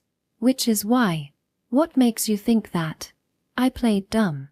No matter how shamelessly I had to act, no matter how much I had to play dumb, I could never honestly say yeah, you're right.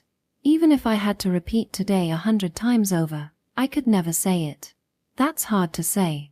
Inaba-san was at a loss. The tip of her ear turned red. I'm sorry. Awkward silence fell over us, and Inaba-san was the first to break it. She drew closer to the unmoving me, and cautiously spoke. I guess I don't know, so. No, she knew. But I had to pretend like she didn't know. Because if she knew, Inaba-san, who knew exactly what was in my heart, made a proposal that blew my expectations away. So let's call each other by our first names. Why? Now. Because I want to get closer to you, Aizawa-san. Then I'm sure I'll know. It must be because we were best friends. We were both irreplaceable to the other. I didn't know what Inaba-san saw in me, but for me, she fulfilled my deepest desire, a friend who would be there for me the next day as well. She had been the only one, in my 75 years of living. Michiyu-chan? That's way too embarrassing, and the chan is way too cute. Well, Michiyu-chan was also way too cute. Just call me Michiyu. Just Michiyu. All right, Michiyu. In that case, what will you call me? I had a terrible premonition, because as I looked at Inaba-san's, rather, Michiyu's indescribable profile, I was reminded of a certain someone calling me happily by my first name. Aya-chan. I staggered, that person's face surfacing in my mind. Please no. Absolutely not. Anything but Aya-chan. Absolutely not. Ah, I figured as much. I guess Yuka-san is that special to you. That was the grossest misunderstanding ever. She's so special that I never want to see her face again. Yuka was important to me, but special was not a term I'd ever use. She had stepped in as my parent, but she wasn't my parent. Nor my sister. And someone completely different from a friend. She was technically my cousin, but she wasn't that either. And even though she wasn't my temporary guardian, I hoped that she'd continue being a part of my life. But she would never be special. Anything but that. I went with Michiyu too, so it's only fair. Inaba-san. Or, Michiyu, nodded, pondering seriously. A gust of wind blew through the window that someone had forgotten to close, and the curtain ballooned inwards, allowing the sunshine to penetrate our shady spot, light dancing above our heads. As we exchanged words, the dust caught the light, sparkling like stars. It was like time had stopped. Without a doubt, Michiyu must have been using magic. After all, she'd said she'd become a witch, didn't she? Ayaka. Yeah. My heart jumped at the sound of my first name. I blushed.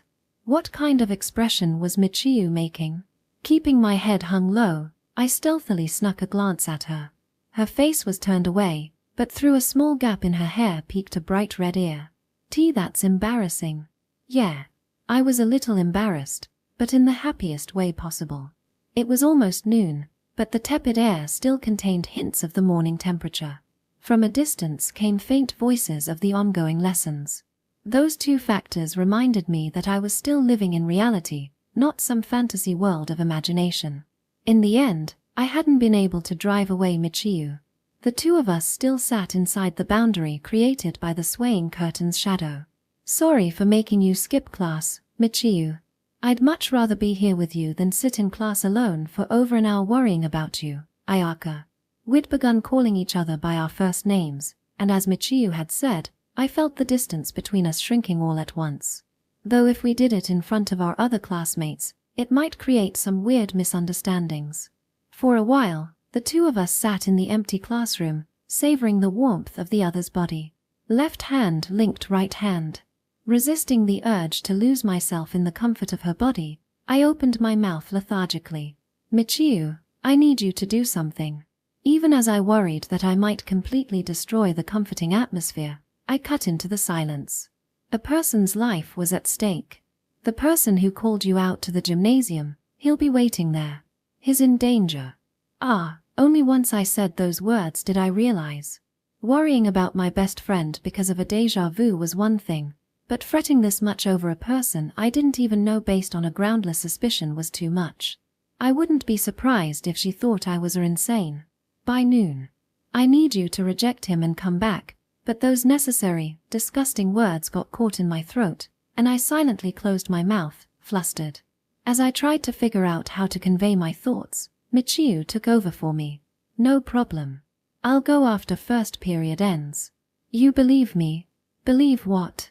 I looked on dazedly. I'd never felt such anxiety even in my dreams. The thing I said. No normal person would believe such a thing. You said there'd be an earthquake, right? Michiyu squeezed my hand. So of course I'll come back here to you. Why yeah, of course. But even still, I hadn't been honest with Michiyu. The structure of this world and its timelines, I could never tell her about that. Michiyu believed in me, and yet I couldn't believe in her to the same degree. Compelled by a fear of being rejected if Michiyu discovered the truth, I couldn't open my heart. That was my weakness. When I was a child, in order to make my parents understand my power and the secrets of this world, I used prophecies. The prophecies I uttered were precise, exact warnings. Prophecies about future events that couldn't be altered by someone's changing whim, predetermined events like the weather or television programs. I never failed to predict the weather. That much was obvious.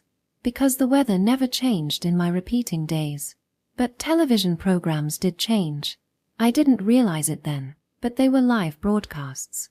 The chemical changes in human brains varied from one day to the next, even within repetitions of the same day. I was betrayed by the whims of young, rising television stars, which only caused my parents to stop taking notice to my outlandish claims altogether. By the next day, any physical proof of my memories of the numerous repeating days would cease to be. Maybe everything was simply in my head. Maybe I truly was delusional. That hypothesis held a weight of reality that I couldn't simply laugh off. However, it was also an objective reality that I could absolutely never accept. Which is why my prophecies were as much for my parents as for myself. My attempts never once resulted in happiness. This time had been the same. Prophet, possessed Miko, Messiah, alien from NASA, and finally, witch. Such were labels affixed onto me after noon. They probably thought they were sneaky, whispering behind my back where I couldn't hear, but too bad for them, I had the ears of a demon. Their faint, nearly inaudible whispers would remain in my memory, completely intact, and I could scrutinize and study them to my heart's content. But still, I was rather surprised by the witch label. Initially started as nothing more than a joke, the term caught on and spread like wildfire. They'd hit the nail on the head. They'd managed to see through me and affix such a fitting label that I even felt like heaping them with praise. Ultimately, an earthquake had occurred, destroying the scaffolding, and an Arbasan stayed with me. And with that, the odds that I'd be bullied for the next 12 years of my high school had also drastically decreased. But the price I paid was immense. The hushed whispers of my classmates would likely spread throughout the entire school. The topic would come up at dinner tables where complete strangers would learn about me, and if today was chosen, tomorrow would be no different. The speed at which rumors spread never failed to impress me. Bad news always finds a way. I suppose using my memories to alter today to my liking was my own fault. That was exactly the reason my parents had discarded me, and why I was forced to spend my life in utter tedium, like a criminal locked away in a cell. It was a crime I had never thought about committing until today. And this time's punishment were the whispers.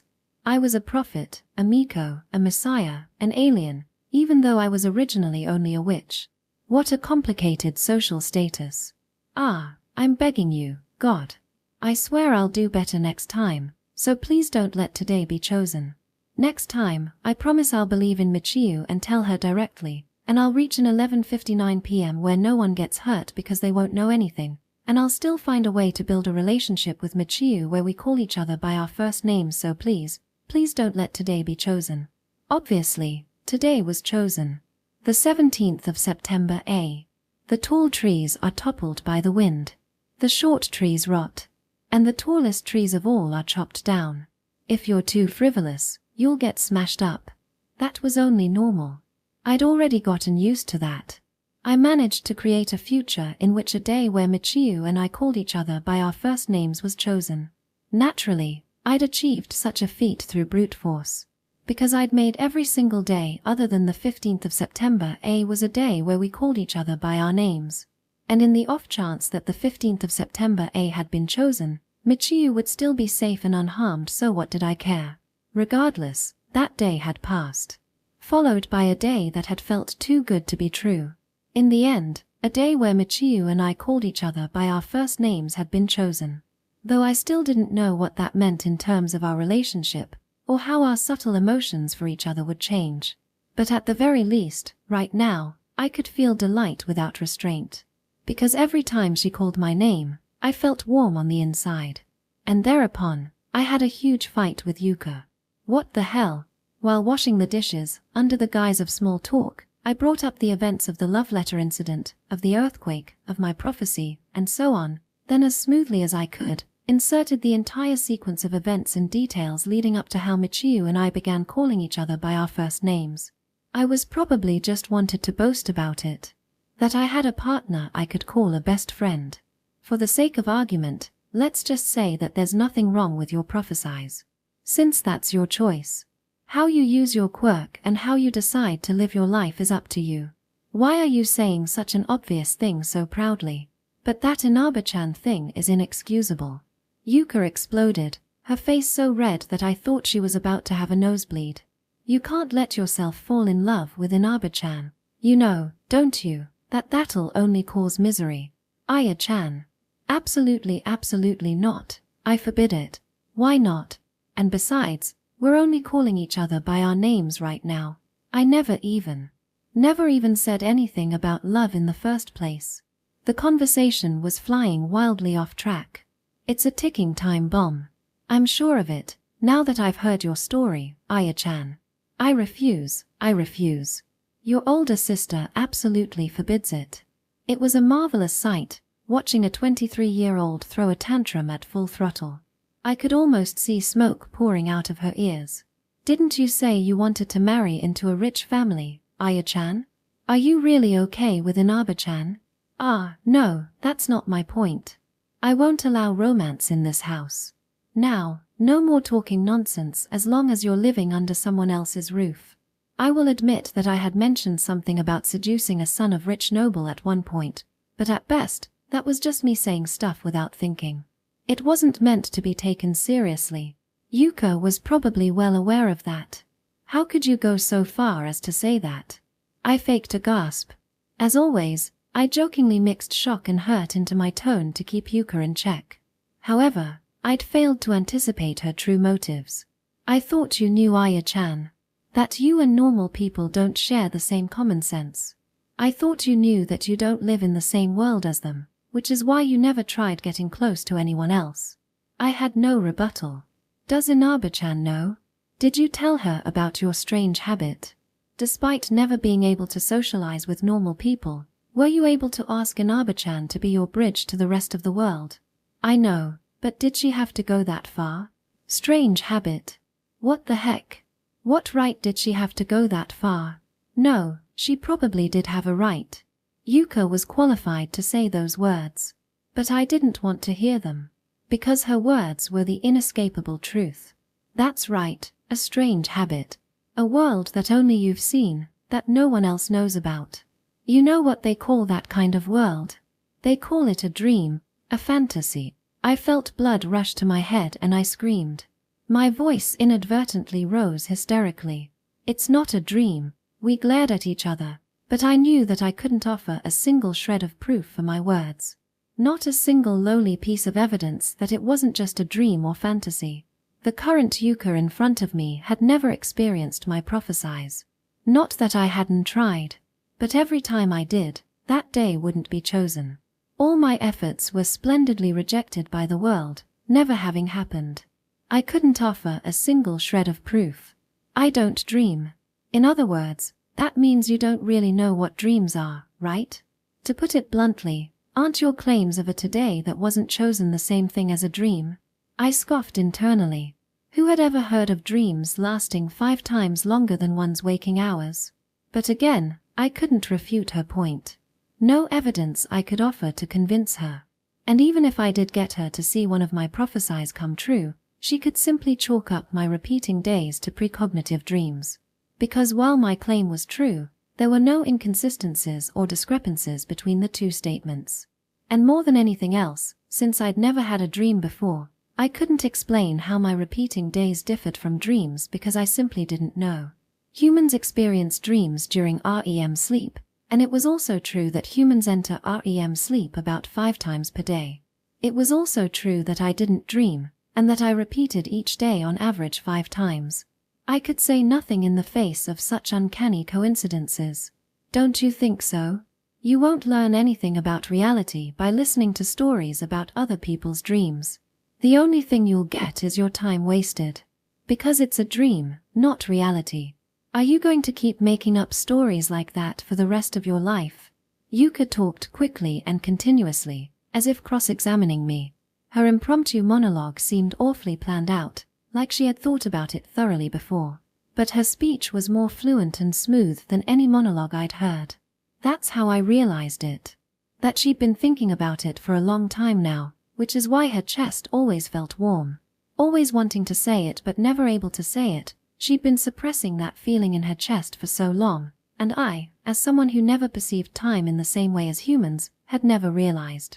She had hidden her feelings deep in her chest all while jovially smiling at me, all this time. Is that what you were thinking whenever you listened to my explanations? I felt like I'd been stabbed. I thought I didn't need people to understand me. But only now did I realize how much of a savior Yuka had been to me when she pretended to understand. You know what kind of child I was, don't you? I asked desperately, grasping for straws. A look of distress formed on Yuka's carefully controlled facial features. She was probably acting that way for my benefit. I know.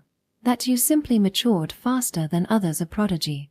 The people around you said stuff like she can see the future or it must be her second time through life, casual words that didn't mean anything.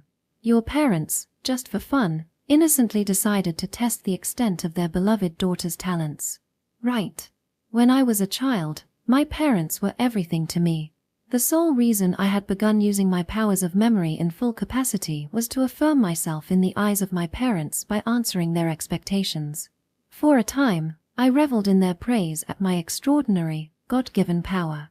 But that time was short-lived. My parents quickly returned to their cold attitude, detesting my memory ability. For feeble, living things such as humans, a witch's memorization ability was equivalent to lethal poison. So why are you still making up stories even now? Perhaps sensing the strangled, imploring echo in my voice, Yuka's words were tight and restrained, as if she were biting back all her frustration and anger. I really just want to know what you're seeing that no one else is. I refuse to believe that you're just doing this for no reason. I don't want to accept that. I said nothing. Yuka threw one last glance in my direction and left. I didn't make a sound. I noticed that my cheeks were wet and despised myself for being such a crybaby. Despised myself for crying even though Yuka surely had more things she'd wanted to say. Now that I thought about it, it was the first time I'd fought with Yuka. I didn't even know how to perform the ritual known as reconciliation. If the second tomorrow arrived, with what kind of expression should I face Yuka with? She'd probably come to visit me again. Was the exact thing with Michiu. I hadn't grown at all. If today had been a dream, then all would have been fine, but I didn't dream. I'd never dreamed. If only today had been my first dream ever. Though it would have been a terrible nightmare. So that today wouldn't be chosen, so that it had become nothing more than a dream, I fervently prayed, and then, like the end of every other day, fell into a clear, deep sleep. The 17th of September B. If fate really did exist, then I suppose everything that happened because it was necessary. But in the long time that I'd been living, I had come to see that this world was made up purely of coincidences piled one on top the other. Even if the schedule written across the calendar didn't change, people's plans and actions differed across days. That's all human ever amounted to, living their lives through repeating whims. So even supposing that the thing called fate did exist, it would undoubtedly be a pile of ephemeral, empty human whims stacked on top of each other. So that's basically what happened. By the way, after the yesterday you heard this story, she flew into complete rage. In reality, she had been much more than angry. It had been a fatal antagonism. Today's coffee was 20% more bitter than usual, and I lifted the cup to my mouth with a trembling hand. I tried to take a sip but ended up gulping down a huge mouthful of the hot liquid, scalding my tongue. It was an unlucky day. That made me angry? That means I can't get angry today, doesn't it? Probably. Since I already know what you're going to say, and it's hard for me to get riled up the second time around. I think I understand. I wonder how Aya-chan felt after the fight with yesterday's me. I fell into a contemplative silence. I hadn't considered it before, but Yuka only ever wanted to know about me, only wanted to hear about me, only wanted to talk about me. Not just yesterday, but always. I'd told Yuka about numerous yesterdays that hadn't been chosen. I thought that she might be using my stories as material for a photo essay. I wanted to scoff at my own stupidity. In what universe would that possibly happen? What could possibly be interesting about my daily life where I tried to pass off as human? If my life was really that dramatic, I'd still have the mind and spirit of a lively teenage girl.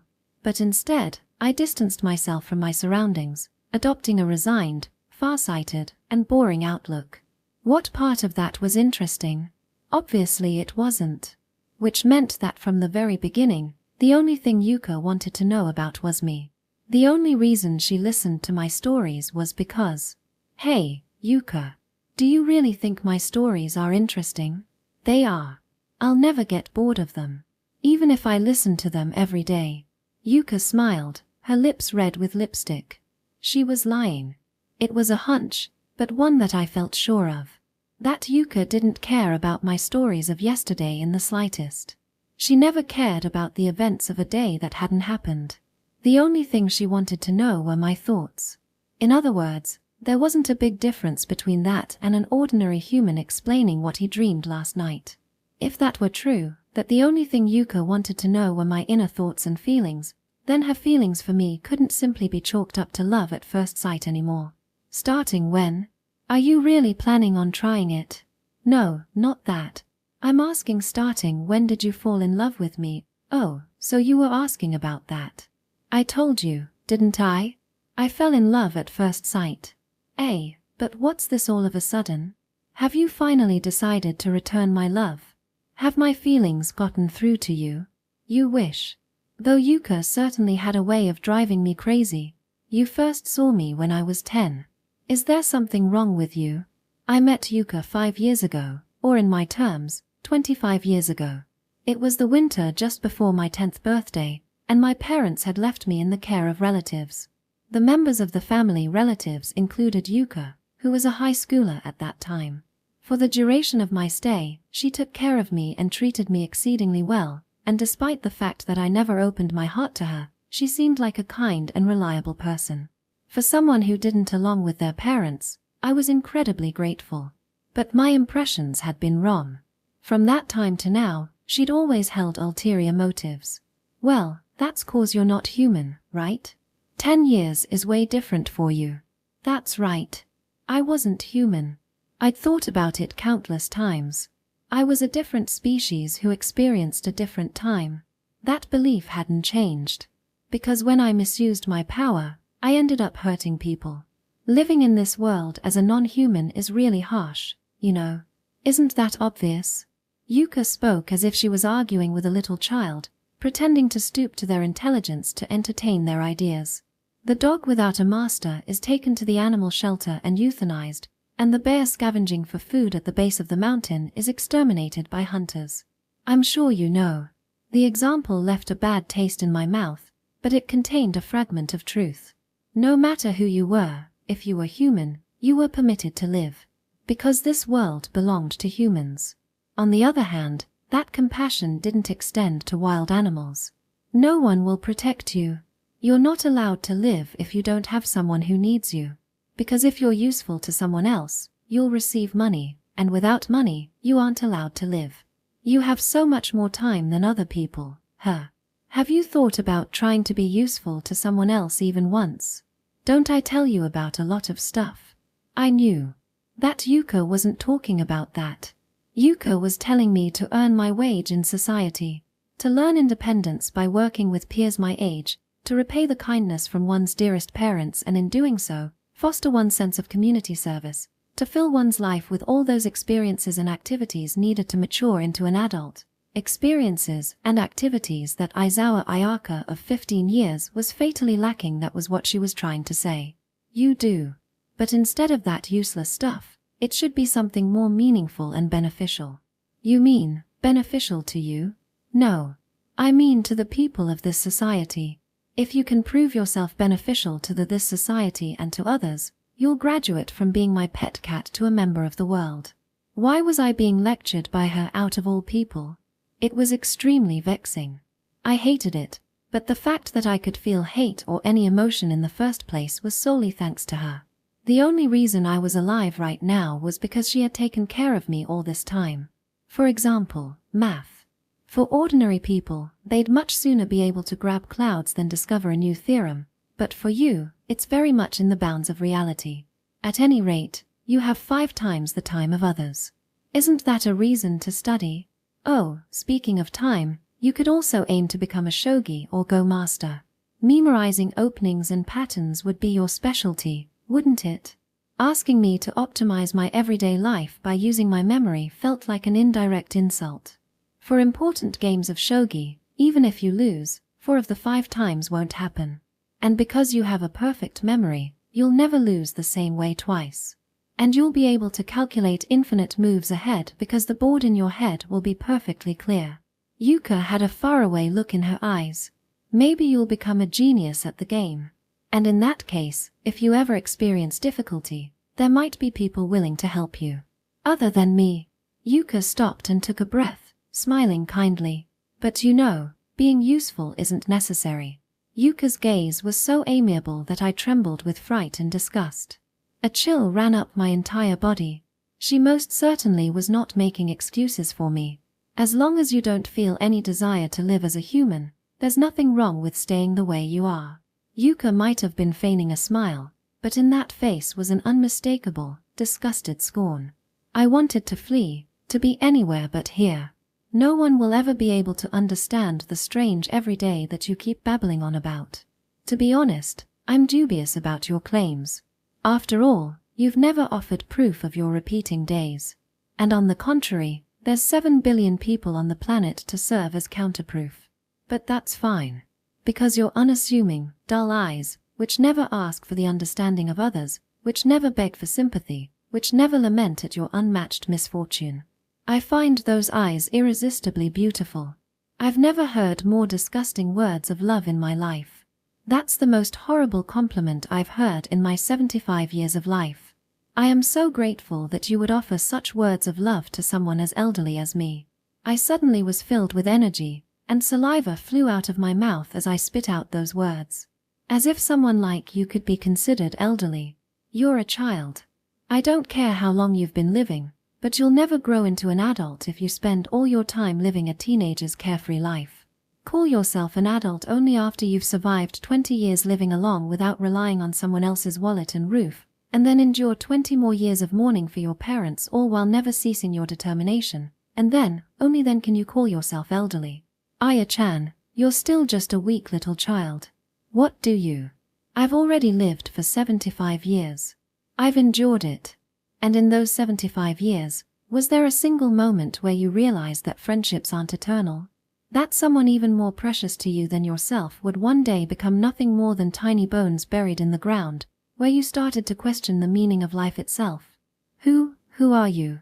In front of my eyes was someone's face I'd known for a long time, someone's face that I was sure I'd see even in death, and yet it felt like I was staring at a stranger.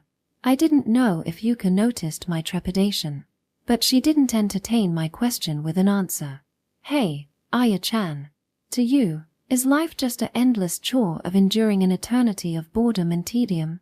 How could I find happiness and interest in repeating days where every day resembled the next? Such days were indeed boring, but they weren't only filled with boredom. I know you enjoy your time with Inaba-chan, but there's no way someone as smart as you hasn't realized it yet, is there? Realized what? Why, when despite the fact that your everyday life is filled with boredom, the time you spend with Inaba-chan is filled with joy no matter how many times you repeat them. At the end, I heard her mumble something like "I'm so jealous." But I understood her point. Why did someone like me, who claimed that I didn't need to live for anyone, find a life where I didn't live for anyone so boring and tedious?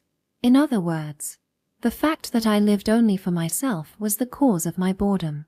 Whenever I was Michiyu, I'd fuss over every small detail to ensure that she'd be happy, and as compensation, I'd be rewarded with endless amounts of joy. And not just Michiyu, but Yuka as well.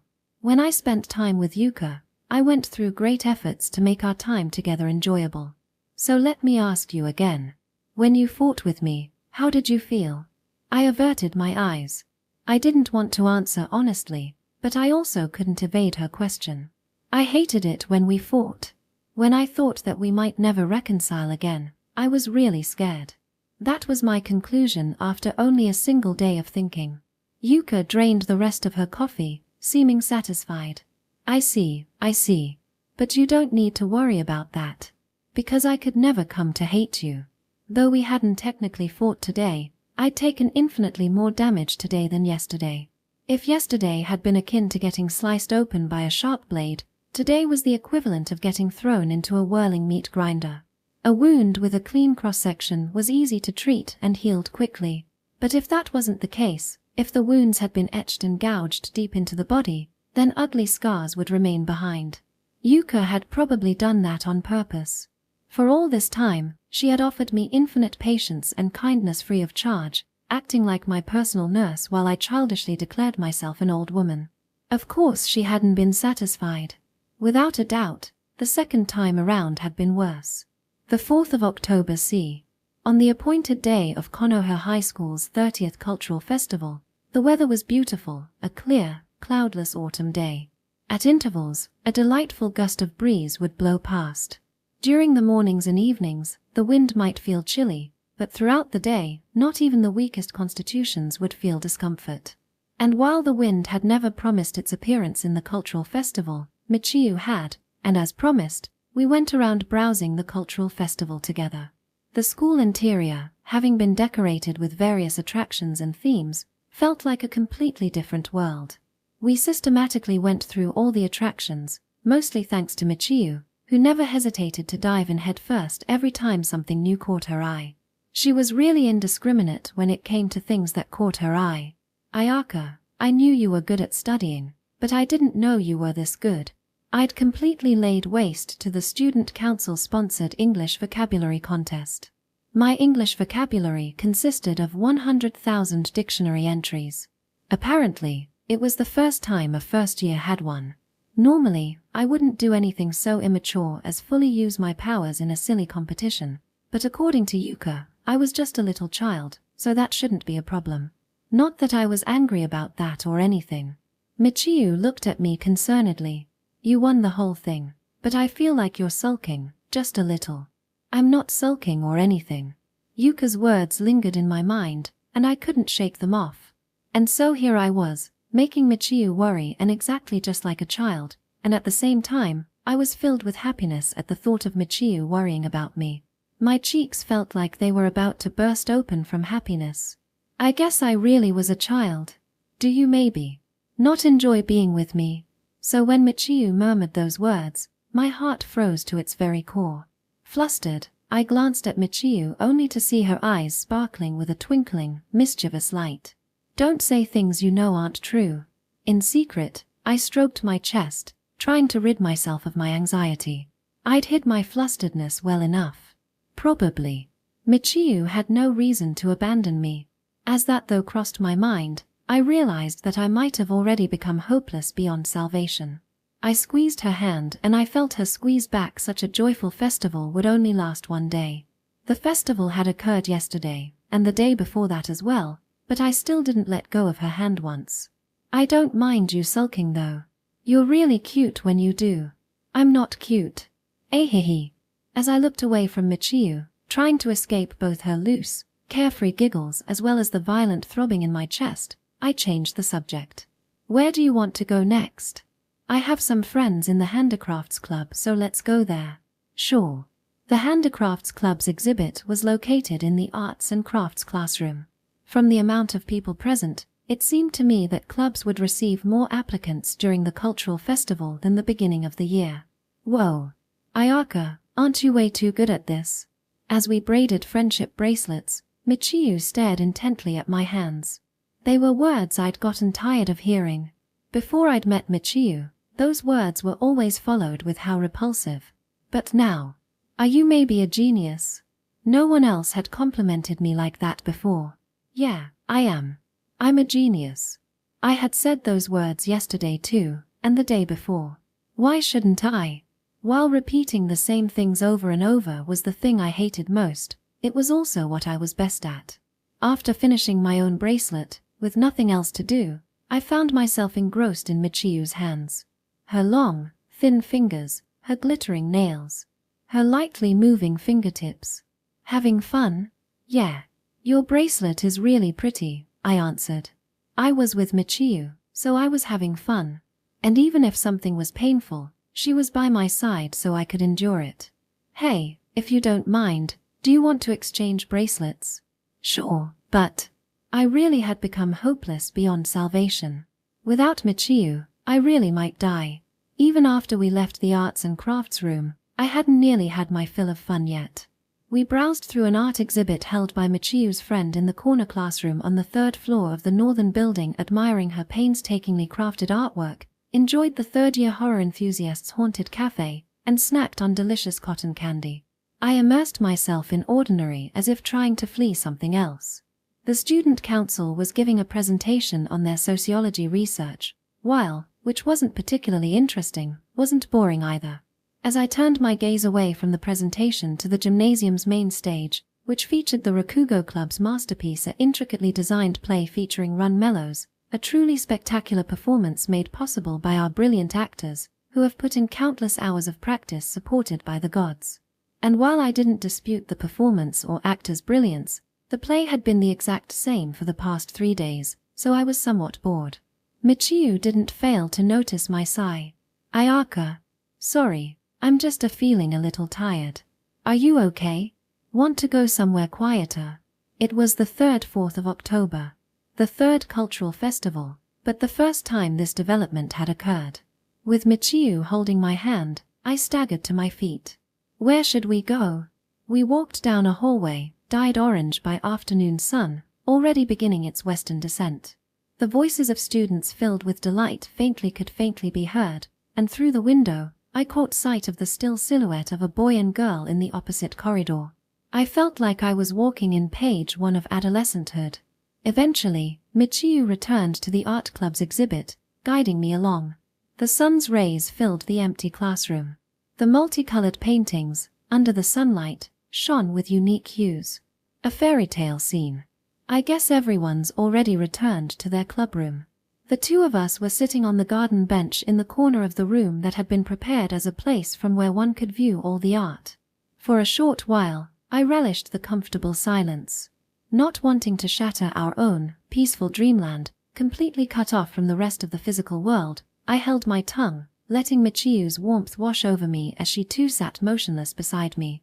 A tranquil where we could feel each other's breaths, a warm and soothing time, a time that, as cliched as it might sound, I wished would stretch until eternity. But I suppose I was a human who wouldn't be satisfied in eternity. I'd definitely get bored eventually. So when Michiyu finally did open her mouth to speak, I didn't mind in the slightest. I'm relieved. Recently, I feel like you've looked unhappy, Ayaka. Ha! Michiyu's voice was faint, almost a whisper. From my perspective, 2.5 months had passed since I'd been rebuked by Yuka. I thought I'd recovered from that incident a long time ago. I think it started around maybe 2 weeks ago. Despite my best attempts at feigning normalcy, she'd seen perfectly through me. Yeah, you're right. That day hadn't been chosen. Both days, painful, agonizing days, had ceased to be, vanishing into the ocean of probability. Like nothing had happened, Yuka had stopped by my house tens of times already, and in each of those visits, we talked about mundane nothings and I beat back all her attempts at sexual harassment. Just as always, but I couldn't remove the tiny thorn that had implanted itself into my heart. But you seem to having fun today. I'm glad. Hey, Michiyu. Don't show me kindness. She was being nice to me because she didn't know that I was an actual witch. My vision blurred. Without a doubt, it was because I'd been blinded by the setting sun. I heard the whooping voices of students frolicking about from afar. The classroom was too quiet. Because I couldn't find the words to reply to Michiyu. Don't cry, Ayaka. I was wrapped in an embrace. By who? That was obvious. There was only one person with me. Because I can't forgive people who make Ayaka cry. What the heck? My chest hurt so much that it felt like it would rupture. Did I hate it? Did I find the feeling repulsive? I didn't hate it. The feeling. I couldn't put it into words. Because if I put it into words, I could never turn back again. My face burned, red. I couldn't look directly at Michiyu. Yuka had been correct in her future prediction, however hasty she had been. We're supposed to be best friends, aren't we? Michiyu said. No, not supposed to. We have to be. That was wrong. We weren't best friends. True best friends didn't make tactless assertions about their relationship. I stole a sidelong glance at Michiyu, whose ears were bright red. What kind of expression was she making right now, I wondered. If I wanted to find out, it had to be now. If I looked now, I'd remember for all of eternity. People might come. No one's coming. 'Cause I reserved the whole place to ourselves. Michiyu's eyes glittered teasingly. My heart throbbed. Earlier, when I saw your expression, Michiyu continued. I was really surprised. Earlier, when I said that you might not enjoy being with me, I was joking, but I could tell you were super shocked and flustered. That's not true. Seeing Michiyu's eyes stained with emotional tears and her luscious lips, my inner thoughts were thrown into chaos. Emotions I couldn't put into words writhed in my chest. When I silently called her name, my chest warmed. This one person understood me. She allowed me to clutch onto hope. Do you remember? The day we first met. The day of the entrance ceremony, right? You barely made it on time, I replied. I remembered it like it had happened yesterday. Even without my superhuman memory, that wouldn't change. I never wondered if Mishuru had been embarrassed at that time. Because her face had been flushed crimson red. What about the first time we ate lunch together? Remember that? I remember how Michiyu forgot her bento. Thinking back, I had a hunch that every time I made lunch for Michiyu, the distance between us had shrunk. It had already become obvious, but I wanted more time, even just a little, to prepare my heart. Those mixed feelings passed back and forth between us, disguised in our roundabout conversation. When I admitted that I wanted to become a witch, do you still remember that? How could I forget? Even though you still haven't shown me any magic yet.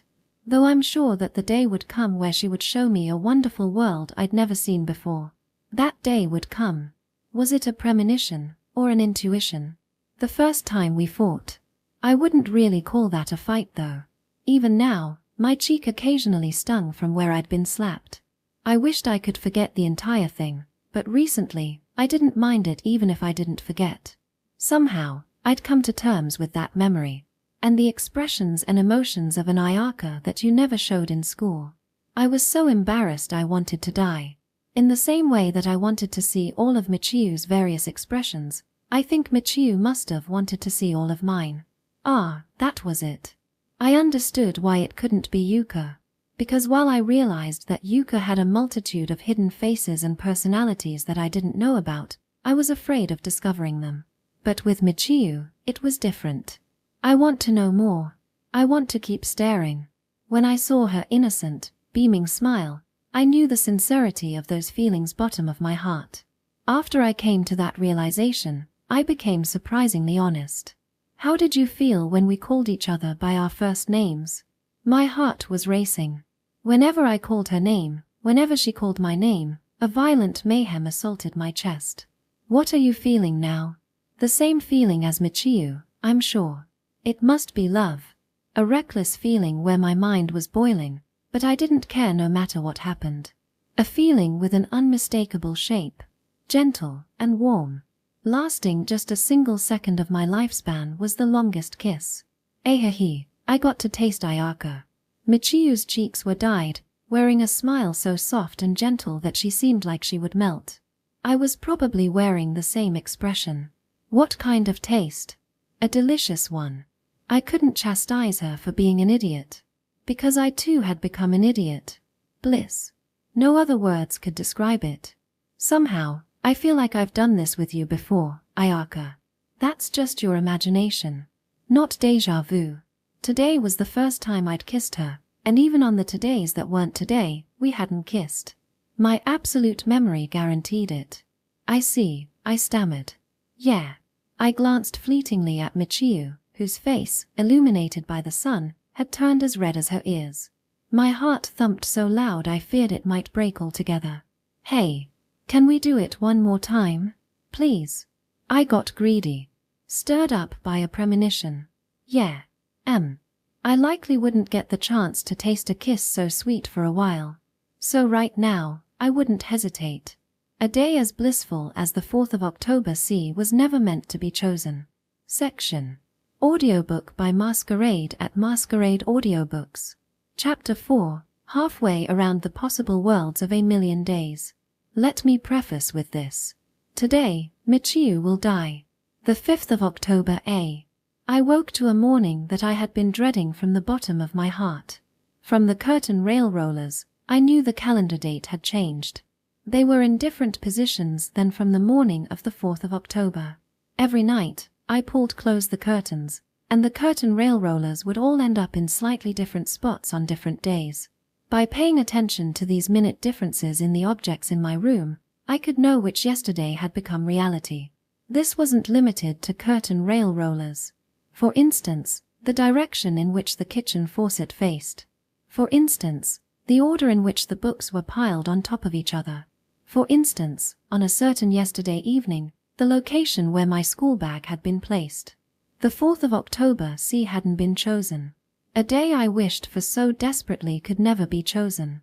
That one fact alone, a tragedy that I should have long become accustomed to already, caught in my chest and refused to move. Emotions far too large and heavy suddenly leaked out from my eyes.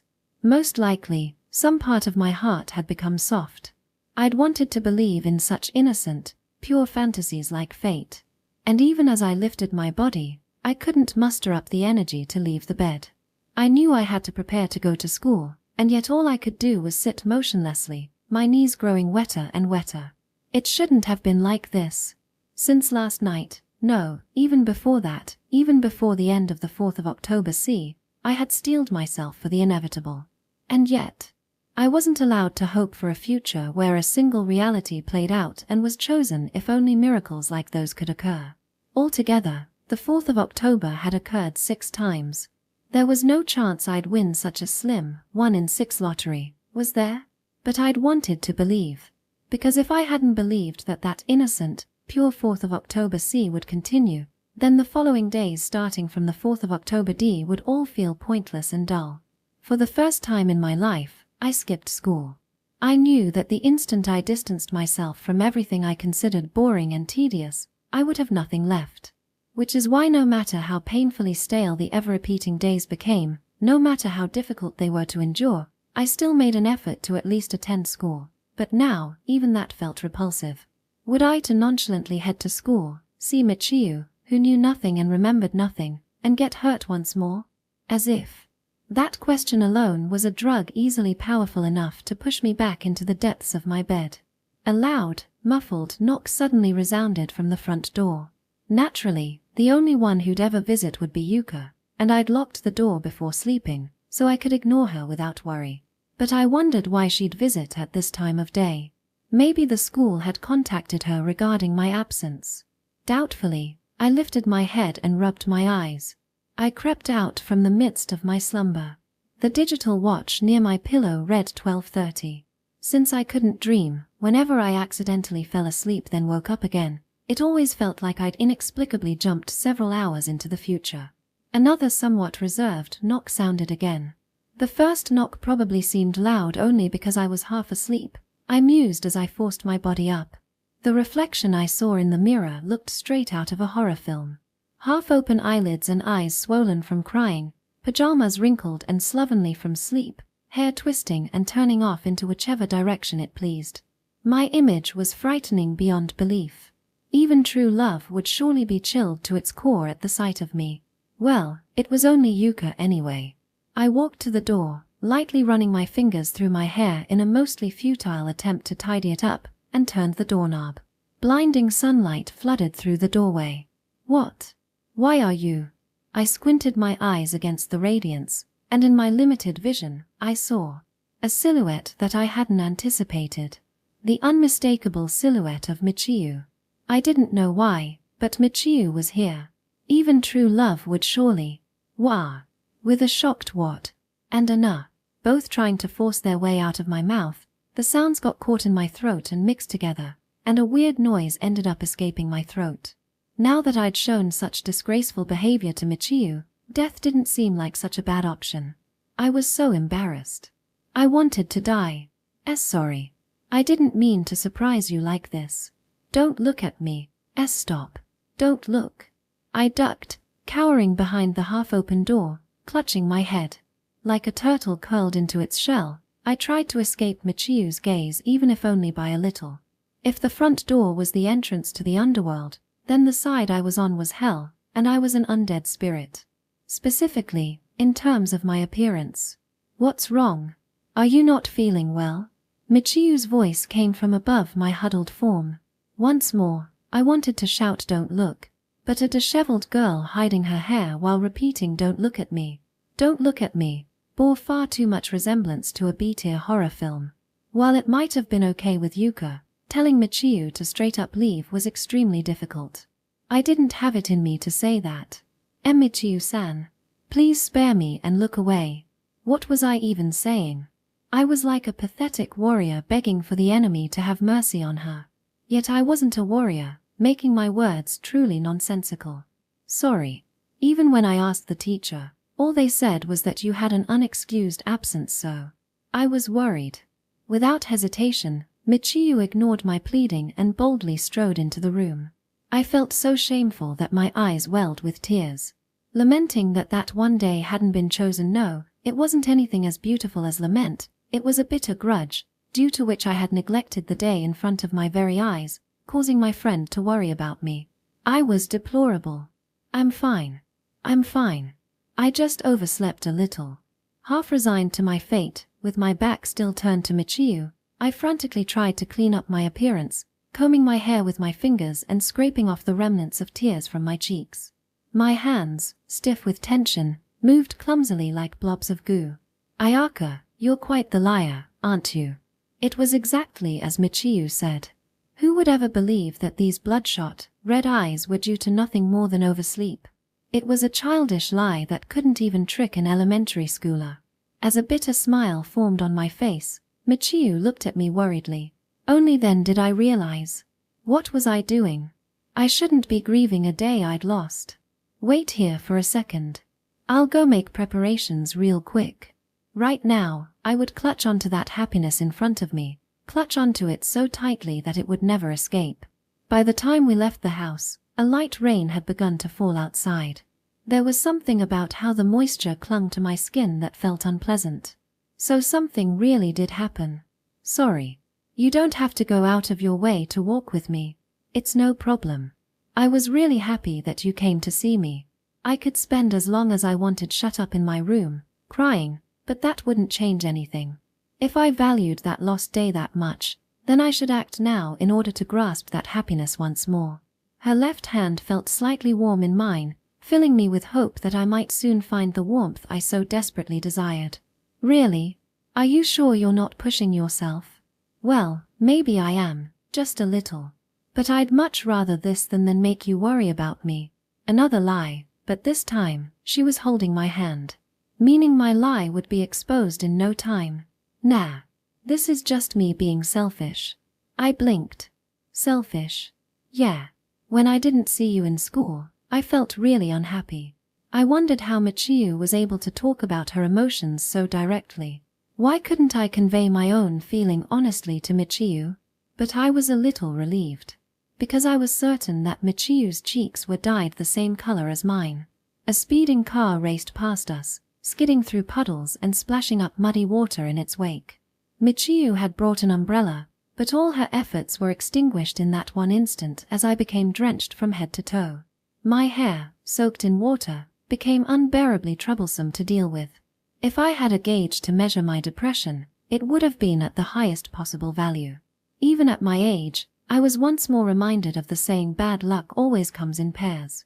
Michiyu's flustered voice pulled my depressed self back into reality. Hey, Ayaka. Michiyu tugged on my arm. As I followed her gaze, I saw an absurd, unrealistic scene spread before me.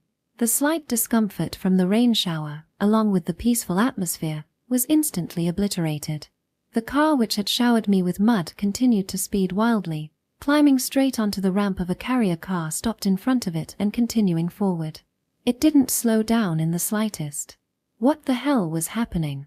Without losing any speed, it rammed straight into the driver's seat of the carrier car before falling into the opposite lane, its front left headlight shattering into what seemed like 1,000 pieces. An incoming car from the opposite lane, unable to stop in time or turn away, collided headfirst into it. Was this still reality? Thunderous rumbles overlapped with the screams of onlookers as the entire area shook. The two of us, at a complete loss, stood stock still, watching. We only gripped each other's hands tighter. Because other than that, frozen with fear, there wasn't a single other thing either of us were capable of doing.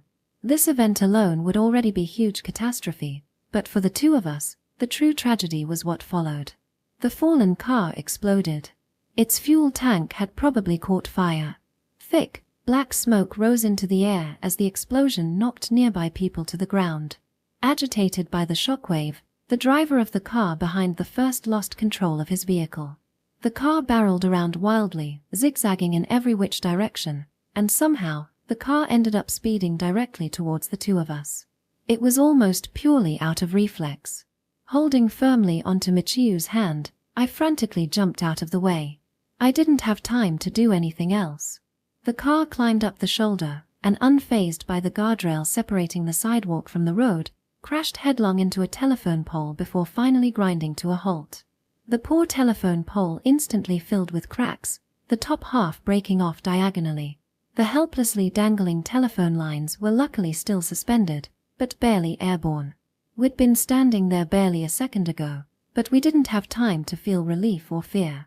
In the brief fraction of a second where I shut my eyes from the collision and rumbling and vibrations, I felt a sharp blow against my skull. There wasn't any pain, because before I could feel any pain, a whirl of events unfolded in front of me in rapid succession, almost too fast to follow. At that point, it was too late for me to do anything. But at the same time, due to my absolute memory, I was aware of every tiny detail. As I received the blow to my head, I became dazed, until someone, well, of course I knew who it was. Michiyu thrust me away, launching me aside. I didn't have to think about why. My gut told me that the area had become dangerous. This is no good. I stared as a part of the hood of the car, which had created this whole mess to begin with, became dislodged from the explosion, watching it fly directly towards the place where I'd just been, where Michiyu still was. To me, the whole process seemed to take a long time, but in reality, it happened almost instantly. Michiyu. Michiyu. Half crazed, I screamed her name. But there was no way she could respond. She no longer possessed a mouth that could reply. The hood, spinning at high speeds through the air, had fallen onto her, ripping her into shreds. Perhaps God was the compassionate one, or perhaps it was the car hood, but whoever or whatever it was, they raised up that sharp, gleaming body of steel and hid away the corpse, along with that unbearable pain, hid it away from my eyes, instead informing me of the tragedy that her body was beyond salvation in the most roundabout way possible, by painting her fresh blood across that metal. Something dark obscured both my eyes. I wondered why I felt something slippery on my fingertips. It was my own blood, oozing out of the wound on my head, covering my vision and hands. My sight had quite literally gone dark. Amidst the greatest misery and misfortune I'd ever known, there was one single saving grace. By some miracle, I'd been spared from seeing Michiu's corpse. If her body hadn't been obstructed from view, I would have clung onto the faintest of hope that she might still be alive, and looked. I didn't have the resolve to carry that memory for eternity. Driven to the brink by such a grotesque scene, who knows what I would have done? I found out later, but apparently I'd been struck on the head by the passenger mirror of car that had run rampant. According to others, the mirror had traced out a parabola in the air, smashing directly into me. Not that I cared. Section. If only the two of us had never met. I was in the hospital, awash with regret. If only I had gone to school this morning like every other day, today would have concluded without a single mishap. Of course, tomorrow would be boring and tedious, but the occasionally pleasant days would also continue. If only I hadn't clung onto that kiss, Michiu wouldn't have come to my room, and I'd still be able to see her smile. I sat on a bench in the waiting room. I didn't shed a single tear. I only trembled. Why had I obsessed over that kiss? Why had Michiu died, and not I? Why, in the midst of a life shackled away in countless chains, had I found something precious to me? I got 40 stitches in my head. My entire face was wrapped in bandages, like a mummy. I was in too much of a shock to react to anything. This reality had to be a lie. I couldn't accept it. Tomorrow couldn't come fast enough. Tomorrow, the 5th of October would begin. I'd be able to see Michiu again. To see her light, beaming face, to touch her soft, gentle hand, all that would again be within my reach. No words could express how thankful I was for my special privilege. It had been the same as that time with Yuka. Just like with that time, I would redo it all. To lower the probability that the worst possible today would be chosen, even if only by the smallest degree. I would take advantage of the special privilege I'd been given to the greatest possible extent. If that was a sin, then so be it. I certainly couldn't care less. During the night of the 5th of October, I prayed. Please, God, please just don't choose the 5th of October, I probably wouldn't stop praying for the next few days. Starting today would probably follow several sleepless nights. The 6th of October, but there was only one sleepless night. Because the long-awaited 5th of October never came. After the first iteration of the 5th of October followed the 6th of October. For anyone other than me, that would be the most obvious and normal of course of events. But for me, it was frighteningly rare. A tomorrow which I hadn't yet experienced came several days early. An irregularity that normally would have made me jump with joy, but today alone made me gnash my teeth in frustration. Only a single 5th of October. A 5th of October that had already been chosen. I didn't shed a single tear, but a part of my heart wept bitterly at the knowledge. This cruel, malicious fate would never allow it. Never allow me to see Michiu again. As I succumbed to derangement, I remembered all the unlucky things in my life up to now, expecting that the worst was still yet to come. I was racked with grief, but I uttered not a single sound. If I let out a scream now, I probably wouldn't be able to stop myself from screaming curses until my throat collapsed. If I cursed now, I probably wouldn't stop cursing the world until the end of the world itself. Screaming meaningless incantations. Pointless words screamed by a me who had never known how to use magic. Indeed, in order to cover the reality that Michiu had died, I needed magic. I couldn't accept such a reality. I had to search for some incantation that could reject reality. After over 10 hours of fumbling blindly through the darkness of my memories, I found, in 75 years' worth of recollections, a single piece of magic. Section. That magic was surprisingly close. You called. On that evening, I called Yuka. The fact that I called someone who would have come even had I not called meant it was an emergency, and it was a crisis in every sense of the word. Even if I were held at gunpoint, I could not accept Michiu's death. Burning with a desire to prove that my belief wasn't for show, I was driven by a necessity to act for Michiu's sake. To show that it wasn't too late to act even now, because I would try everything in my power. Even Yuka's aloof behavior that I normally never paid attention to now annoyed me to no end. You're a witch, aren't you? I knew. Michiu had taught me that. Witches existed in this world. No one would ever believe such an unexpected claim, nor did I possess the ability to confide in another person, but they certainly existed. That hypothesis explained one of the supernatural phenomena I'd experienced. Aya-chan, I don't know what you're saying. Yuka craned her neck in feigned puzzlement, raising her voice. She sat down on the bed, swinging her knees back and forth like a child. But more importantly, I heard that a major accident happened in this neighborhood.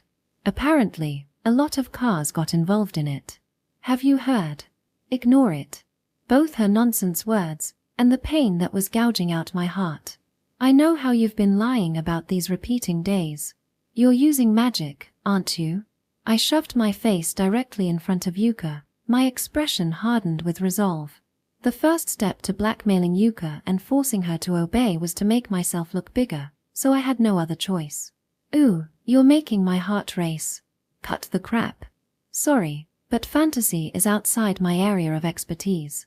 When was it again, where you died on a 23rd of May that wasn't chosen? Oh, that must have been when you called me first thing in the morning, right? You sounded so cute then. Yuka giggled in the most revolting way possible. I knew I'd never get anywhere like this, so I drew away from her. That day, I told you about the accident, so you were able to avoid a day where you should have died. Right. Yuka leaned forward. Hold on a sec. Aren't you mistaking me for God or something?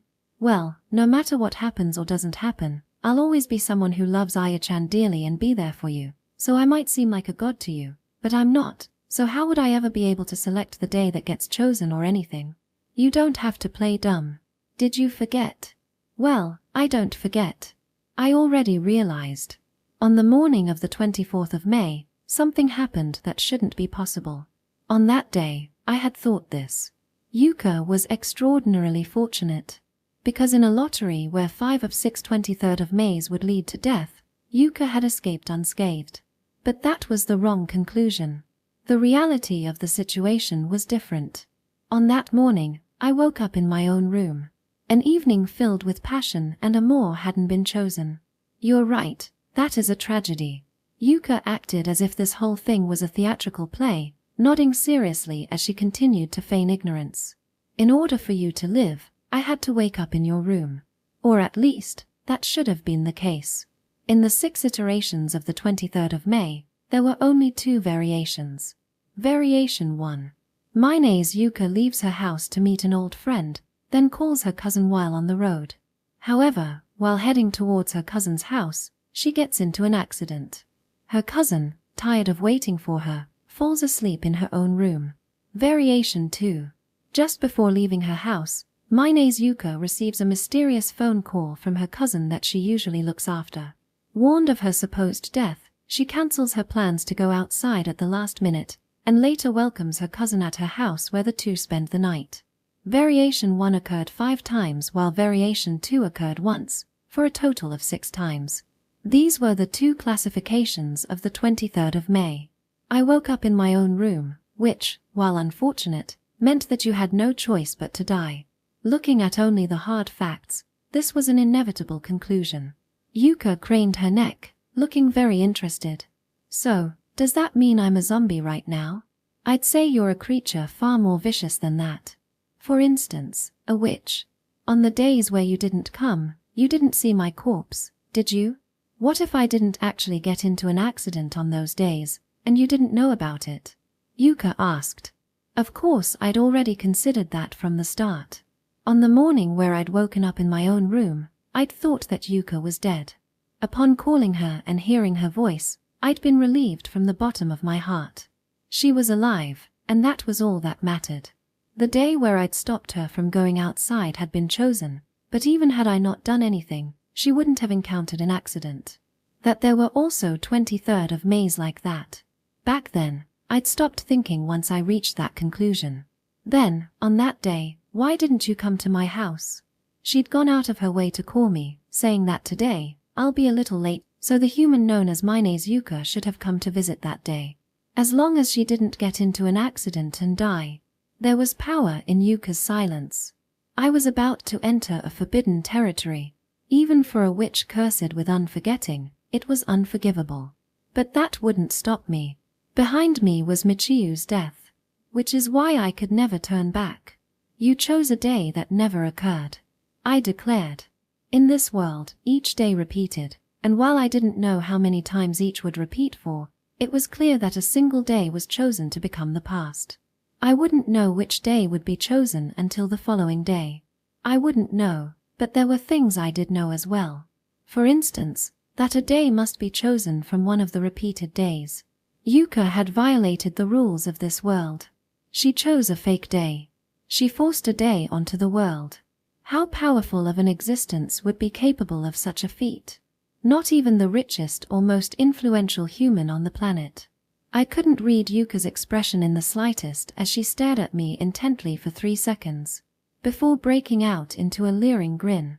You're quite the detective, Aya-chan. She admitted it. Sweat dripped down my back and face as I clenched my fists in triumph. Starting now. One important condition to ridding myself of this garbage reality was in this very room.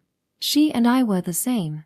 Or probably not, but at the very least, we were both existences who had strayed off the ordinary path, living on the outskirts of humanity. In order to delete the realities you didn't want chosen, my warning was necessary, right? The true reason that Yuka always listened to my stories of past iterations was to reliably avoid troublesome outcomes, such as the end of someone's life. On May of what day was it again?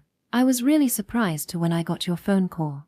Not only did my insurance against a 1 in a million accident work properly, but I also got to hear your frantic voice so worried about me. That was a happy miscalculation. It wasn't a meager power that only let her choose between days that had occurred. No, it seemed to transcend that completely. She could choose possibilities that had never occurred in the first place. It was far closer to omnipotency. But as that hypothesis entered my mind, a voice which promptly rejected that omnipotence. It's nowhere as powerful as what you're probably imagining. My magic is more like stitching together patchwork. Yuka explained her magic casually, without putting on any airs. Her magic only allowed her to cherry-pick events from individual days to form a reality. In other words, she could mix and match things that had already occurred, but she couldn't form realities out of thin air. Aya-chan, if you hadn't created a day where I lived, then I would have met my genuine end right then and there. Alright, how about I give the great detective who saved my life her reward? Shall I return you to yesterday? Her words exceeded all my expectations. I would have given anything and sacrificed everything for Yuka to say that, and yet here she was, speaking those words as if they were nothing at all. Is that really possible? I'll just cut out today and connect it to yesterday. No way. There's a ton of wondrous and strange things in this world, you know. It's just that you've always believed your special ability to be absolute memory, so you thought that there was nothing else anomalous about the world. In my defense, the fact that I alone couldn't forget anything already made the world anomalous enough. Is that wrong? It is. What do you think memories are, in general? Vicarious experience, I guess. Of the past. When we humans remember something, we recall sensations and feelings, much different to reading a book or watching a movie. This is precisely the reason that an experience's weight can be falsified based on one's moral values, or in other cases, memories can directly contradict with actual events. Yuka sighed and shook her head. You're completely off. By nature, around 80% of a human's memory is comprised of visual information, 10% is auditory information, and the remaining space is occupied by the other senses. All this information is verbalized and stored as memories. That's the important bit. It's verbalized information. With me so far? Isn't it more precise to say that language indexes the memories? Yuka nodded, seeming satisfied, before continuing. We also use words as a sort of key to remember things. Known as declarative memory, we change senses and experiences into words, eliminating small details. Otherwise, the well-developed yet unwieldy organ known as the brain wouldn't be able to maintain such massive amounts of information. Thus, humans forget. Sounds kind of like Buddhism, now that I think about it. It's exactly Buddhism. What are you trying to say? You're different. At the very least, you can't forget. You also don't need to use words as a key. The reason, as you just stated, Aya-chan, is because your memories are a vicarious experience. A reliving, if you will. The true nature of your memory is that when you remember, you're re-observing the past as you once experienced it. It's something like rereading the pages of a book. Human memories are something completely different, a completely different dimension. Just think about it. Human vision has a focal point. Just because something is visible doesn't automatically mean it becomes part of memory. For instance, even if something enters a human's vision range, it might be in the peripheral, or the person might not be paying attention, so they don't see it. I couldn't see how this woman, saying these logical, intellectual words, could possibly be the Yuka I knew, but her speech struck a chord with me. If you tried to look at the corners of your vision, you'd lose focus of the center. The inverse was also true. A natural result of the biological structure of the human eye. But for you, Aya-chan, when you close your eyes and try to remember, you can recall everything. You can re-observe everything however many times you want, even if you never saw it originally. The fact that you never questioned that is proof enough of your ability. Your absolute memory is a bonus to a more otherworldly power. The fact that you can't forget is just an annoying side effect.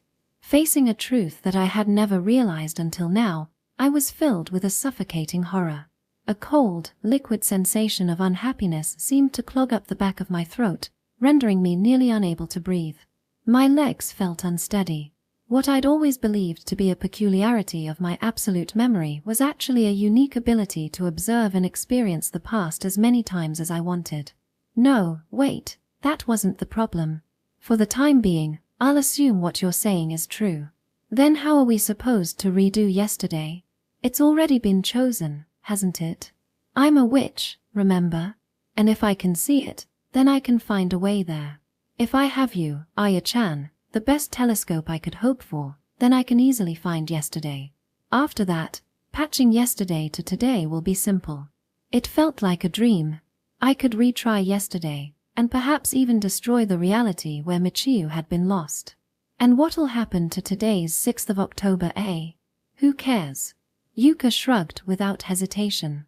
I was of exactly the same opinion. A day without Michiu was meaningless to me. Absolutely no value to me at all. I wouldn't mind if today was erased altogether. The witch Mine's Yuka began chanting in a booming voice. Today will not be chosen. I will not choose today. I, as a witch, have already declared this. Thus, this conversation as well as any event after this will all become null upon today's conclusion. For the remainder of today, you can do anything you want, Ayaka. She laughed obscenely, her profile mirroring that of a demon, and I secretly shivered in fear. Well, no, she was actually a demon. She was a witch who had tamed her inner demon. Did I hesitate? As if. I wouldn't think twice even if I had to sell my soul. I would save Michiu through whatever means necessary.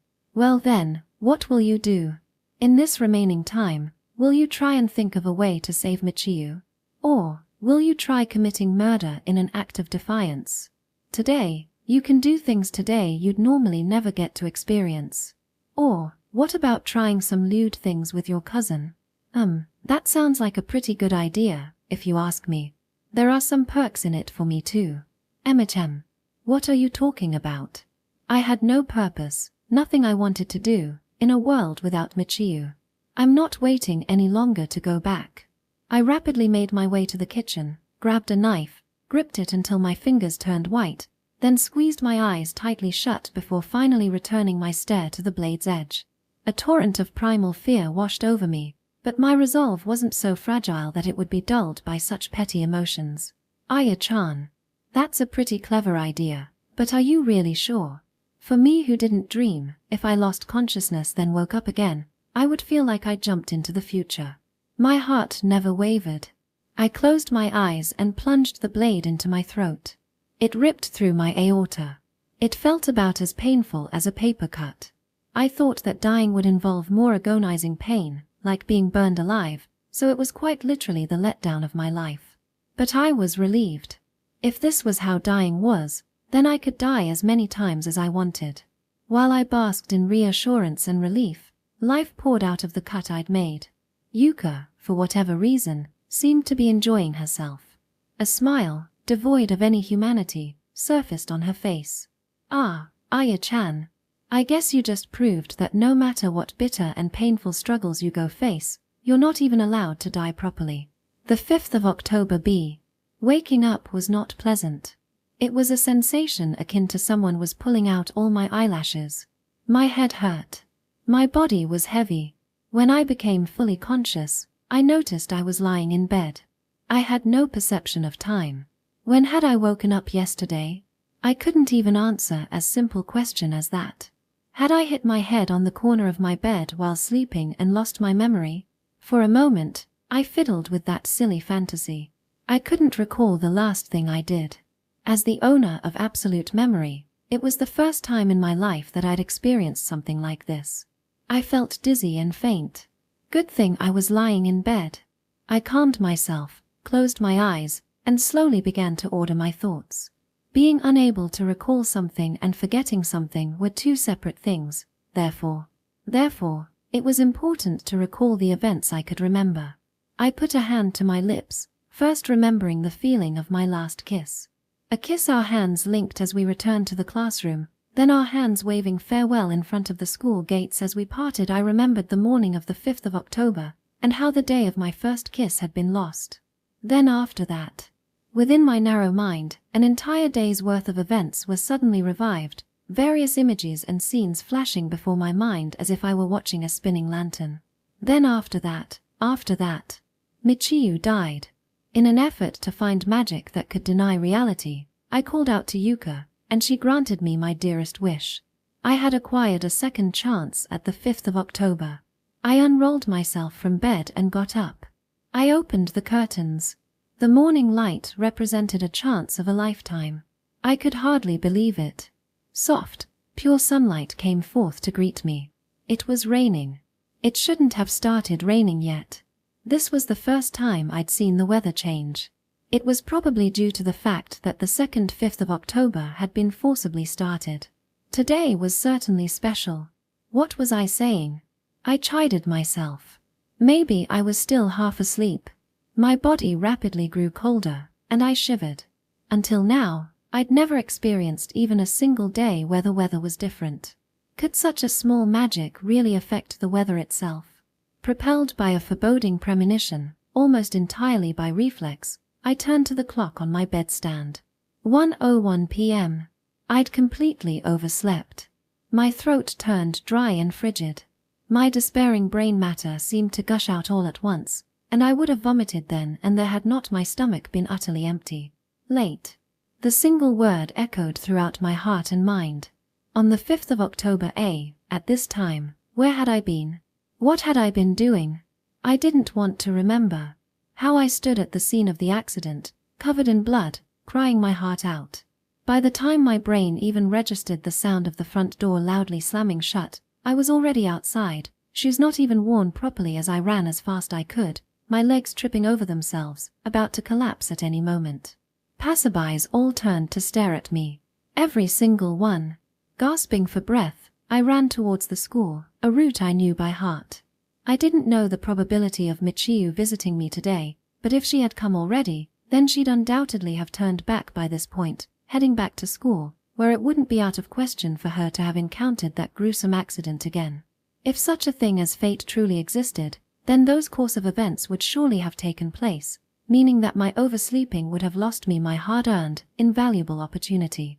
As I continued forward, the pungent smell of something burning grew more and more distinct.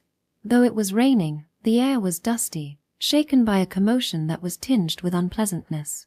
I saw the passenger vehicle, emitting a dense, black pillar of smoke. It looked more like a battlefield than a car accident.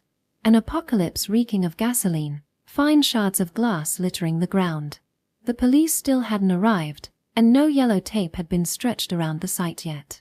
Nevertheless, the gathering crowd watched from afar, for there wasn't anyone apparently brave enough to approach. Yellow tape or not, no one could be fooled into thinking that the place of the accident was somehow safe. I crossed the invisible boundary between safety and danger. A single voice called for me to stop, but I ignored it. I dodged a restraining hand, and I sprinted forward. Michiru, my hair fluttering behind me, I rushed in to check for any sign of Michiru. On the opposite side of the car that had toppled onto its side, a pair of bare feet. The tip of a pair of petite, feminine feet. Someone had collapsed there. I had to check. I wasn't afraid. I carefully avoided the pools of gasoline and did my best to ward off the tornado of soot emitting from the flaming passenger car, verifying her safety. A tiny groan escaped from her lips. She was alive. She wasn't Michiru. It was a woman who looked slightly older than Yuka. She'd likely crawled out of the driver's seat, only to be injured by the detached door. Blood streamed down her face as she moaned in pain. When I'd ascertained that Michiru hadn't gotten entangled in the accident, I was flooded with relief. For an instant, I considered abandoning this woman, but my mind froze in that split second of indecision, and by the time I regained my senses, I discovered my body moving towards the woman on its own. "Are you okay? Can you hear me?" After a pause, she gave the tiniest of nods. I lent her my shoulder. I'd never supported someone heavier than me, especially not someone who could barely walk, and she staggered against me. My legs were shaky as I took my first step towards safety. Ayaka, let go of her. In the distance, standing in the front row of the spectators, I caught sight of a pale-faced Michiru, shouting. Michiru was alive. Thank God she was safe. I nearly cried. Ahead of me was a mere 10 meters of hazard. What a simple, happy ending. Ayaka. Michiru started running towards me, looking frantic. What was she in such a rush for? Time seemed to slow down, each second dragging into minutes.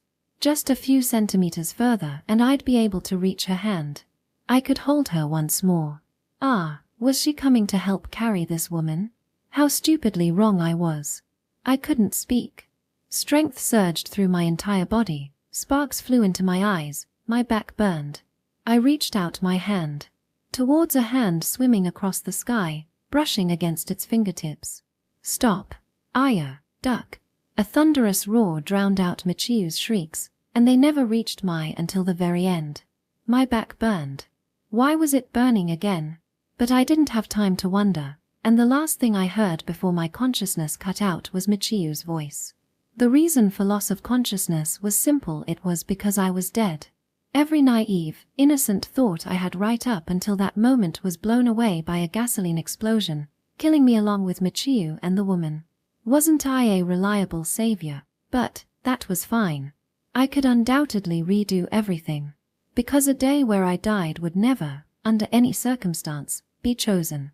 The 5th of October c. I leapt awake. The curtain rollers indicated that it was the 5th of October. I verified with the calendar. It was barely 6 a.m. I breathed a sigh of relief. This time, I had a little more space to work with. I could still make it in time. I could change reality. Could I really? Sure, I might make it in time. But, could I really change reality? I knew that this world repeats. A single calendar repeated several times, but only a single day would be chosen and become part of history. In the midst of these repeating days, people did things or didn't do things by pure whim. Events differed in each iteration. Natural phenomena such as earthquakes or the weather, or things prepared in advance like love confessions were exceptions. A chill ran down my back. There were things you couldn't change in this world. Both instances of Michiru's death involved that accident.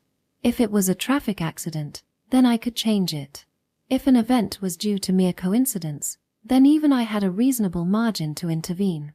But What if it wasn't something I could change? In Japan, the odds that a single person is involved in a traffic accident is 0.0011%. Naturally, since humans live comparatively long lives, there's nothing strange about someone encountering a car accident at some point in their lives. But on the flip side, the percentage that someone is involved in a traffic accident 2 days in a row is 0.00000013%. 1 in 8 billion. Infinitesimally smaller than winning even the slimmest lottery. Could I simply chalk Michiu's death up to an unfortunate coincidence? Or perhaps, today was the 5th of October. My deepest fears became reality.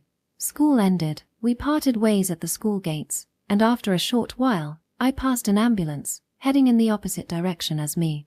Needless to say, wild imaginations of my worst nightmare whirled through my mind. I instantly turned around, breaking out into sprint towards the station that Michiu normally used. If I simply waited for tomorrow without verifying anything, it would be too late to act. Miracles didn't occur twice, but as I reached the front of the station, the only trace of Michiu I found was the familiar sight of her bag. Her belongings spilled out of its half-open brim, scattering all over the ground. I nearly lost my composure, but at the same time, an unattended bag didn't necessarily mean that Michiu was in dire trouble. She'd clearly fled, but this wasn't the worst-case scenario yet. As I deceived myself, I received a call from Yuka. By the time I reached the hospital, I found Michiu's mother sitting on a couch in shock. Clutching onto Michiu's bag, I explained who I was, and we waited together. Aya-chan, believe. Stay strong. Yuka's words echoed from somewhere above the heavens. A long time passed. A very long time where I did nothing but pray. The sun made its way west, sinking towards the opposite side of the hospital ward, below the purple curtain, until the day turned into a starless, pitch-black night, where I once again was informed of Michiu's death. So what if I believed? I still had to contend with the reality of fate. I knew the method to ensure this day wouldn't be chosen. The 5th of October G. The 5th of October. I felt at ease once I arrived at school. My punishment for losing focus came swiftly at the stairwell. Michiu crashed into a student playing a prank and fell down 40 stairs. Her elbows and knees were thoroughly scraped during the fall, which concluded with Michiu hitting her head and losing her life. The 5th of October H. I caught Michiu's arm as she was about to fall at the stairwell. We tumbled down the stairs together, and I was able to change neither my helplessness nor the fact that Michiu hit her head and died. The 5th of October Y. At first, I was somewhat dubious, but I was certain now. Fate had decided that Michiu would die.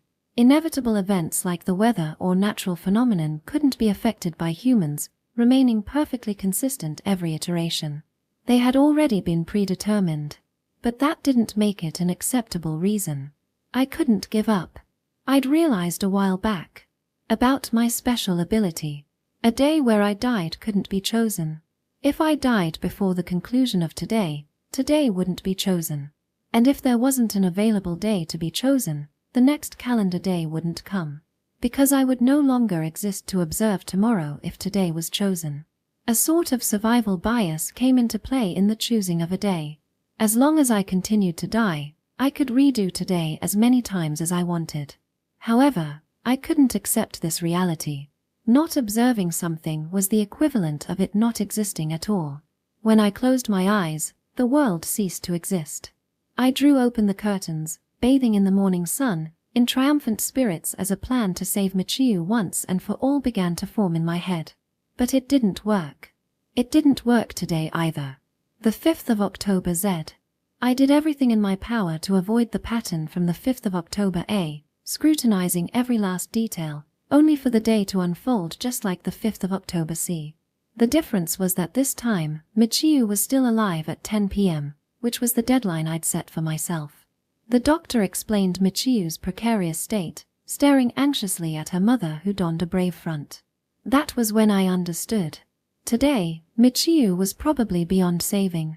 Even if by some miracle she survived today, she wouldn't be able to open her eyes again. She'd never fully recover. Michiu's accident would be chosen, and this truth alone would carry into tomorrow. And by that point, everything would be too late. Aya-chan, believe. Stay strong. I didn't need to be told that by Yuka. No matter what circumstance, my determination would never falter.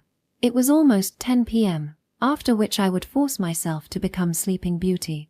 I only had to do one thing. Squeezing my bag close to my chest, I ran. To a place where no prying eyes could find me.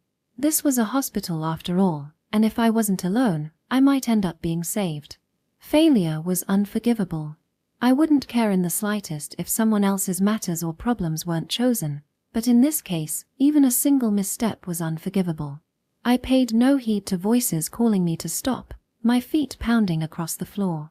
I should have put a fruit knife or something in my amulet. Soon, I arrived at the courtyard. I hid in the shadows of the trees, praying no one would find me, and took out a design knife from my pen case. The blade was 2 centimeters long. It wasn't a pleasant death. The 5th of October AA. Since the number of days had surpassed the number of letters in the alphabet, I appended a second digit. What a splendid feat. It was a base 26 number system. I did it. I wasn't happy in the slightest. Please save me. Looking back at the past days amounting to slightly under 1 month, I could conclusively say that, for the me of 70 years, this had been the most tedious and pointless month of them all. I already had come to terms with the fact that living for solely my own sake was utterly boring. But this was the first time where I realized that living solely for the sake of another was equally, if not even more dull. Even though at first, it had been relatively enjoyable, even though I'd gotten the chance to experience so many new things, even though they were days I should have never been able to grow tired of, my life right now was beyond miserable. How many times had we lost our lives? How many different ways had I taken my life, died and died, greeted a new day then died again, clinging on to the belief that one day I could welcome a tomorrow that would conclude while I still lived, repeating the same day again, repeating and repeating, unable to form even a single day worthy to be chosen, and failed again. Like a chick who had the misfortune of being born a male, a day would begin, and by the time half the day had elapsed, I had already ended up at the bottom of the meat grinder. After telling her about my ability and the world's secrets, I informed her of her own inevitable death. I no longer cared about the means. I held back nothing, begging, pleading for her to run away with me. If I couldn't confront fate, then I would run away, as far away as necessary, run away forever if need be. But the instant that I took Michiu's hand and began to run, from a crevice between dark thunderclouds came a bolt of lightning that robbed her of her life. Lightning. When I turned at the sound of thunder, staring at reality in the face, an involuntary chuckle slipped from my mouth. Something inside me broke. It was absurd. No matter how many times I repeated a day, wasn't the weather supposed to stay constant? I wanted to scream that this wasn't allowed, but there wasn't a single person who would notice my protests. No such person would appear. There wasn't room to negotiate. Only the feeling that I, standing alone, had been so easily betrayed. Thinking back, the gasoline explosion had been much the same.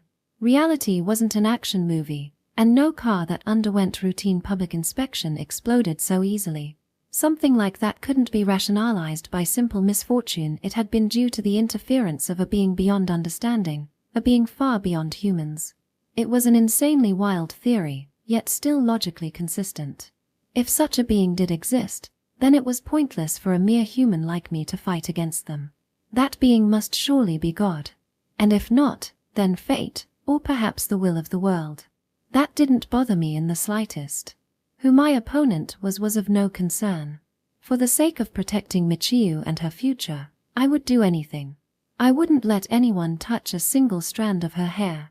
Searching for some means of survival, I turned to fictional books. Numerous books featured characters who solved seemingly impossible obstacles by going back in time or crossing into parallel dimensions, through countless efforts of trial and error until they achieved their long-desired future. I tore through whatever books I could get my hands on, whatever caught my eye. I thought that if I could use even one book as reference, it would be like a godsend, but wherever I looked, I only found characters possessing incredible, otherworldly powers that I lacked. A day began, then ended. Variations appeared in each day's course, but the end result never changed. I passed over a year's worth of time in constant repeat. At some point, for the first time, my own perception changed. Saving Michiru was impossible. I was simply a human who couldn't forget, having no ability beyond that. I had no superhuman strength nor exceptional intelligence. Nor friends. Forget going back 10 years in the past to prepare. I didn't even have the freedom to go back to yesterday. I didn't possess the ability to communicate with a me from a parallel world and ask for advice, or forcibly alter this world line and fundamentally change future possibilities. I didn't have a powerful battlesuit stored anywhere. No allies that I could rely on. Therefore, in order to achieve a happiness that I was undeserving and unworthy of, I needed to pay a proportional compensation. If I simply fell asleep and waited for the next day, such a tomorrow would never arrive for all of eternity. I couldn't go back into the past, so I wouldn't let tomorrow arrive. For all of eternity, and in that most repulsive moment, a switch was flipped within me and my mind danced in revelation. I would give up on tomorrow. I would throw away the day after tomorrow and the day after that as well. This week and this month and this year, I would throw all of them away. I had no need of a future beyond the 5th of October. If tomorrow never arrived, I'd be able to meet Michiru every morning. For only a few hours, of course, but a few hours where we'd be together. Compared to a future where I bereaved the death of the one I loved more than anything else, or to the fairy tale about two lovers who could only meet once a year in the night sky during the Star Festival, this future was unsurpassably luxurious, to the point where I wanted to embrace it and never let go. As I gazed down at Michiru's corpse, coming to terms with her death today, I ended today in an oh-so-familiar fashion. The first thing I did the following morning was visit Michiru's home. I knew I'd only be causing her trouble, but the scarcity of time pressed me on. Michiru, still bleary-eyed from sleep, welcomed me at the door, while her affectionate mother didn't seem perturbed by my rude intrusion, going so far as to treat me to breakfast. On this day, I learned that Michiru ate Western-style breakfasts. "Why'd you come pick me up today?" Michiru asked. "I woke up early today, and I wanted to see you." "Was I a bother?" "Not at all, it's just." That's quite the detour. The walk to school was refreshingly pleasant. The gentle sun shone warm rays of light on us as we walked surrounded by a brisk, autumn chill. But more importantly, want to eat lunch together? I made a bento, I ventured. Woohoo. Obviously yes. Michiru reached out and gripped my hand as if it were the most natural thing in the world, our linked hands childishly swinging back and forth. Ah, this was bliss. I was in bliss. I don't think that's so obvious. You're really popular, after all, Michiru. Today, this Michiru-chan belongs to Ayaka and Ayaka only. You're a smooth talker, aren't you? Well, I'll believe you. If only tomorrow could be even more fun. That was a stupid thought, I suppose. The hand held in mine suddenly grew limp. Michiru. The sound of blood splattering onto the ground wrenched me back to reality. A large motorbike had swerved onto the sidewalk and rammed into Michiru. The massive, front tire bared its fangs, ruthlessly devouring Michiru's collarbone. I attended school showered in lukewarm blood.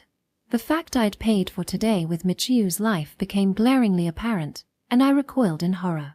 The 5th of October ALM. And, so what? No matter the price, I couldn't stop here. I repeated, and she died.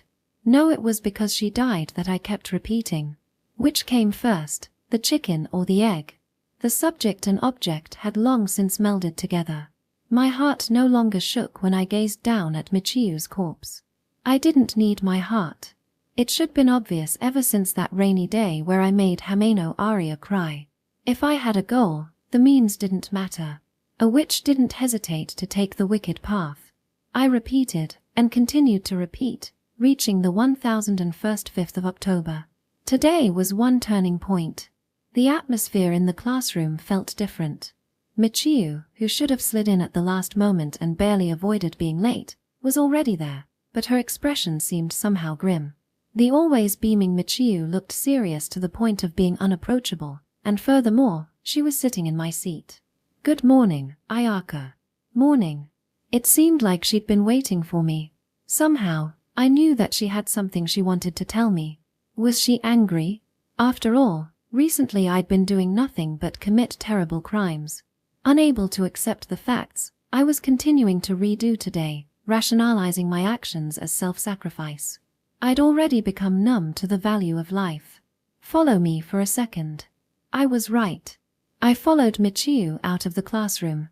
We walked down the corridor, moving against the stream of students heading to class, then down the stairs, toward the second floor filled with classrooms, empty due to the declining population, into a single room.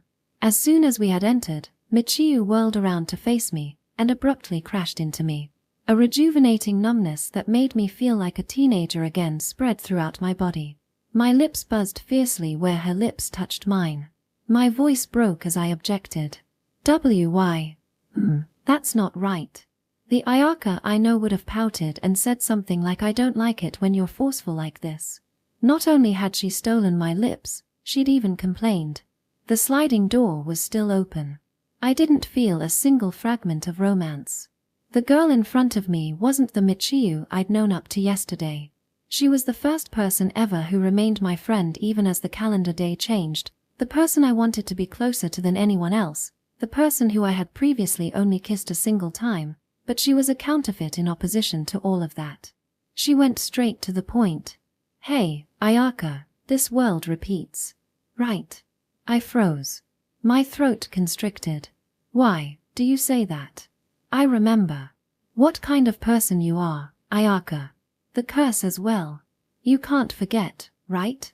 Neither fun things, nor painful things." My eyes were saucers like a deer in headlights, and I found myself unable to move. Leaving me frozen, Michiu continued on ahead. "So, this world repeats. Around 5 times per day on average." I was sure that my heart really stopped for a second in my shock. Without a trace of exaggeration, I could firmly say that a feeling like my pulse had been dislodged ran through my spinal cord and throughout my body. Did I tell you? My mind raced frantically, dredging up memories. From the day I met Michiu to now. The 1966 days from the 6th of April A to 5th of October ALM, I recalled them in a heartbeat. I had indeed exposed my own secret to her. Just a single time, but it hadn't been chosen. But I'd never told her about the secrets of this world. Truly, never a single time. Yeah, you told me. I'm not lying. I remember. About what'll happen today, and about yourself. If I didn't doubt Michiu, then you're saying that my memories are incomplete. If you ask me, I think they're pretty complete. She snickered. A face I'd never seen before. It's magic. Time leap magic. The one standing there was a witch in the guise of a girl. Some creature wearing my best friend's face that had transcended humanity. I'd thought it was just a deja-vu magic that let her mysteriously know the afternoon weather. At some point, she'd told me that she'd become a witch. While I had believed her, a part of me hadn't fully believed. I'd forgotten until now, but I come from the future. I returned so I could see you again, Ayaka. Strangely, I was convinced. That was the reason for her afternoon weather deja-vu, and why she'd inadvertently called out to me even before we'd known each other. Perhaps that's why she'd always fretted over someone like me ever since. I couldn't begin to imagine how far into the future she had come from. She must have returned from a future where she'd overcome the 5th of October and come to help me find a solution. I desperately willed my imagination to accept that explanation. I know what you're doing, Ayaka. In other words, the person who'd come from the future had seen through every one of my twisted actions. Are you going to stop me? Nope. Her reply was swift. She was grinning. Why would I stop you? You're doing it for my sake, and if it makes you happy then by all means. She looked mature, like an adult, to the point that I couldn't picture her as the same Michiu. She must have come from a future so far-fetched and distant, so different from what I knew. By the way, what iteration is it right now? She asked. You don't know? Unlike you, I forget things. The 1001st. 1001 5th of Octobers. Apart from Yuka, it had been around 30 years since my last conversation with another human about the hidden aspects of this world. Is this the first time we've had this conversation? You should know that. Because your reaction when we kissed was super refreshingly cute. Idiot. Michiyu, her eyes sparkling mischievously, resembled yesterday's Michiyu almost to a T, where if I judged solely on outward appearance, I wouldn't have believed that she'd come from the future. The intercom buzzed to life, carefreely announcing the start of class. As if it were only natural, the two of us ignored the summons to ordinary life. The desks and chairs in the empty classroom were arranged in neat, orderly rows.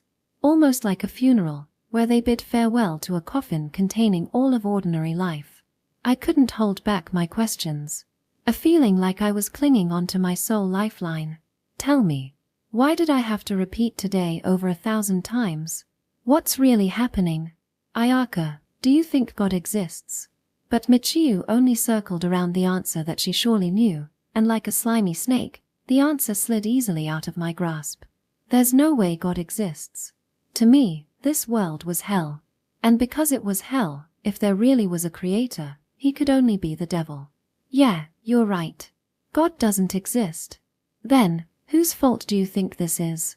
I don't like it when you're teasing like this. Hee. Alright, I'll tell you. It's the world's fault. You could also call it fate, Michiyu said definitively. The world. I suppose I did figure as much. That's what I'd always thought. We'd turned the world into our enemy and fought, rebelling with powerless fists against an absolute power that had surpassed all possible human intellect in an incessant war. What exactly do you mean by the world? Even if the whole world becomes my enemy, there were times I'd encouraged myself with those overused clichés. For instance, let's take something like those lottery machines at shopping districts. I've never seen one of those in my life. You only saw them in manga and movies. If you turned the handle, a single colored ball would fall out. Depending on the ball's color, you might get the top prize, free tickets to an onsen, or bottom prize, some pocket tissues, and so forth. Neither have I. Michiyu giggled softly. Even at a time like this, hearing her familiar, gentle way laugh made me feel at ease. Don't get off topic. Chance decides the color of the ball that falls, right? I said. Yeah, exactly. This chance is the question in doubt. The world was a massive billiards table, or perhaps a series of dominoes. Ever since the creation of the universe, the world has always been nothing more than the ultimate domino chain, dominated without exception by the rigid laws of physics. Things that might look complicated at first glance were simply the culmination of physical law upon physical law. For humans of remarkably limited intelligence, such order was impossible to see. For us observers, they were a multitude of coincidences chance. But to an all-powerful, all-knowing being, they would see a set of pre-established events in motion. Such a being could command even chance to dance in the palm of his hand. Chance wasn't real. But, how is that connected to you losing your life? Probably because I'm about to become a witch, Michiyu said casually, as if that was all there was to it. Michiyu had formally said that she would become a witch. It was an extraordinary statement, but if we were talking about extraordinary, then repeating each day an average of 5 times probably took the cake. We were equal in that regard. But, I digress. Wait a second. What do you mean, that it's because you're about to become a witch? My voice trembled. Are you not a witch already? Didn't you come to save me with your magic wand? I mean what I said. The previous me became a witch today.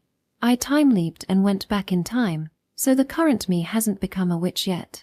Michiyu seemed composed. Altogether a different person from the one I'd known since yesterday. This world does not allow witches. I'm about to become a new witch, so the world is working frantically to stop it. Her words were unmistakable. Chance turned into inevitability, because Michiyu could not be permitted as a witch. I didn't know who it was, but something had no intention of allowing irregular existences known as witches in this world. If that was the case, then whatever that being was, they knew. That this world repeated each day an average of 5 times. That I alone remembered all iterations. That here, another irregularity had joined the fray. That irregularity took a deep breath. They regained their composure, and began gathering information once more to rid themselves of this ever-repeating world. An irregularity who, after repeating for over 1,000 iterations, had long since become numb to sensation. One more question. Why did you only remember your time leap today? That's probably because this world is collapsing. The sky beyond the window was clear and blue, the autumn sun glittering high in the sky. Like every 5th of October, the wind was slightly chilly, indicating an afternoon rain shower. To be honest, I shouldn't remember. When I return to the past, all my memories of the future should have been pushed into my subconscious, never to be accessed again. But because you repeated this world over 1,000 times, the world broke. Something that shouldn't have happened had happened. The world took Michiyu away, so it's the world's fault. Not mine. We were both uncompromisingly stubborn. The world, and I. Instead of losing Michiyu, I preferred that tomorrow never arrive. Likewise, if it meant preventing the birth of a witch, the world didn't mind ripping apart space-time or tearing down 1 or 2 laws of physics. Neither of us would concede, so we went around in circles. Because I will never let you die. I pronounced each syllable clearly and coldly. Michiyu's next words surprised me. I see. So this is how you saved me, huh? You didn't know? Nope. The Ayaka I knew didn't remember what happened on the 5th of Octobers that weren't chosen. Forgot. Me. Impossible. Well, it was true I didn't know what would happen in the future. At the time of the cultural festival, which was already a distant past by now, I never in my wildest dreams could have imagined that Michiyu would disappear. If you told me that I'd repeat today over 1,000 times, I would have thought you were crazy and laughed. Wait, that meant that the two of us were still together in the future. My smile threatened to tear apart my face. Are you okay? Your face looks red.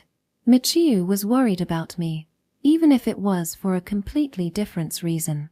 And more importantly, the fact that you came from the future, doesn't that guarantee that at some point, you'll survive today and make it into the future? Perhaps that was a slightly optimistic, naive view. At Michiyu's small hesitation, I could see that the answer was not nearly as bright as I hoped.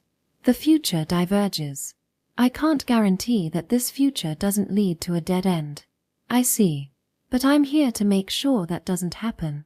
It was impossible to put into words how uplifting those words were. Things impossible for one person could be managed with 2. What an innocent misconception that was.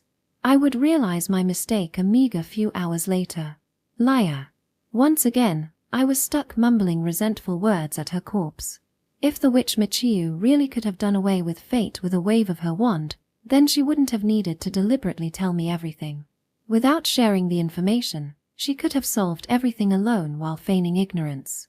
The tender-hearted Michiyu wouldn't have wanted to burden me with responsibility. She wouldn't have let me know. Since if she told me just once, I would never forget again. There would have been no need for me to learn about the depressing nature of fate. But she only knew about the world's secrets. She couldn't use magic yet. In the face of fate, she was merely swept along. Not so different from myself. Just like the witch burdened by a curse of unforgetting, spending 1,000 days without advancing a single step forward, powerless. The 5th of October ALS. But nevertheless, her appearance brought about a warmth in my heart. My repeating of the 5th of October resembled a journey across a desert. No matter how far I traveled, all I could see were the same piles of sand stretching into infinity, as if I had made no progress at all. Beneath the scorching dry days, once I finally collapsed of exhaustion, I found small creatures in the sand.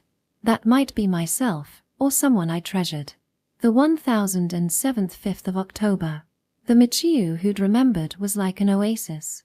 Today, I'd been blessed with remarkable luck, and the day continued until dinner time. No such absurdities, such as a rampaging car on the way to school, or falling down the stairway because of some idiot playing a prank, or a sudden thunderstorm followed by a bolt of lightning, occurred. I wanted to offer up my greatest thanks to the ordinary. You like animal videos, right? Michiyu was looking at the iridescent surface of a video disc as she asked me that question. We were in my room. I had a TV, albeit a small one, hence her question. Did I mention that before? I didn't remember saying that. Though admittedly, I did somewhat enjoy looking at videos of animals. Yeah. You don't remember? I'd never told her, but perhaps I'd tell her at some point in the future. It was a strange feeling. Normally, one might feel disgusted at the thought of someone knowing things about you that you'd never talked about, but I wasn't normal. Do you not like them anymore? I do. Besides, I wasn't in any position to criticize. For the longest time, I'd hidden my memories of repeating days from Michiyu. Though fairly obvious, each person's experience of the world was different. Equally obvious was the fact that each person held different knowledge, and that each saw different scenery and events. A group of people might all ride on the same train, but only the person thinking about buying a new smartphone would be paying attention to other passengers' hands, while the one who'd gone to meet their treasured person might only be staring outside at the weather. If someone had boarded holding their child's hand, they would find their gaze inevitably drifting to other parents with children or pregnant women, while commuting students' eyes might constantly stop on uniformed passengers. The outside scenery was always the same, but not two people looking outside would see the same thing. A single, objective world changed based on one's interest or position. Which is why that even if Michiyu knew things I hadn't told her yet, I wasn't particularly shocked. Yay. This one seemed really interesting, so I wanted to watch it together. The girl beside me, flashing her white teeth, had a presence far too big for me to entirely comprehend. If I could fully internalize the fact that each day repeated, then further accepting the fact that there was a girl who knew the future wasn't that strange. Or at least, it shouldn't be. Haven't you already watched that in the future though? Nope. That was a different video, with a different person. I'd already expected as much, but even for someone with memories of repeating days, my views were vastly different from someone who had come from the future. We didn't see the same scenery. Similar, but not the same. Hey, Michiyu. I was afraid to confirm, but I wanted to know what she saw. What kind of world she lived in. Holding back the tremble in my voice, I mustered up the courage to ask. How many times have you time-leaped, Michiyu? Aizawa Ayaka has experienced countless iterations of the same day up until now. How many iterations of this timeline had Inaba Michiyu repeated? I don't know. Her eyebrows creased, troubled, as she laughed ambiguously. Unlike you, I forget. Upon time-leaping, one couldn't keep all their memories intact. Their future self's personality and memories would mix with their past self, and distinguishing which trait had come from where was remarkably difficult. Which is why things like how many times she'd time-leaped for, or from when and to when the time-leap had occurred, would grow increasingly fuzzy with every time-leap. Though if she had possessed the curse of unforgetting, that might be a different story. Look, it's starting. Michiyu pointed to the screen. The distribution company's logo appeared on the screen, in synchronization with the adorning fanfare. Even if this was the 100th time, I'd still enjoy it. As long as we're together, Michiyu declared. That was a lie, I thought. That was a lie, but I didn't feel annoyed. It was a lie birthed from kindness. It was an attempt at consolation. That she would feel enjoyment even if this was the 100th time impossible. But it was a matter of feelings, so I felt no childish impulse to strike back. Because if she truly enjoyed it, then she should have had no problem watching the same movie again. How nice it must be for the me of the future. She must have been happily watching an uplifting, cheerful movie. Or perhaps her interests had changed by then. Hey, Michiyu. Did I really say that I liked animal videos? A close-up shot of a tree in dense, luscious forest played on the screen. Yeah. On its branches, a southern, brightly colored adult hummingbird managed the nest while the chick pestered for food. I'm not really familiar with the genre, but animal videos are pretty interesting, aren't they? Michiyu continued. They were indeed soothing. But this was different. The baby hummingbird desperately begging for food was commendably lovable, and the adult bird truly lived up to the beauty it was nicknamed Flying Jewels. The camera abruptly moved, panning swiftly upwards along the tree, focusing on a python. The audio turned deathly quiet. The hush of the jungle stirred up the tension and fear. Could you really consider this an animal video? If anything, it was more of a nature documentary. Whoa. Michiyu was entranced. I said I liked animals, but my interests were more along the lines of a talented penguin performing or a tamed wild animal acting harmlessly. I also liked videos of cats messing around with their own reflection. I liked them so much that I hounded Yuka to buy me a year-long pass to the zoo. Michiyu-san? What? I feel like this is different. I most certainly had not been talking about a goosebump-inducing movie where a helpless mouse gets consumed whole by a ruthless, merciless jungle snake. Certainly not about horrifying scenes where a beautiful butterfly rides helplessly, shaking back and forth between the strings of a spider's nest. Where I was about to vomit out the entire contents of dinner. It's not. My Ayaka would love this. Why did she sound so confident? Nature scenes of massacres and predation filled the screen. On that screen was displayed a primal nature that human civilization had abandoned in the recent past. A primal nature that was the splitting image of the enemy that we were up against. At some point, I dozed off, leaning against Michiyu. By the time I woke up, the nature documentary had ended, and the television was playing some stale variety program. Right beside me, close enough to where I could feel her breathing, was Michiyu's white, bored-looking face. She was like a porcelain doll in her beauty, but her expression was robotic, her pupils reflecting a sea of despair. It was the first time I could empathize with her from the bottom of my heart. We were the same. Like me, Michiyu was tormented by a feeling of powerlessness. She could pretend to continue daily life and avert her eyes from reality as much as she wanted, but she would not survive today. As I absently gazed at her profile, our eyes met. In a split second, light returned to her lifeless pupils and her expression blossomed with color like a blooming flower. She welcomed me from my slumber with her usual smile. "Good morning, Ayaka. Still sleepy?" "Yeah." Though I gave a small nod, I didn't feel like lifting my leaden body, nor even attempt to untangle myself from her arms. I wanted to stay like this for a while longer. Peacefully, like a fish swimming deep in the ocean, I wanted relax in this long, calm moment. I wanted to feel her warmth right beside me, in this sheltered room. "Are you gonna keep sleeping?" "I'm going to bite you if you do," Michiyu said teasingly. And even more than that, for some reason, I didn't want to leave Michiyu alone. I didn't want to let her go. "Don't do that." Because I'm sick. Sick. On a rainy day, when Michiyu had come to check up on me, I'd accidentally let it slip. I can't forget anything I've seen. I'm sick with that disease. At that time, Michiyu had called it an amazing ability. Not a disease, not a curse. An amazing ability. I had recalled that moment countless times, and each time I was saved by it. Now, I wanted to hear those words one more time. Once more, I wanted to confirm that my memories hadn't deceived me. "I see. So you can remember everything, huh?" Michiyu pretended she knew nothing, nodding her head gently. "Yeah. It's repulsive, isn't it?" Or perhaps it was possible that I wanted her to affirm my curse. If even Michiyu affirmed what I believed, then my power would truly be a curse.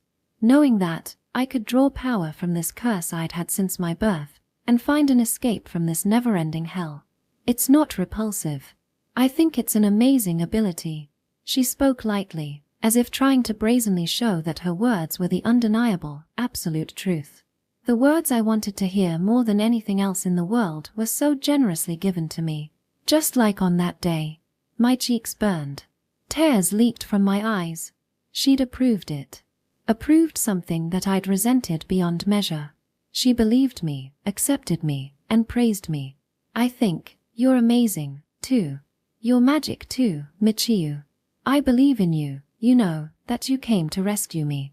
My throat shook and my voice turned shrill. An endless deluge of tears welled up in my eyes. Hey, is that so? As I looked at the girl who'd come so far on her journey, my frozen emotions and desires began to thaw, my chest tightening into a tiny ball. I opened my mouth. "So many things I don't know about, that you know. Things I couldn't even begin to imagine, all those days that you had to experience. I really respect you for that. What's wrong? You're acting kind of strange." Tears I couldn't stop overflowed and streamed down my face all the way to my chin. The emotions inside me grew stronger and stronger, unable to be contained and banging against my chest, but my voice was shaking too much and I couldn't form proper words. "From now on, I want to be with you for a long time. I would really enjoy that, and I would be really happy.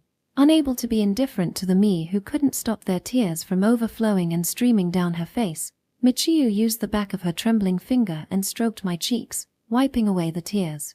"Isn't that?" I began. Her eyes grew moist as she wrapped me in an embrace as if to hide her face. "Isn't that allowed?" The word that should have followed melted and disappeared into the air. Her warmth was still warm, but I had long grown accustomed to the tragedy that had repeated itself for over 1,000 days, and as I sensed the appointed time drawing close, I cried myself to pieces as I could only beg, wrapped in her warmth. "Somehow, someway, please don't die." As my voice wavered, all I could do was affirm that she was still alive.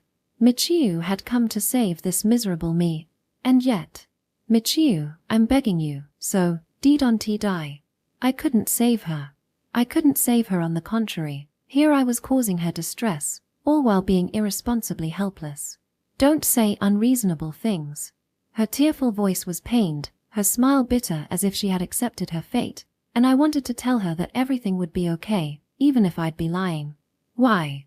You became a witch, didn't you? You time-leaped. Went back into the past. But you can't use magic right now." Unable to see her face, my deepest thoughts turned into mush as I sobbed into her chest. If she'd been able to keep her magic, maybe she could have easily overturned this fate.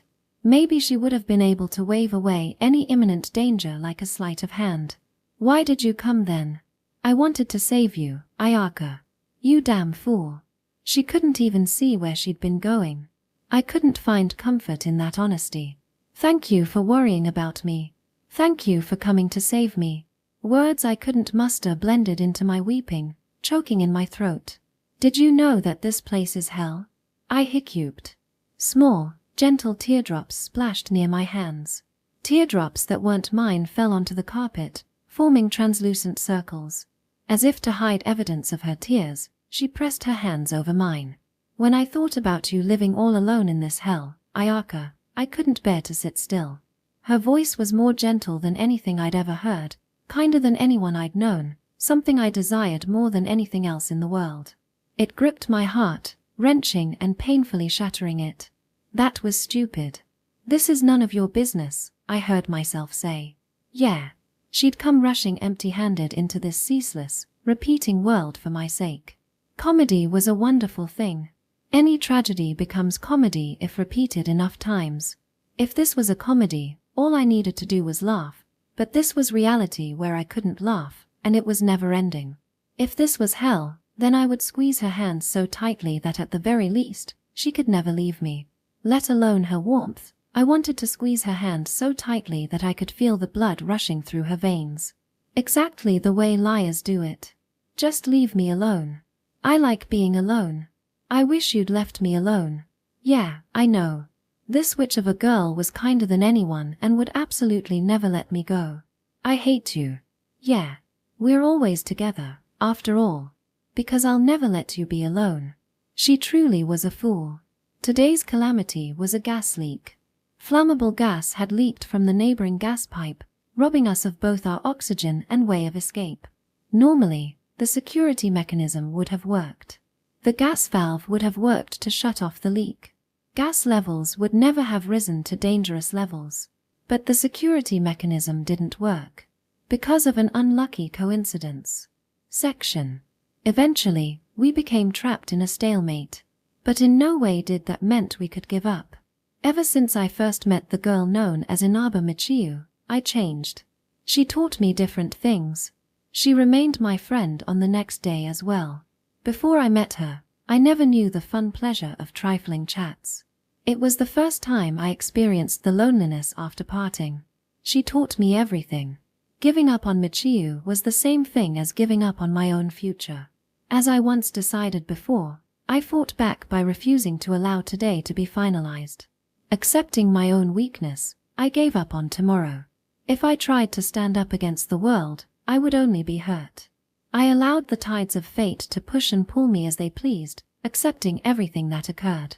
This way, my heart wouldn't be abraded away. Around 3,600 days. Within 10 years, I'd stopped going to school. In these everydays that never changed for the better, As long as I played it safe, each day would play out in the same fashion. Then in 36,000 days, on the 100th year, I finally stopped meeting even Michiyu. I'd gone through every single pattern with her, meeting and exchanging conversation, doing things together, until of all things, I'd grown fed up. But even though I didn't know why I continued to repeat today, I was unable to forsake her completely and flee into the next calendar day. Because once I did that, I could no longer remain myself. After a little over 1,000 years had elapsed, Yuka began to frown whenever she saw me. My debilitating condition was plain as day to her.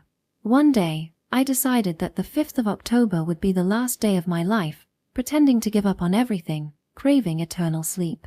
Another day, I grew tired of giving up and pretended to fight. Fighting meant trying all possible means to victory. If that were the case, then perhaps a more appropriate description would be knowing that I couldn't ever fully win, so I resorted to flailing about in desperation. The sole reason I was able to continue living like this was my obsession with the idea that if I crossed into the next calendar day, I'd never be able to go back again, along with a reluctance to return to my original self who'd lost all her humanity. I was playing a righteous hero who'd sealed away their monstrous self. Wasn't I awe-inspiring? I went delirious more than once or twice. Perhaps I'd been crazy from the beginning. No sane person would have ever attempted this repulsive loop. Before I reached the 2000th year, I could no longer force my body to wake up before dusk. I couldn't bear even the time that my consciousness spent awake. I'd been driven up against the wall, but nevertheless, every night before I fell asleep, I made sure to end each day with the same, proper ritual. I couldn't forget even a single day. Every record of my days filled with inactivity dulled in my memory, yet each memory brazenly remained. I tried to remember how to be cheerful only to be beaten down, while my collection of failures continued to pile higher even now. Despite my failures, I never chanced upon a breakthrough. Fate was meticulous. It had so scrupulously constructed a siege that not even water could slip through. In addition, we were far too powerless. These truths only threw me into further discouragement. No matter what philosophic view I took on the situation, there was no way to prevent my mental state from deteriorating. I spent longer and longer periods of time in deliriousness, where I became convinced that my prayers had become reality, and at several points, nearly crossed the fatal time threshold of 11:59 p.m., but each time miraculously succeeding in killing myself. I no longer had the willpower to struggle for Michiyu's sake. I'd long since given up on Michiyu and the belief that I'd be able to regain my footing someday. In the course of a million yesterdays, I'd exhausted all my vitality necessary to live tomorrow. It was already too late for anything. The 5th of October BJ12. The sound of rain, indicating the afternoon. The 5th of October is sunny followed by rain, clearing up as slightly at dusk. Near the area of my home, the rain begins at 11:23. Near the area of school, 11:59, at the nearest station, 11:37. I knew all that, yet I didn't know how I could see tomorrow. Until I knew that, I would continue today. As far as the 5th of October was concerned, I knew everything. Whoa, Aya-chan, you've become considerably sexy overnight. Hey, did something happen? Evening, like clockwork, Yuka came. For a while now, Yuka had said the same exact thing, word for word, upon seeing me. She must have noticed my haggard figure. I was worn out to my core, and had no desire to match her frivolous talk. Oi, can you talk? Say something. Forgive me for everything, okay? Today's going to end. Help me reach tomorrow, okay? What convenient, self-serving demands. She sat down to snuggle with me as I leaned lifelessly against on the bedside. She'd probably guessed. She, with her own peculiar instincts, had probably guessed what was happening inside me. But I didn't want to say anything. The reward wasn't worth the effort. That in order to speak, I had to remember was something I found repulsive, and besides, even if Yuka was the most understanding person on the planet, even if she could somehow fully comprehend my misery, she wouldn't be able to empathize. I wanted sympathy. I wanted empathy, no matter how insignificant, to the point that I could almost taste it. Looks like a pretty serious illness. Maybe I can help. Speaking of which, how had my first retry gone? I couldn't remember clearly. This me couldn't remember clearly. Indeed, this must be precisely what forgetting felt like. But I had a certain feeling that someone had helped me. Why couldn't I remember? Because it hadn't been chosen, and thus hadn't happened. Wait, no, that wasn't right. I had an ability that let me remember unchosen events. In that case, I had an intuition that there was value in talking. Michiru will die. I should have known anything and everything, and yet a new, unfamiliar development unfolded before my very eyes. It seems like no matter how many times I repeat today, that has already been decided. I had definitely crossed a threshold just now. The tower, composed of vestiges of each day, stacked on top of each other, had collapsed, spilling out of me in a whimper. Michiru. I can't save Michiru. Where even to begin? That on the 5th of October, I'd lost Michiru. That in order to save her, I'd resolved to repeat today until I saved her. That I'd exhausted every single one of my options. That in order to delay her fated death, I'd already repeated the same day for thousands of years. Like I was recounting someone else's tale, I emotionlessly relayed each event followed by the next until the end. I see. Exactly how long has it been? I don't know. About that. Who cared? Nothing would come from knowing. Try counting.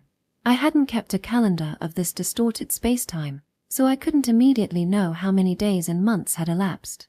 No, that was a lie I knew. I just didn't want to know. In the end, I hadn't been able to save Michiru even a single time. Well, perhaps I'd been able to save her at some points, but I hadn't been able to save myself at the same time. There were times where I tried to sacrifice myself to protect her, but all that resulted in was me dying before her. 1,095,776 days. If I had $1 for each time I killed myself, I'd be incredibly rich right now. I laughed internally at my dark joke. I'd been cowering in place for over 1,000,000 days, unable to advance even a single day ever since. Isn't it about time you gave up? Yuka said indifferently. I had no way to guess whether she was only acting or if she truly had no interest, but in a small corner of my heart, I thought that it was a completely justified opinion. I didn't get angry. I hadn't the energy in the first place, and if our positions were reversed, I probably wouldn't able to understand why I was doing such weak-headed things. Something must be wrong with me if I had attempted to achieve an impossible outcome millions of times. Something must really be wrong with me. I shook my head weakly. I had lost every single one of my options. That including giving up. Why won't you give up? I said nothing. Why do you keep choosing that girl? Silence. Choose me already. More silence. I've loved you for 5 years now. Nothing. Say something. Nothing left my mouth. Yuka's tone was pleading, almost like a last resort. But nothing left my mouth. The surface of my heart had become numb to both emotion and sensation, almost all traces of feeling having been erased. As I was a monster of memory, only my memory remained lucid, and all my senses of human reasoning and instincts became replaced by objective judgment from past experiences. That was the current me. Utterly useless. Without anything to stir my heart, I couldn't even search the recesses of my memory to learn what kind of person I'd been. Other than the most primal anger, nothing could trigger myself to feel emotion. I'll kill her. An anger from seeing my most precious person snatched away from me without warning. Give up. You don't even know how I feel. You love me. Just keep blabbing on. I'll kill your precious person. I picked up a kitchen knife which reminded me, this was the same knife I'd used when I first chose death, and pointed it to my heart. Pointed it to my heart, but I couldn't push it in. The arm that was supposed to kill me had stopped moving. I was terrified. I was terrified of dying. Terrified of the blade's edge. Terrified of a death that I should have grown accustomed to a long time ago. Ah, I see. I remember. I was acutely self-aware. I realized. I am more precious to myself than Michiru. From the very beginning, my life had been more precious to me than Michiru's. The reason I'd been able to choose her life over mine on that first day was merely because I'd convinced myself that my life was worth nothing. Ever since my parents had abandoned me, I'd never valued my life equal to a human's, listlessly passing diluted days as my heart continued to wear down. That's why I often used my body to achieve my wish of destruction that I'd had from the beginning. It was a pointless hypothetical, but if I could somehow return to that very first day, I probably wouldn't choose this dead-end road. Only after I'd well crossed the point of no return had I realized it, and thus chosen this path. If that hadn't been the case, I would have turned back while I still had the chance. Such a shallow motive easily buckled in the face of an instinct screaming for me to live. I didn't want to die. It wasn't my duty to die for Michiru. No one would discover my betrayal here and now. Even if someone did discover it, all would disappear from everyone's memory come tomorrow. No one had the right to criticize me. Even if I did lose Michiru, I had an absurdly long life ahead of me where I still might discover another dazzling person to illuminate my world. Would I really throw away that chance and let it all end here? Even if my memories of now never faded, time would heal my wounds. Even wounds unable to be buried by forgetting would eventually become a past too distant to reach, concealed by an adequate amount of acceptance. I didn't want to die anymore. I was flooded by a torrent of thoughts of self-preservation, and I quickly faltered.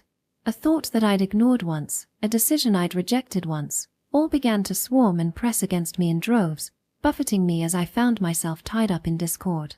Memories of thousands of years chained and weighed me down like rocks.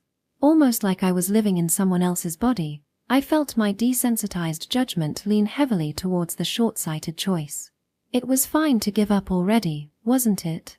But in the last moment, the thing that stopped the spineless me from capitulating was, I got to taste Ayaka. On that day, lasting just a single second, was the longest kiss of my life. The bewitching smile of the girl I couldn't save was a lifeline to my fracturing heart. If I gave up here, Michiru would stay dead. People couldn't live with the dead in the forefront of their thoughts. The heart would ache too much. They needed a certain, different pillar of support beside them. That support, while they were unaware, would replace the dead as their most precious thing. If I wanted to continue thinking of Michiru as my most precious until the day I died, I couldn't stop here. Could I live the rest of my life in pure regret, unable to forget this decision? As if. Impossible. I'd end up killing myself at some point. And if that was the case, then dying now was so much more preferable. Strength filled my arm, ready to kill. But ultimately, the blade was unable to steal my life. It should have been a decisive, assassin's dagger, yet it was unable to reach my life. A hand was gripping the kitchen knife's blade. That hand was bleeding in the place of me. A shock that seemed to rejuvenate this me of 1,000 years overlapped with my heartbeat. Yuka, you. Ouch. What are you doing? Oh, Aya-chan, you're finally back. Who cares about that? The fresh, vivid color of blood violently awoke me. Crimson dripped from Yuka's white hand onto the floor. I could only fluster around in a disgraceful confusion. No matter you cut your hand, you couldn't instantly die because of it. Experience taught me as much. It's fine. No worries. There's no way you're fine. The blade had gone deep into her hand. She must have been gripping it with all her strength. I hurried to retrieve a pretty towel and tied it tightly around the wound. This wound needed stitches. We're going to the hospital. I told you, I'm fine. Yuka smiled blithely. It might leave a scar. It's fine, it's fine. What part of this was? Because of me, another person important to me had gotten hurt in front of my eyes. I was fed up with it all. Why? Why did I let this happen? As I nearly burst into shouting, Yuka continued in a carefree, to the point of being callous, voice. I mean, today absolutely won't be chosen, right? Ah. I was speechless. Yuka afforded me only the tiniest pause, continuing to press on. I'll say this again. Choose me. I couldn't choose her. I couldn't settle with choosing her. You. Are you saying all that, knowing that I, for a different girl's sake, was able to die over 1,000,000 times? Yep. And you would be happy if that girl, who died 1,000,000 for another, told you that she was switching to you. It was supposed to be sarcastic. If it shut her up, then that was perfect. I thought that, and yet. Of course I'd be happy. Just today, I can see how much you're struggling. I can see how tired and weary you are. So one day in the distant future, when I get my old Aya-chan back, I'll have one against Inaba-chan." Yuka puffed out her chest. Her tone was so magnificently grand and refreshing that I couldn't help but avert my eyes. I didn't find it annoying to be loved this much. At the same time, a part of me that found it extremely annoying didn't allow it, hated it, thinking that someone like me had no right to compare Michiyu and Yuka. I didn't want to think anymore. I didn't want to balance anything on a pair of weighing scales. If I weighed two things, I would be filled with regret whichever way the scales tipped. Fundamentally, any human's decisions were just a pair of scales, weighing choices. The only reason I'd been able to get away without thinking about that was just because of the numerous times I repeated one day. I'd been cherry-picking up to now. "Go home," I said without any real force. It was supposed to be a plea. If Yuka said that she'd be watching over me until the calendar changed, I wouldn't be able to refuse. I wouldn't be able to die in front of her. Under no circumstance could I ever show my pitiful corpse to this uncorrupted, idiotic woman who still clung onto such naive ideals. Yuka never restrained herself when it came to me, but even still, she always prepared to return home by the time I entered the bath. I never let her stay over a single time, and she upheld this bare minimum rule. But today, she knew my condition, that I'd already died for 1,000,000 times. Would she still continue to follow that rule even today? "Go home. I'm begging you, so please go home. If I leave, you'll die, won't you?" I didn't have a choice. If I failed even a single time, Michiyu would never see tomorrow again. I shook my head no. "I see. I believe you." I lied again. Even if I had no words to lie with, gesturing was simple. A lie so crude that if I met her eyes, I would surely be exposed, but my hair thankfully obstructed my vision. "All right, I'll be going. I'll come a little earlier tomorrow. If you ever encounter anything difficult, you can always talk to me anytime." Once she'd finished her kind words, she left. All she needed to do was pin me down and wait until 11:59 p.m., where my forced sleep along with tomorrow would arrive, and yet she didn't do that. And I betrayed her feelings. I picked up the knife from the floor, still stained with her blood.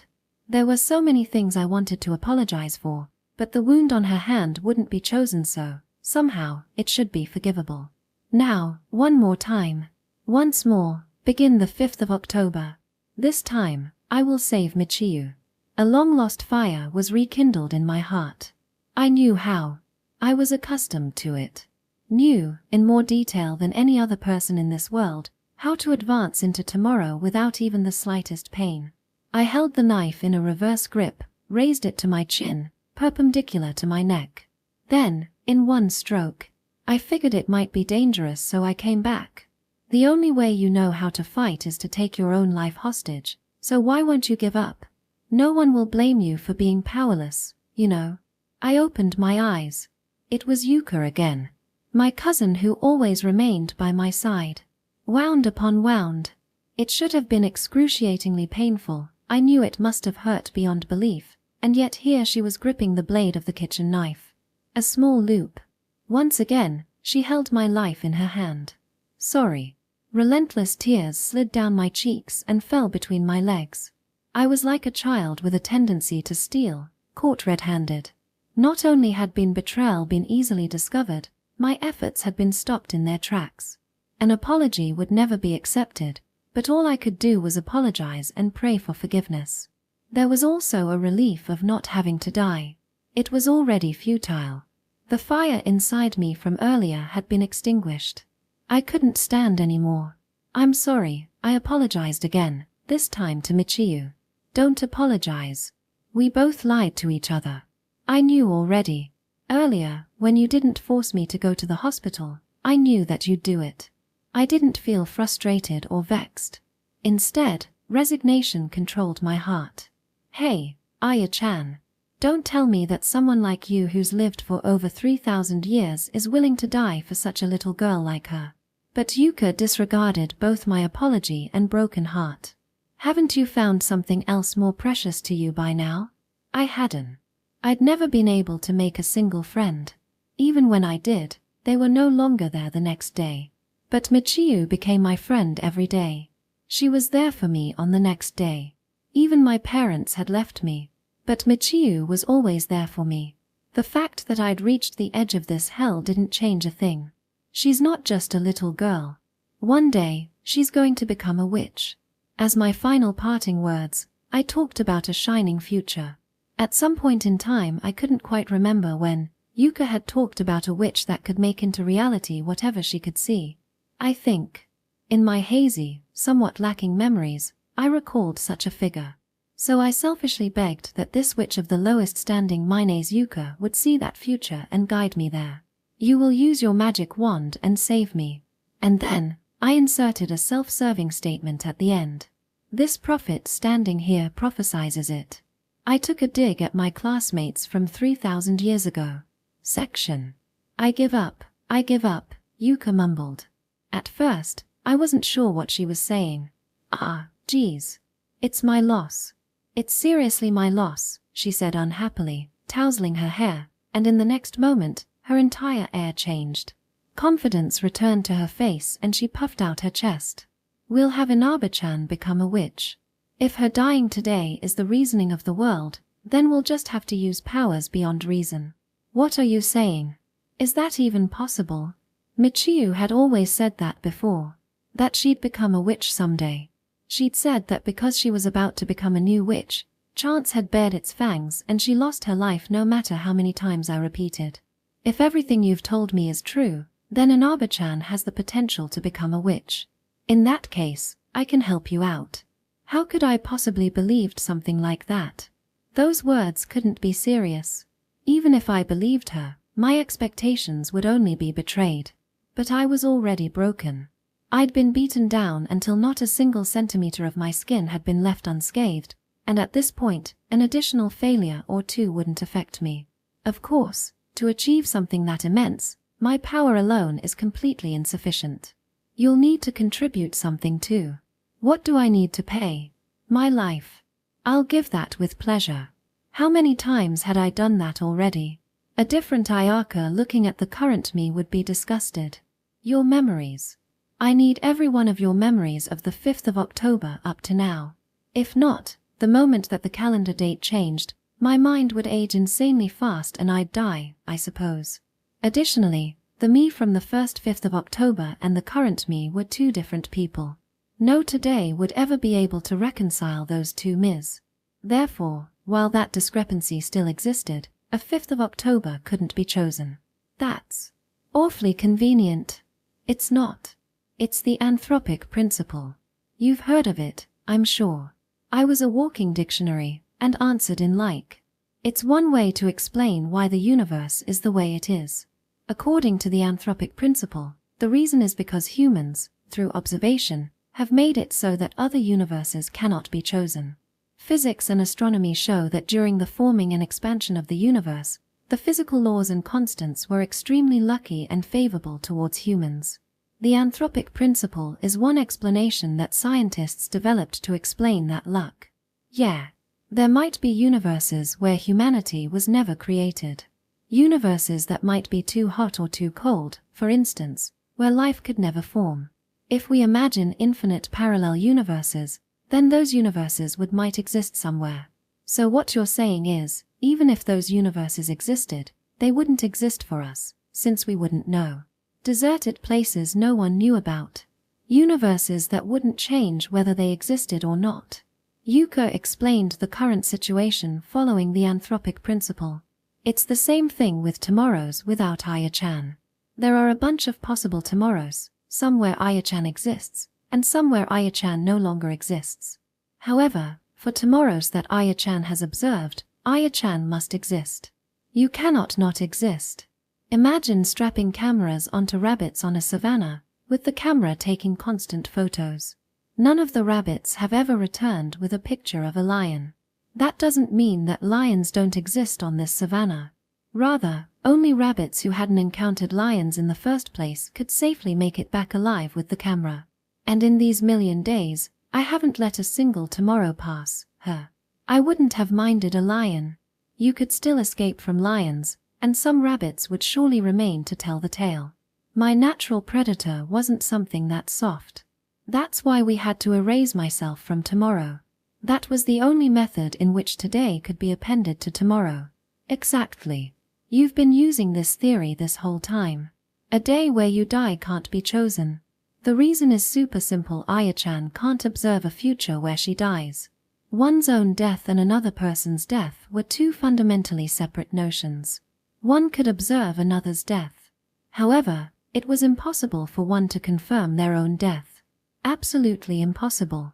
Because the subjective consciousness necessary to observe would already have been lost. Which is why it couldn't be chosen. There were most certainly tomorrows without me.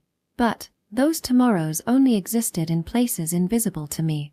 I could only choose tomorrows where I was living, that I could see, where I could think. So here's what I propose. We have Inaba-chan become a witch for us, then we have her use your memories as compensation for her magic and have her falsify her fate. First of all, assuming that somehow, by some miracle, Michiyu actually does manage to become a witch. How can you be sure that my memories are for her magic? She repeated. The anthropic principle. Because it can't be anything else.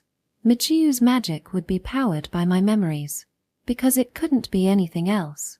The reason isn't due to her, it's due to you, Aya-chan. Let's say that you and Inaba-chan gather together and manage to make it to tomorrow. Inaba-chan's magic would have to consume all of your memories as compensation. According to the anthropic principle, assume multiple parallel universes that branched off. There would be various Michiyus. There'd be worlds where she could use magic freely without any cost or compensation, worlds where she'd have to perform a ceremony and sacrifice her lifespan to use magic, worlds where she drew from the vast, circulating life force that existed throughout the air and nature, and perhaps a world where she could exchange someone's memory for magical power. I don't know if you've realized this, but it's already too late for you to reach tomorrow and survive at the same time. The amount of memories you have are way too much, and you're on the verge of shutting down completely. For example, the amount of time you spend awake has rapidly decreased, right? If Michiyu's magic happened to follow a system other than one that consumed memories as fuel, it would spell my doom. Which is why those worlds couldn't be chosen. Only in the world where Michiyu's magic used up my memories could I live. At the present point in time, Michiyu's current undetermined magic was forcing all those infinite possibilities to converge into one outcome. Ah. So that's how it is. I understood everything. Understood that every event from the time I met Michiyu all the way to now had been an inevitability. On that first day, the day that Michiyu claimed she'd time-leaped, she'd called out to me 3 days out of 3. That was an inevitability necessary for all possibilities to arrive at a single future. I also couldn't forget the 13th of April, where Yuka was involved in a traffic accident. An event as unlikely as a traffic accident had happened every single day without fail.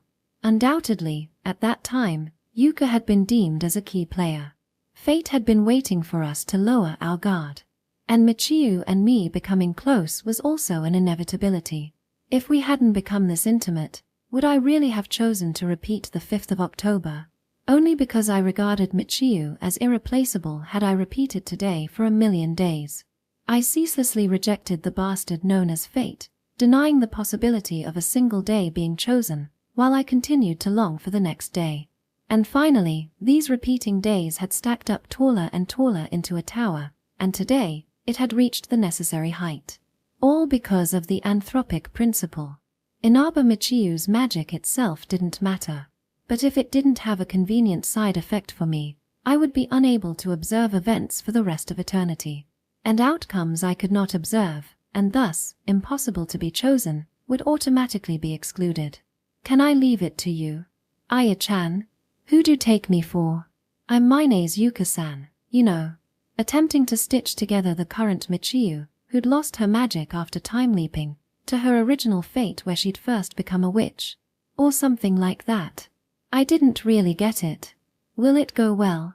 Tha depends on you and her. I know it sounds cliched, but fate can be changed. However, at the end of the day, what reality you create depends on yourself. It's always been like that, right? For instance, Aya-chan, you're always doing your best to increase the chance that a favorable day will be chosen. This time is the same. Ultimately, the anthropic principle is a theory. It contains merit, of course, but it's not the only law that makes up reality, and not everything is predetermined. So we have to try our best. Yuka's encouragement was filled with power. Powerful words, almost like an incantation. She was a witch too, after all. Resolve is a wonderful thing, isn't it, Aya-chan? Even if you're scared, the only option is to continue to push forward.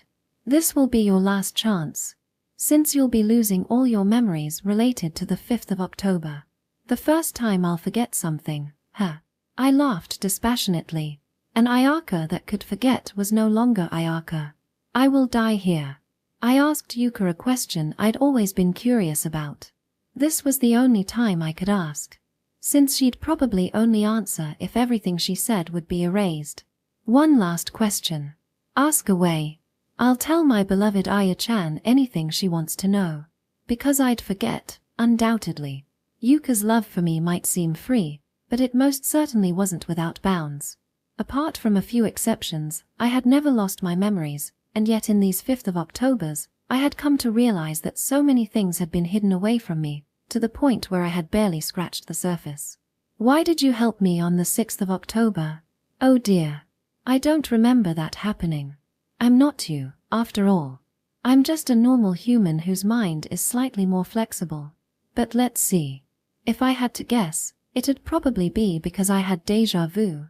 Yuka gently brought her hand to my head. In an almost caress, she ran her face down from my head to my brow. From my brow to the top of my eyelids.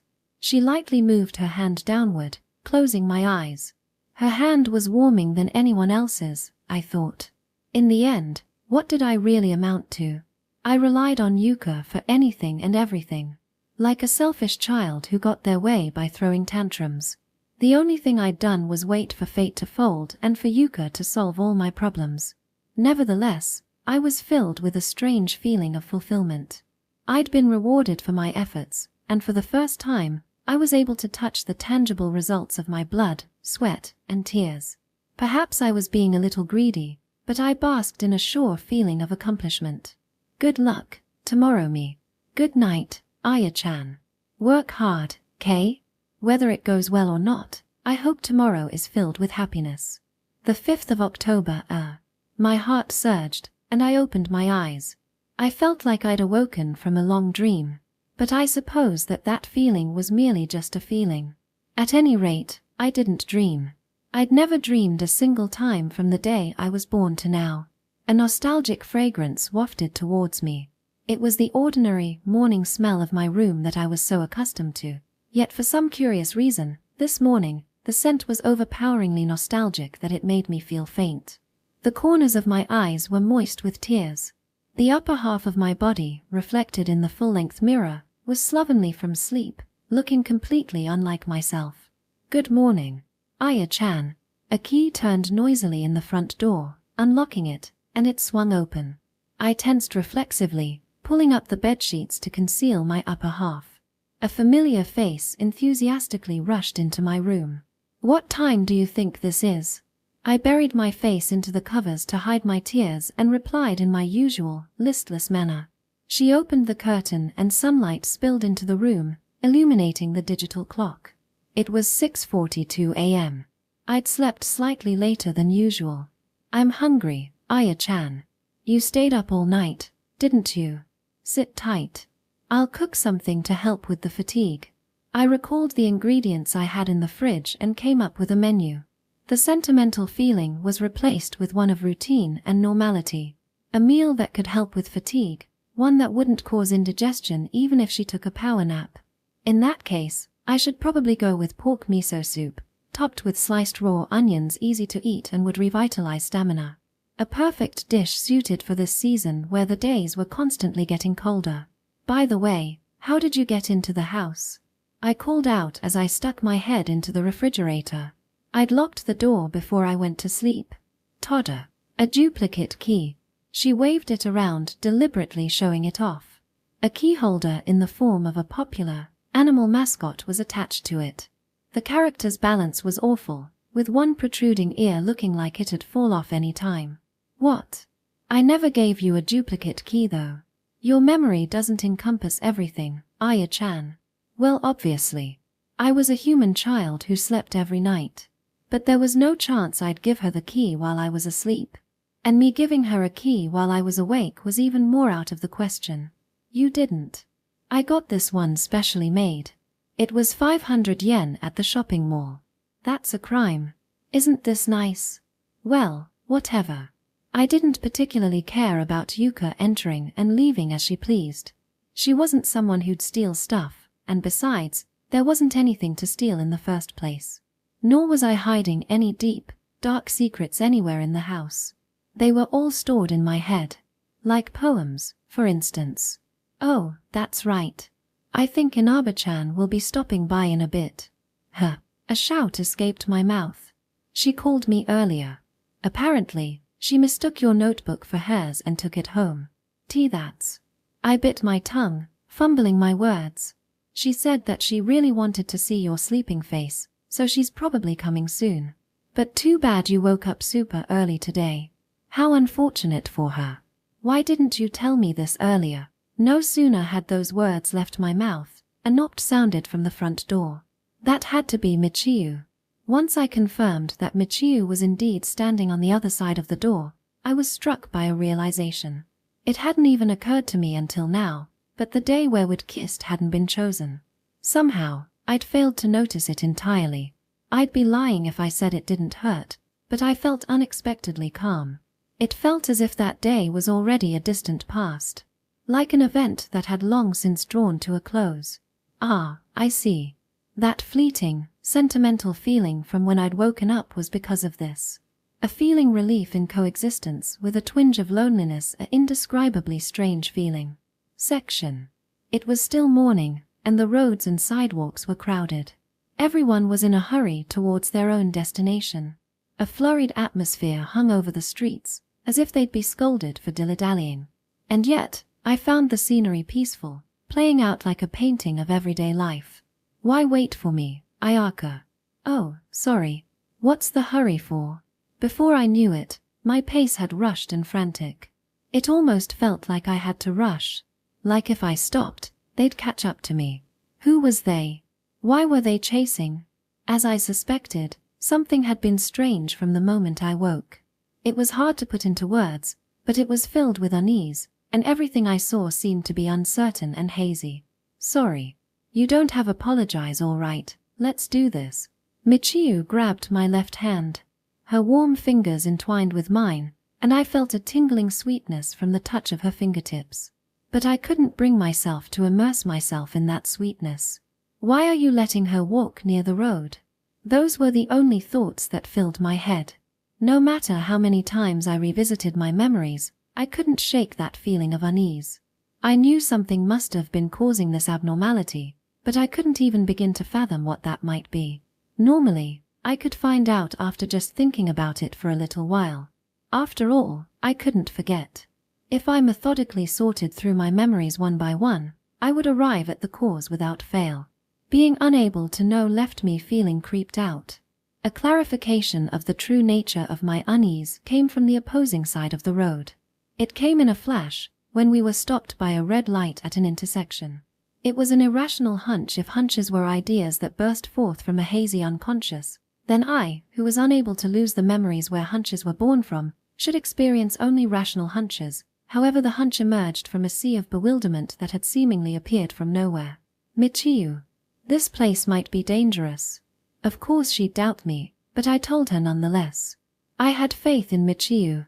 Immediately after, a roaring motorized bicycle broke free from the traffic, rushing into the four-way intersection with slowing down. The reckless car would obviously crash. Starting from the 6 o'clock position, the rampaging vehicle rear-ended a Cooper that had initially started from the 3 o'clock, whose left front light shattered as the Cooper itself slid from where we were standing at the 4 o'clock position diagonally towards the 10 o'clock. In a delicate moment longer than the blink of an eye but shorter than a breath, I saw a multitude of snapshots of a scene flash before my mind, a scene that I felt I'd seen somewhere before. I knew the outcome of this tragedy. I'd seen it before. It'll be fine. In my hallucination, I heard that faint voice. With a start, I returned to the present only to notice that my left hand was hot. The voice had been Michiu's. "It'll be fine. As long as we're together." She gripped my hand tightly, so tightly that it hurt, facing forward. The road was as usual. The autumn air was chilly, the blue sky was blindingly clear, the foliage was so green it seemed like an illusion. What was that, just now? Traffic came and went in an orderly fashion, and pedestrians walked briskly as usual. But earlier, I saw it. I definitely saw it. A tragedy that chilled me to the very bone, and now had utterly vanished. The intersection was crowded as usual, without an accident in sight. I couldn't find any trace of broken glass nor hear any car horns nor smell any pungent gasoline. "A dream," Michiu said. "A human undergoes REM sleep around 5 times per night. In the midst of that, they will hallucinate in a phenomenon known as dreaming." Michiu claimed that what I saw in the moment before was something akin to that. "You're lying." "There's no way." "Yeah, I'm lying. I don't dream. I have never dreamed a single time up to this moment."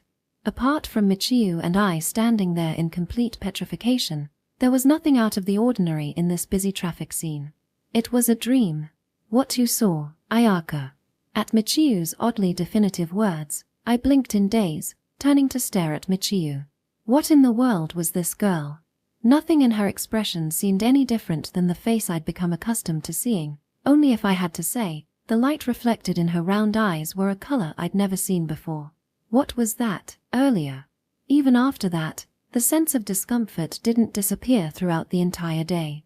I went to class, desperately trying to maintain my composure all while suppressing the tumult of unease in my heart. I was filled with an impatient frustration, as if I were sitting on my hands in the face of a tragedy I had surely witnessed earlier. Like filling the bathtub up with water, then letting the tap continue run as the water overflowed. Like the tragedy would truly occur if I did nothing. As we walked through the hallways, I was stricken with fear. It almost felt like someone would crash into us and we'd fall down the stairs. The passing rain shower, which had started to fall at around noon, terrified me. It almost felt like a bolt of lightning would strike Michiu. It felt like the library bookshelf would collapse on us, or that the floor would give way without warning, and that the ceiling would cave in. My feelings were based off of nothing. But even then, I couldn't find solace in the fact that nothing did occur. I couldn't overlook the overwhelming sense that something was out of place. A paranoia built up inside me that if things continued as were, I would find myself in a grave predicament. Almost as if I were in the stomach of a monster. If a classmate who rarely spoke all of a sudden began to shout that an earthquake was coming and that we should all flee, I might be led to think that they were using drugs. I'd take their temperature, check the dilation of their pupils, and measure their pulse. I'd probably even take them to the infirmary. Sitting in the classroom, I considered such a scenario. I was practically sick. The world I lived in was peaceful, the time slowly ticking away until class ended. Despite that, since morning, my heart had been in continual turmoil, like a rowboat in a storm. "Are you doing anything today?" Perhaps Michiu knew about my worries, or perhaps not, but she spoke in her usual, cheerful manner. "I don't." "Want to take a detour home?" "Sure, but it's raining." "I'm not really in the mood." Numerous protests echoed in my mind, but in the end, a feeling that I had to be with her triumphed over all. Speaking of which, was it possible that I was somehow unconsciously faking an illness, and that the strange vision eyed from earlier as well as my incessant unease were symptoms of that? Since I couldn't muster the courage to tell Michiu that I was lonely and helpless and wanted her by my side, so my unease and anxiety became amplified.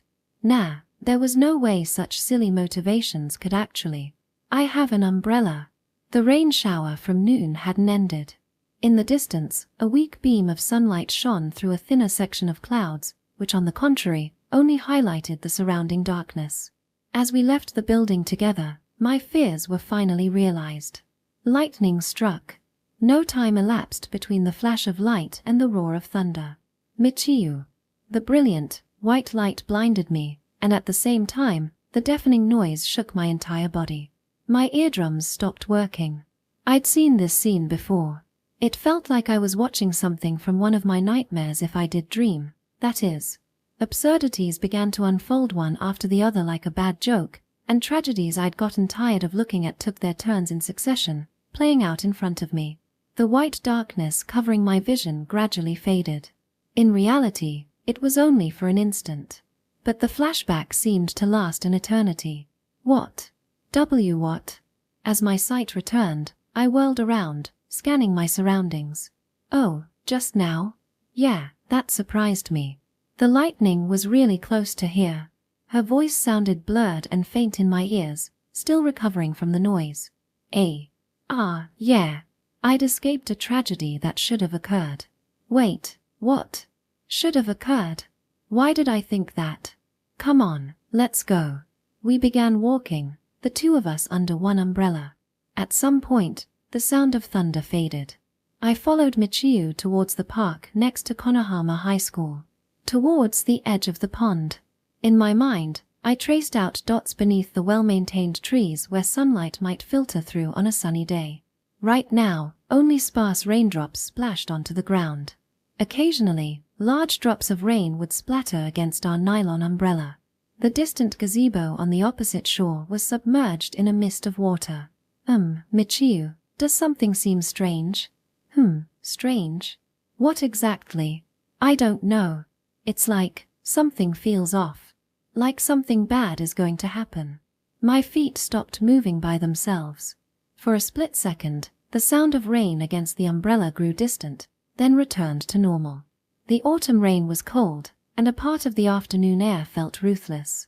Michiu stood right next to me, and yet I felt as if I'd left her behind, and while that was obviously just my imagination, my forlornness only deepened. Ayaka, it'll be okay. I told you this morning too, didn't I? It'll be okay. She reached out her hand and caressed mine. She stroked my stiff hair, patted my ear, and rested her palms on my cheek. It was all a dream, Kay? But I saw it. I was an obstinate person. So I argued, causing Michiu trouble. The patter of rain sounded against the umbrella intermittently. Thunder rumbled from afar, a dim noise which sounded like a moaning wild beast. It was a ferocious voice that made me freeze up.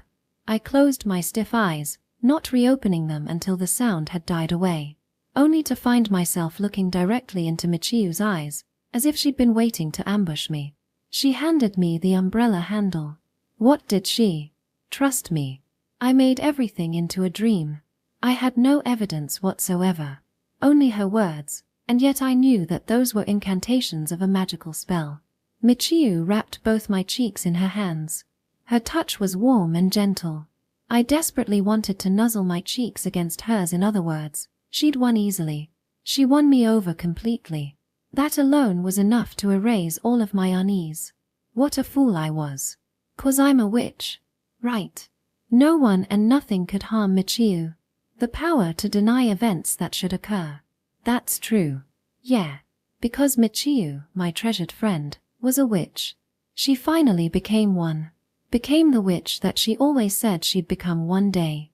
Became an existence that might look the same as always, but was fundamentally changed. An existence that could distort even fate. Accidents, plots, enemies, even fate, nothing could ever hurt her. Not even the world. She stood on two legs, towering above all else, and no one could knock her down. Though I didn't know who it was, I was filled gratitude from the bottom of my heart towards the person who'd made Michiu into a witch. I waved goodbye to Michiu at the station, then headed home. Even though I was reluctant to leave her, I was no longer uneasy. At some point, it had stopped raining, and the evening sun peeked out from a gap in the thin clouds. I was greeted by a familiar scenery, one that I knew like the back of my hand. At dinner time, Yuka came to visit. We talked about silly things, and during our conversation, I idly complained about the odd feeling of foreboding that had accompanied me throughout the entire day. A day like any other. Time passed in one of these lovable, boring everydays. Slowly, soundly. And, at the usual time, I went to bed. I peacefully fell asleep amidst a quiet, autumn night. A day where nothing happened. A day where something should have happened. A day where nothing at all happened. That was my 5th of October. And with that, in a curious turn of events, The 5th of October concluded in a single day. Quick rundown of the mechanics behind Ayaka's abilities and repeating. Ayaka's true ability is that she can essentially relive her past experiences. That's why she can remember every detail even if she didn't notice that detail when she initially experienced it. To extend Yuka's analogy, if going through life is like reading a book, Ayaka's power is that she can reread the book as opposed to normal humans who can only try and recall what they read. Ayaka must be there to observe days. This is the world fate survival bias, that is, the world needs Ayaka to observe the repeating days so that the world can then choose from those days. In that case, the world can never choose a day where Ayaka dies because then Ayaka will no longer be around to observe the next day. Ayaka's idea on the 5th of October was probably to try something along the lines of knocking herself unconscious for the day, closing her eyes during Michiu's death. Hence the line not observing something was the equivalent of not existing at all, but obviously that doesn't work. Michiu's explanation of chance, every single object, including you and me and lottery machines, follow the laws of physics. Meaning that if some objects are arranged in a certain way in a closed system, for example, a billiard ball collides with another billiard ball, they will always, with 100% absolute certainty, end up in a particular arrangement. If we extend this idea to, say, the entire universe, then given one initial state of the universe should, 100% of the time, end up in one arrangement. If there are a million identical universes, then all of them should end up in the same exact final state. In other words, given enough processing power and enough information, you should be able to predict the future up to the end of the universe. This idea is known as Laplace demon, and isn't entirely correct, but it's mostly true. Hence, science basically accepts that free will doesn't exist. Michiu's loop. Michiu is also always repeating, but unlike Ayaka, her loop never ends, based on her explanation, anyway. She dies on the 5th of October, Ayaka makes that day cease to exist. They remain together for a while, then at some point in the future, she time leaps back to a time before she met Ayaka and repeats this whole process again. She keeps no memories between time leaps, only subconscious ones, and the only time she remembers is after Ayaka has repeated 1001 times. However, since those days aren't chosen, she doesn't remember remembering. As a side note, Ayaka describes a forced sleep at the end of every day, so she presumably can't stay awake and see what happens. The anthropic principle. Firstly, fate. The world is not omnipotent. For instance, fate tried its best to kill Yuka, knowing that she would be a key person in Michiu becoming a witch. How the anthropic principle applies here. Essentially, in order for the world as we know it to exist, Ayaka must exist. After 1 million iterations, Ayaka cannot make it into the 6th of October, so by the anthropic principle, any world where Michiu's magic doesn't consume Ayaka's memories no longer exists to Ayaka, so for Ayaka, there can only be one outcome. Yuka's magic, in her own words, is that her brain is slightly more flexible than a normal human's. Meaning that as long as she can see a possibility, she can interweave it with other possibilities. Since Ayaka can see a future where Michiu is a witch, even if in a different reality before she time-leaped, Yuka can stitch that reality with the current one. Epilogue. The events of autumn. However, without quite knowing why, I felt that 5th of October, filled with unease, had been a turning point. From then on, my relationship with my curse changed a little.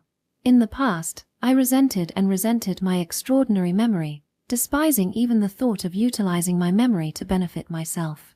Now was different. My curse was still undoubtedly a curse, but for some odd reason, I felt like it had been useful in protecting something precious to me. It was just a feeling though. Therefore, I decided to accept just that much. And with that tiny change in mindset, I was able to alter some small aspects of my life. One day, I unexpectedly encountered Hameno Aria in one of the school's hallways. I saw your exhibition at the cultural festival. As soon as she saw the identity of the speaker, her face broke out into a scowl. Given everything, that was only natural.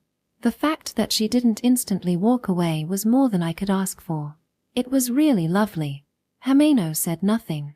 For the art club's cultural festival exhibition, she'd painted a magnificent oil painting. I remembered seeing her art on display while Michiu and I had been touring the cultural festival. What was good about it? The color. Viewing your painting under the morning light compared to the afternoon light creates two different impressions. That's enough.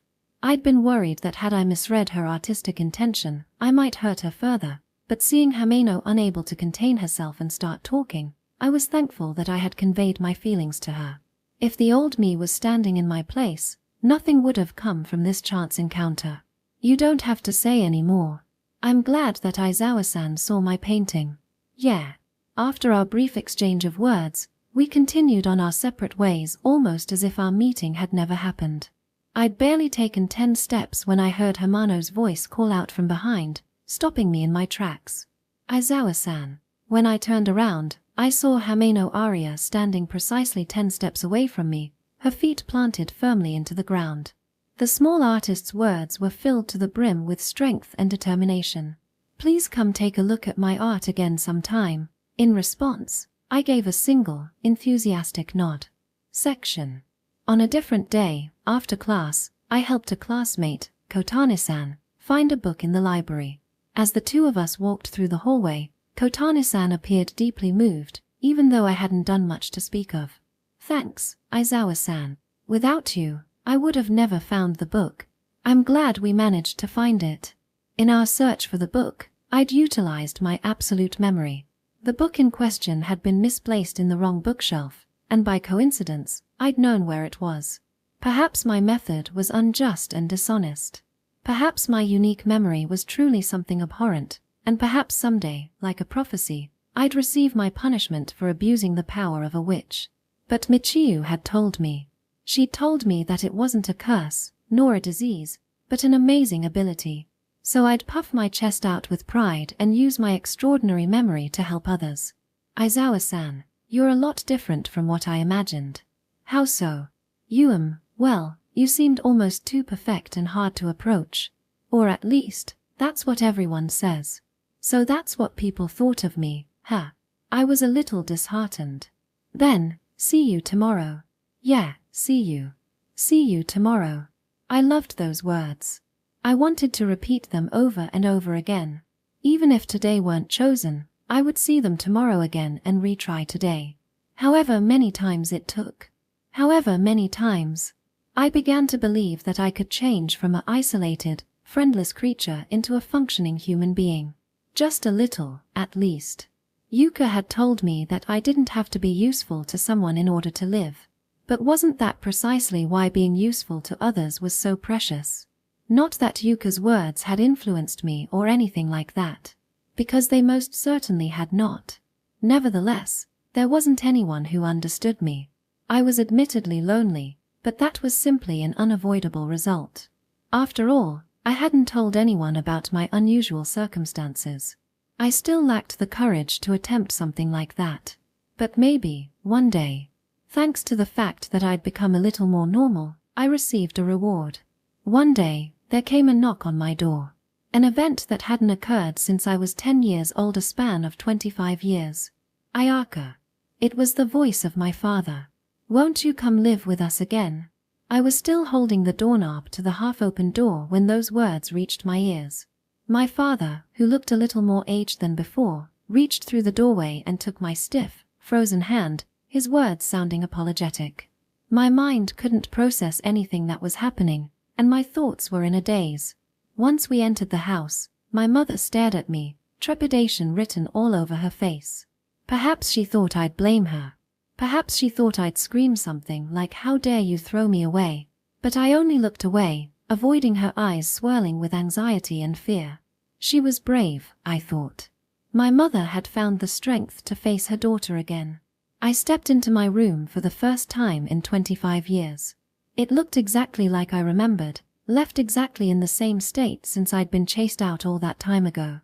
No, rather it hadn't been left in the same state, even forgetting about how my smallest and most trivial possessions were still there, having been carefully preserved. The room was too clean to have been neglected. There wasn't a single speck of dust anywhere in sight. Someone must have regularly cleaned the room. Ayaka. Sorry. My mother, crying, embraced me. I suddenly felt my eyes begin to grow warm. So, with as much sarcasm as I could possibly muster, I opened my mouth. Father, Mother, I'm home. And with that, We were even. Obviously, such a blissful day wasn't chosen. But it wouldn't be entirely correct to say that the events of that day had ceased to exist. I knew how my parents truly felt. One might argue that they had thrown me away. But it wasn't because they hadn't loved me. It was solely because there was no way for us to continue to coexist together as a happy family. That's why they were concerned about me. With my slight change in mindset, my parents became so concerned for my lifestyle to the point where they were willing to redo everything from the very beginning. So I was no longer bitter. The 12th of October A. Class had already ended, and I sat at my desk blankly staring into space. I basked in the peaceful tranquility, absent-mindedly recalling the day with my parents that ended up not being chosen.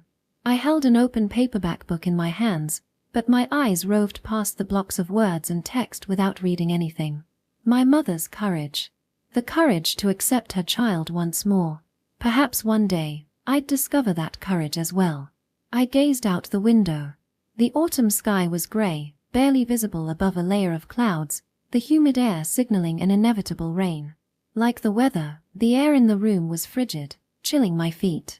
Naturally, on such a gloomy day, everyone had headed home the instant class ended, leaving only 2 individuals. "Are you not going home?" I spoke. I really wanted to head home before the rain started to fall. I hadn't brought an umbrella. I'd make sure to bring one on the following today though.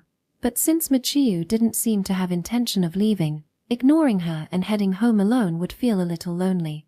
The second hand of the analog clock above the blackboard never ceased its ticking, walking fruitlessly around and around again only to always end up back in the same spot. "You might not know this," I silently told the second hand, "but not every day is exactly the same, even if it might seem that way to you." "Hey, Ayaka." "So, 2 minutes, 38 seconds, Michiu began to mumble hesitantly.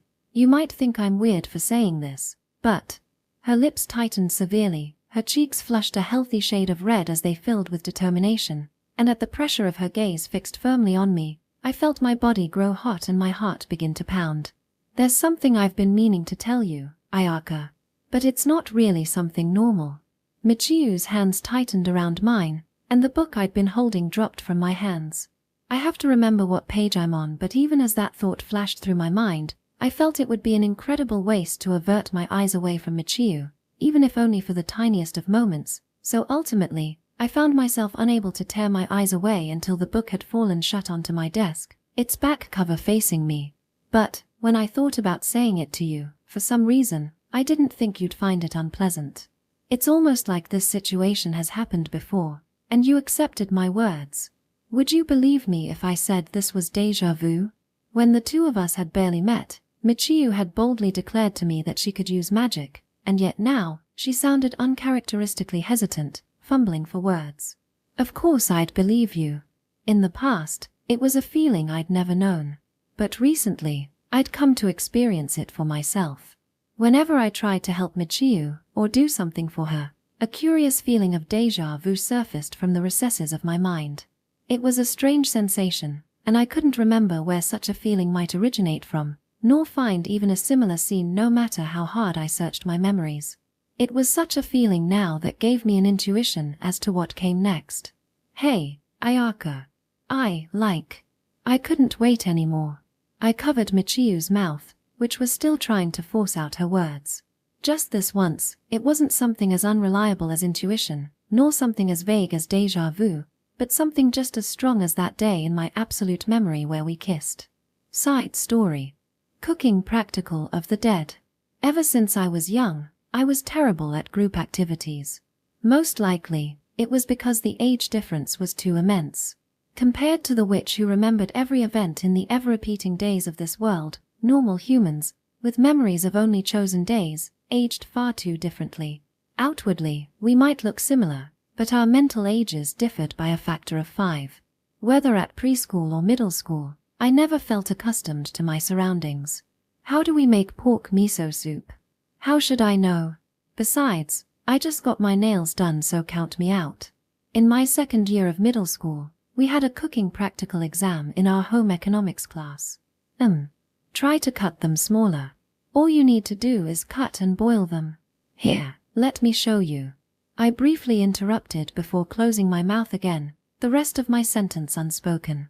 I said nothing about my group's mistakes. Naturally, our finished product was horrendous.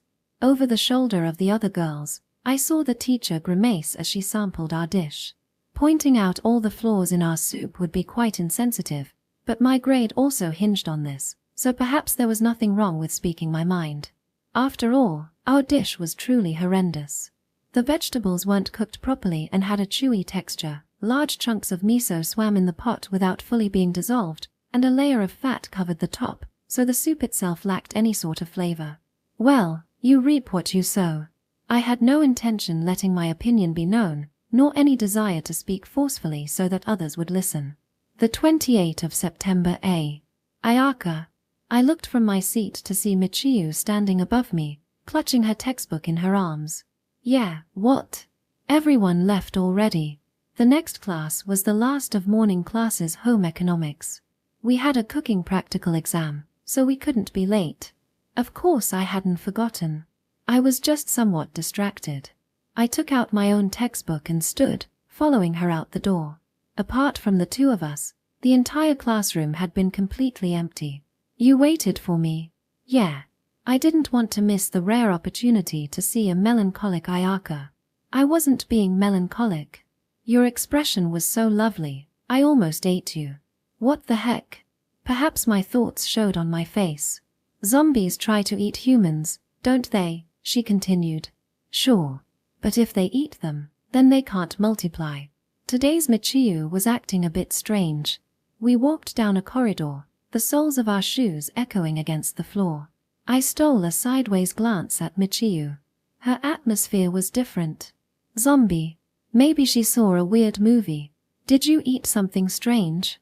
You're acting a bit off today. Perhaps, Michiyu replied, laughing vaguely as if trying to brush aside the question. Why would it even matter if zombies don't multiply? Because a zombie's only purpose is to multiply. Sure. I guess. Zombies bite humans.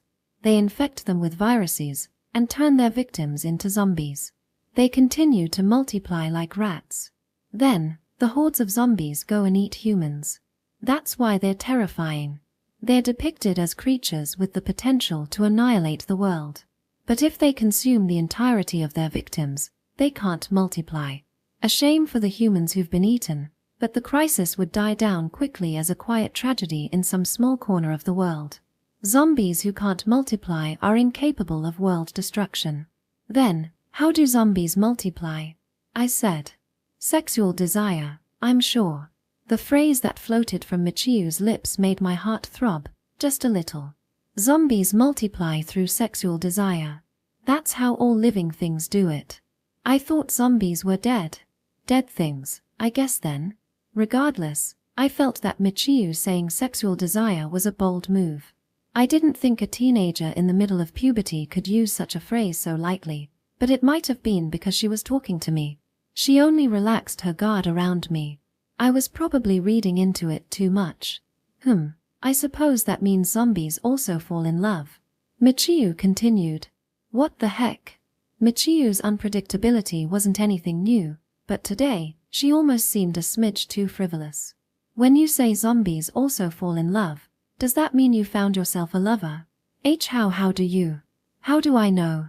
How do you come to that conclusion? And that one too? Michiyu was understandably flustered. For some odd reason, I suddenly felt like doing something terrible. To begin with, do zombies even feel emotions like love or hate? They started as humans, so they must have hearts, right? Michiyu said. A fitting statement for someone as bright, sociable, and popular as her. I couldn't think like her, which is precisely why I admired the girl walking beside me, and why I wanted to become closer to her. I wanted to know more about her thoughts, and wanted her to know more about mine. Do they also feel sorrow? Yeah, it's okay. Sorrow? They do, but it's okay, is what she must have meant. Because if not, she would have elaborated. You don't have to force yourself to go along with my ramblings if you don't want to. It's fine. I'm not forcing myself or anything like that, I said quickly. Had our positions been reversed, it would have been presumptuous of me to worry about Michiyu. We arrived at the classroom, and our conversation came to an end. I wonder if humans have hearts. Which is why I think that those words which slipped out of her mouth were her true feelings. Even during the cooking practical exam, Michiu's words never left my head. Do zombies have hearts? Can zombies love humans? If zombies don't have them, do humans have hearts? To begin with, even the assumption that humans have real hearts is dubious. Just like how people tell me that they have no idea what I'm thinking, I could never understand the hearts of others. In scientific terms, you might call this the philosophical zombie. There is no evidence to prove that other people perceive the world and feel emotions in the same way as oneself. Though the philosophical zombie is a heartless, undead creature on the inside, yet gives off no rotting scent and completely indistinguishable from humans on the outside. It was impossible to prove whether they had a true heart or not. No evidence whatsoever. Though if a power like my unforgettable memory existed which could read hearts and minds, that would be a different story. Is chawan mushy, savory steamed dish really that hard to make?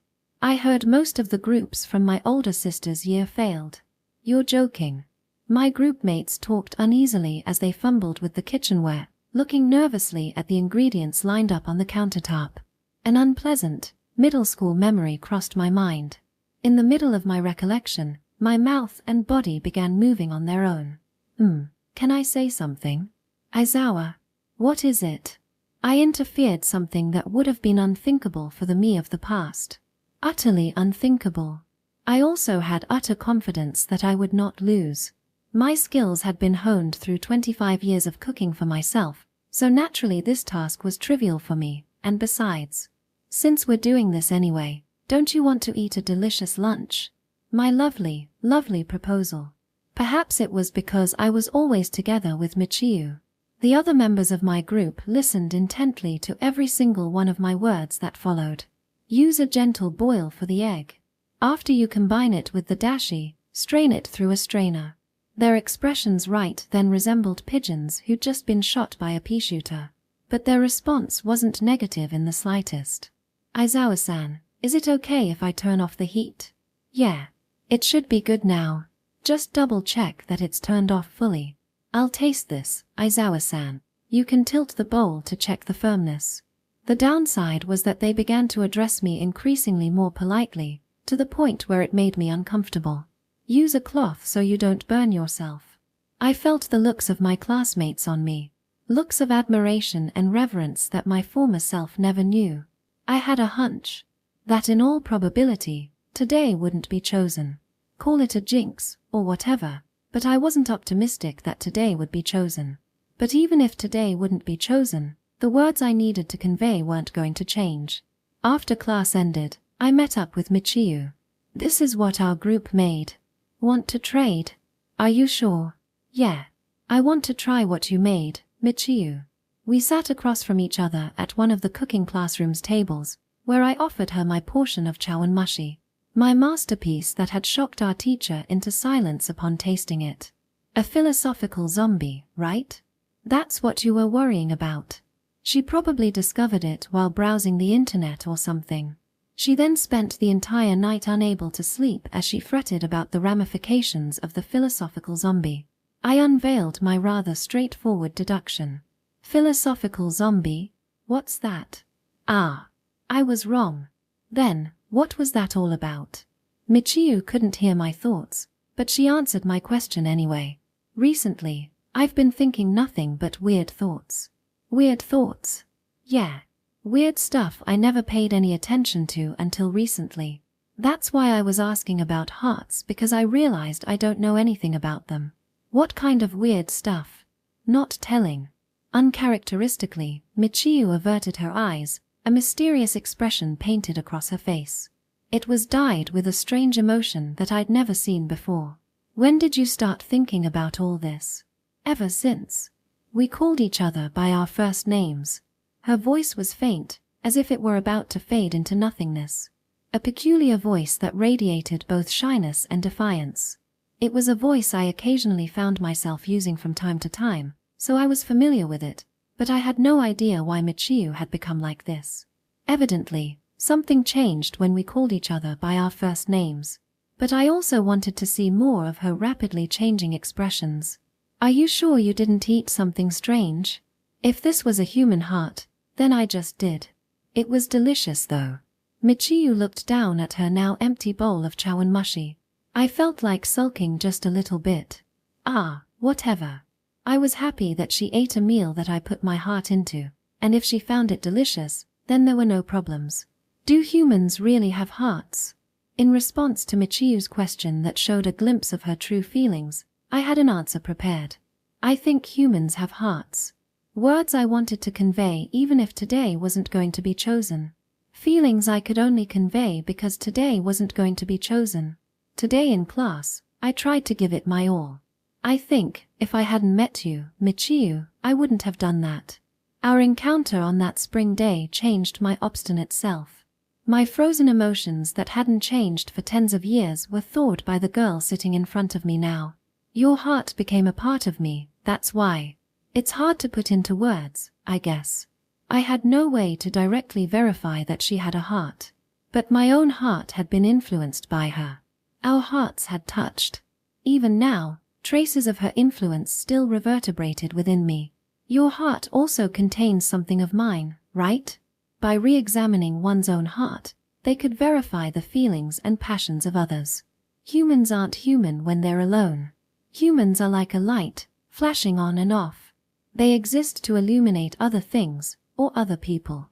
And they're always looking forward to that moment.